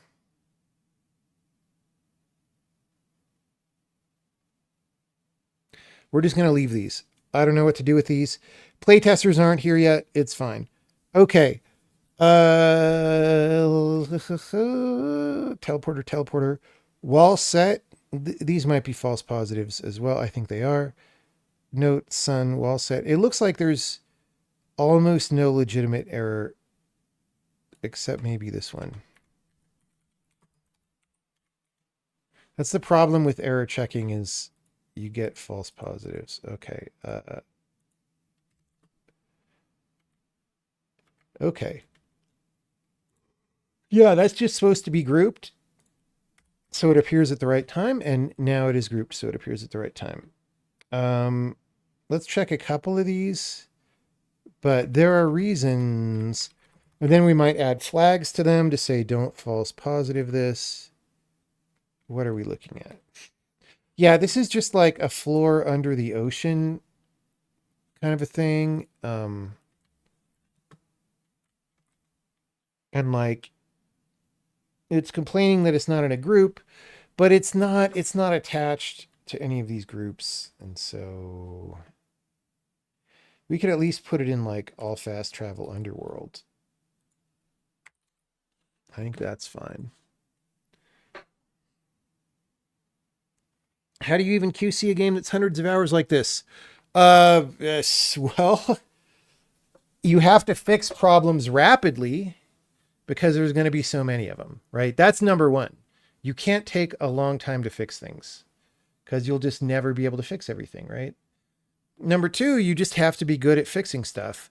Part of fixing things rapidly is it doesn't it doesn't just mean you attend to it relatively soon. It means the total amount of time span that you spend working on it has to be fast, which means you have to solve it quickly and the solution has to not itself be buggy or introduce more problems, which does happen to us sometimes, but you have to minimize that, right? Um, and then you just need to have people testing it. So right now, we have play testers doing a first pass of the game. The game has changed a lot just while they were testing it. Um, and so we're going to do probably some more play testers who like just even the way that progress was gated was different when they started, right? So many things have changed. So we need to see what it's like to play early game now with somebody who starts the game with progress set up the way it is. And it's another way of testing all these changes and stuff because our current playtesters, if they walk through the early game, I mean, they've already played all that stuff. So they're not, they're not encountering it in the same way. And they're probably not going to solve the puzzles redundantly unless they feel like it. Uh, and then, of course, in the games industry, you always at some point hire professional testers to help out, but they tend to be doing slightly different things, like just trying to crash the game or trying to exploit the game or whatever, right? Like with playtesters, part of what we're doing is quality, right? We're trying to make things better based on their experience. That does not, I mean, it always depends on who it is and who you hire and how they work and stuff, but uh, it's harder to necessarily test for quality when someone's a full-time tester. I mean, at first it could be okay because it's the first time they played the game, but when it's their job and they're like cranking through the game just like all the time, they're not fresh to it and you can't really judge quality.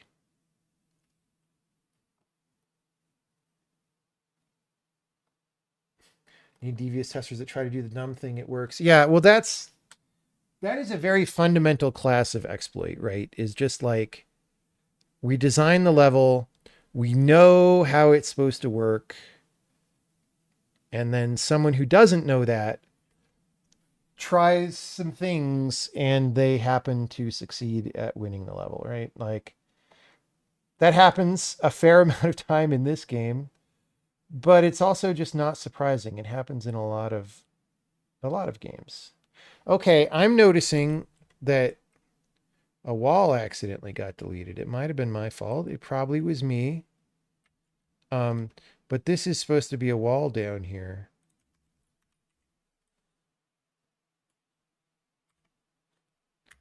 Good thing I know the map and the game. Dude, we changed so many things. We changed so many things in the past week and a half.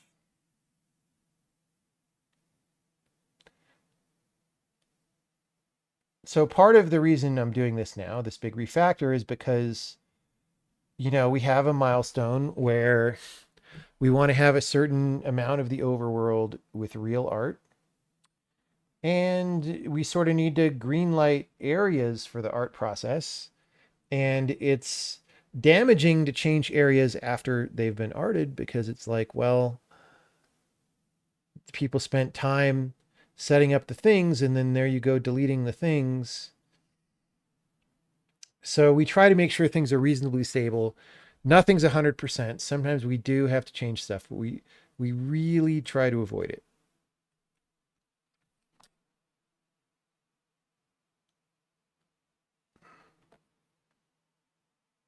I changed things that you didn't even see the last changes. Quite likely, right? I mean, you've been in the sky area for a while. We've done several passes on the ground floor, on various localized parts of the ground floor. So, like, this thing over here has been changed. Um, what else? You may not have even played those. Um, Spoilers, there's things you could get to down here now. Uh, all this changed somewhat, not too drastically, but it changed. This changed a lot. No, this changed a lot. A lot, a lot. I just streamlined this puzzle yesterday. It's a lot better now, I think. You know, working on video games, it's what we do for a living sometimes, some of us.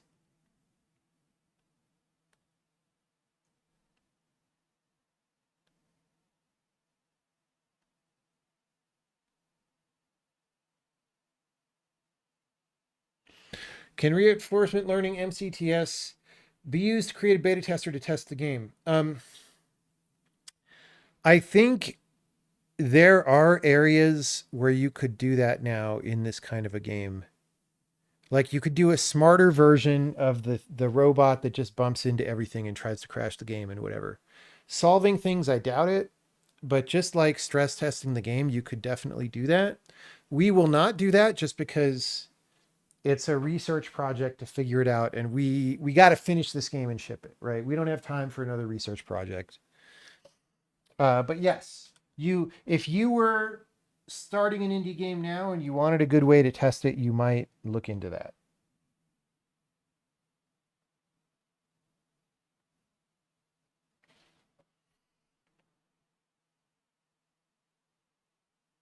You're just looking at things like, what is this game? Yeah, these are all puzzles that you've played already, of course.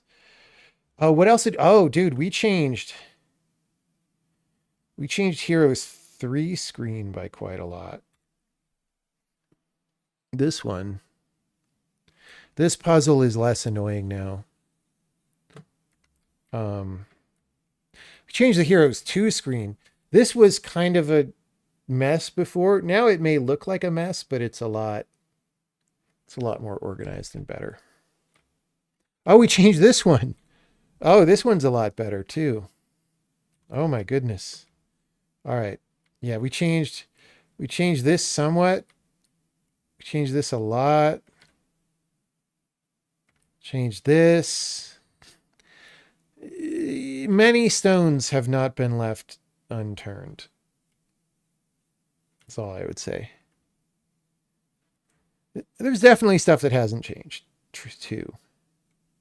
I mean, this is basically the same, except it's been bug fixed, right?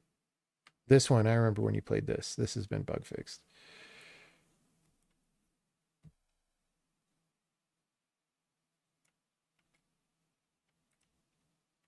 This changed somewhat. This was broken and exploitable in a bad way, and neither of you guys noticed. You guys, I think, solved it normally, which was great, but I was like, wait a minute, if they just did this thing. So I fixed it. Yeah.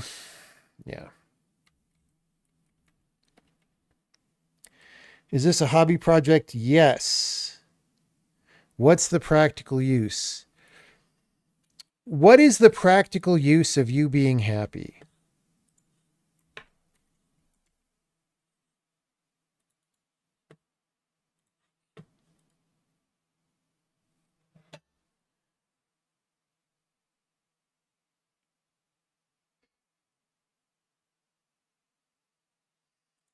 Okay. All right, guys. I think we could play some celebrationatory cards, and then we'll be done. That was 4 hours and 45 minutes of working on the overworld, and we got it all done. It was a chunk of work. I mean, I also did some before the stream, right? But overall, that was a chunk of work. All right, we're gonna win. Cloud out of date.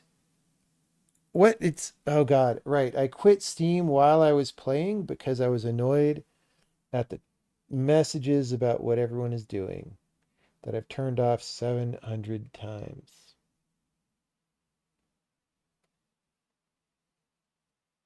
So we're gonna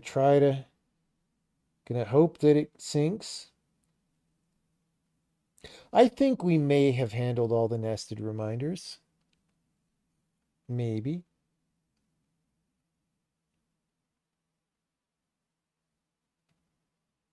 Okay. Library.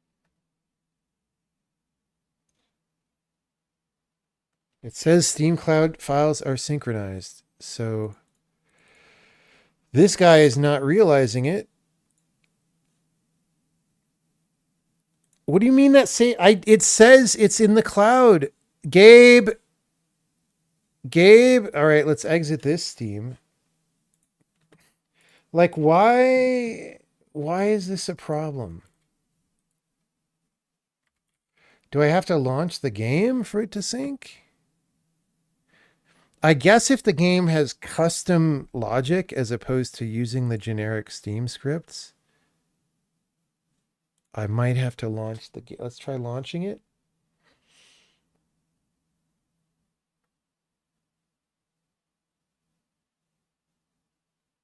Maybe that's one reason why we shouldn't ever have custom sync Holio code. All right. I'm I have launched the game. I've exited the game. It still says your Steam Cloud files are synchronized for this app. All right. We're in business. That was more of a puzzle than anything. All right.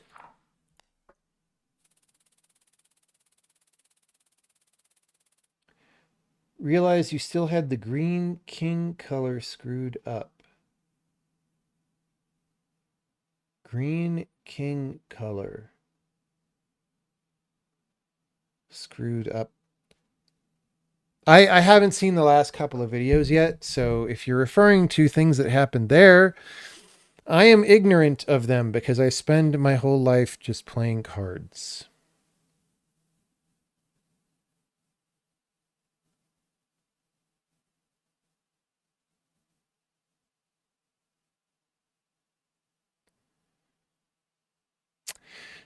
See, I kind of want this 4 on this 5, but I kind of want this 4 on this 5, but I want the 9 on the 8.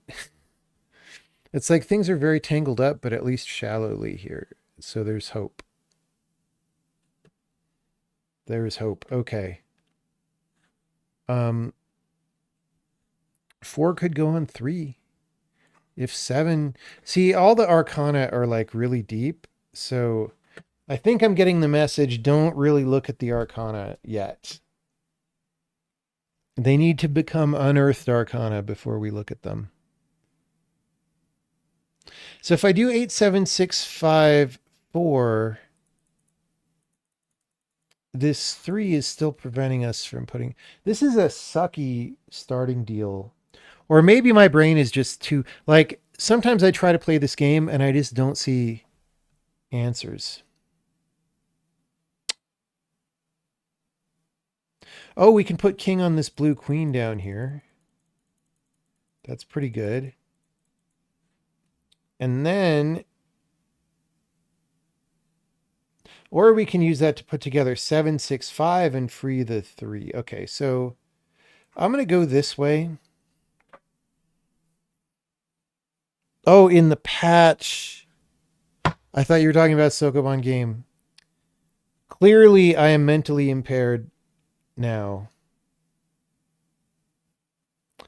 I mean, okay, so do I just throw this jack overboard and hope we can recover? That's rash, and I'll probably lose. I'll 98% lose if I do that. But we would put the 7 on the 6, 5 on the 6, king on the queen, 4 on the 5, 4 on the, 3 on the 4, jack on the queen. Ah, ha, ha, ha, ha. Did you catch that? How many stacks deep of remember to do this was that? All right. Winning. We're going to get tired of winning.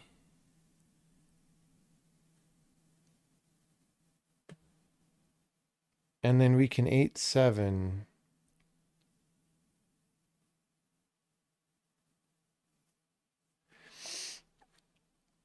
I mean, I kind of want to go the other way to sort of start freeing this 3, but this 3 because of this 2, but like, I'd rather get this 3. And then we can start working on the reds here. 8-7-6-5-4, and then we get Bluetooth. So let's do that. Yes. There.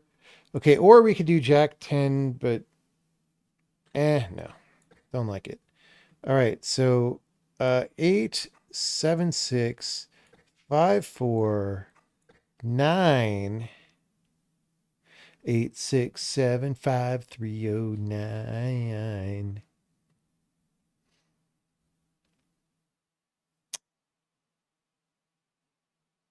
Okay.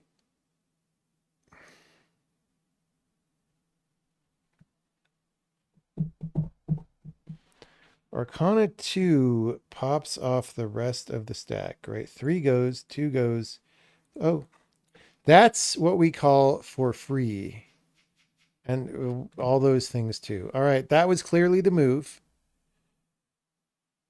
Clearly the move. I was looking at King Queen and trying to do stuff there. But speaking of which, 10 goes now. Anytime you get a big pop like that, you have to recalibrate what you're thinking, right? So now Jack goes 9 on the 8, 10 on the Jack, 20, and yeah. So this is great. Like, we get the whole stack. We are a full stack engineer now. All right. We have earned.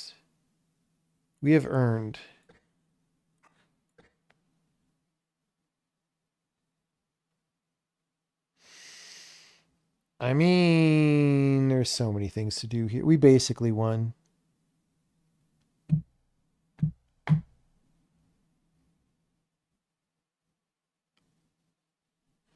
We basically won. Let's just do this. Let's just get cards off the. That was not really an efficient move, probably, but you know. At this point, once you won the game, you're just like, all right, what do we do? We try not to get the devil, okay? Is justice social justice? That that changes my priorities if that's the case. All right. Let's do that.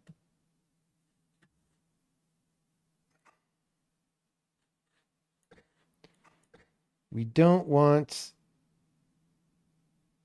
this guy.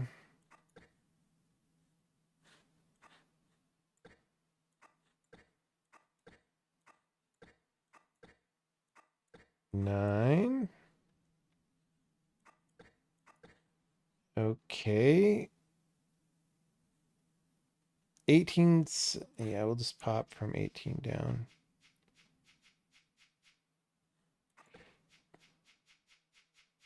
Easy clap. There we go. Thanks for hanging out. Okay, new patch at the same link. Okay, I will do that off stream.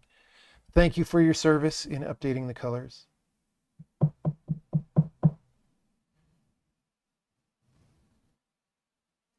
I do think that the colors are not equally bright as each other. I don't know if we talked about this, and I don't know how much it has changed. Let's just launch it again for a second so we can talk about the colors.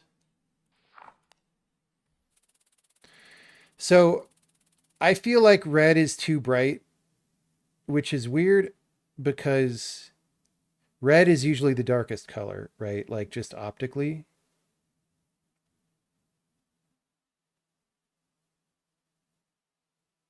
I don't know. Okay, I was gonna say just launch, but like we have to play this one, guys. Look, it gave us 2-3. Like off the rip. I mean, how can you not take that for free? Literally for free. All right, we got to play one more round. Okay. Haha, I am addicted. Gosh, I wonder if I've played this game a lot. Um, so we have 16, 17, 18. 4 red will pop off. Oh, let's do 4 red right now. And then 5 will go. And then we just need 3 to go somewhere. And there's 2. And there's 2. So, bam. All right.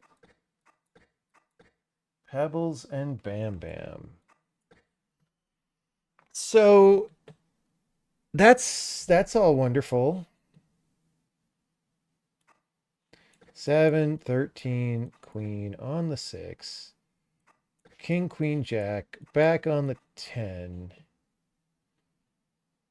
All right, we'll go there. We'll go on the 9. We'll get the 0. We'll get the 1. I mean, that was okay. That was not wasteful because I could just turn around and do that. Let's get the 21, which is now free. Let's get the 2, which is now free. Not exactly free, close to free.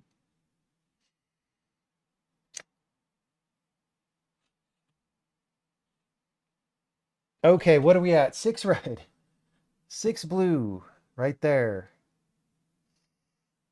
Um, we just need 2. So 3 green and 2 gold will pop, which will pop 3 gold, which will give us our slot back. All right.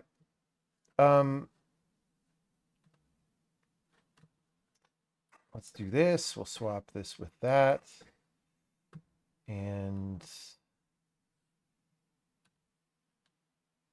so we're 4 green, 4 gold. 4 green, 6 green, 4 gold.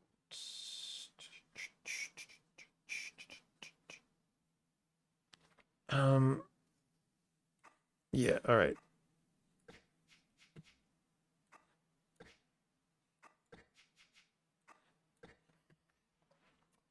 Well, we won. Unless I throw in a most unexpected way.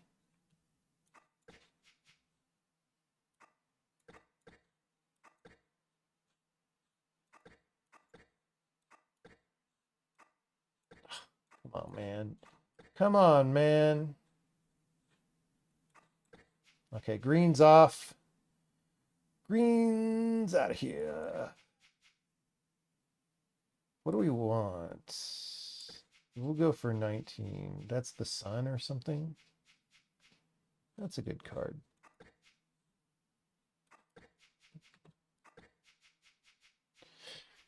Okay, there we go. See? The old colors did not harm us.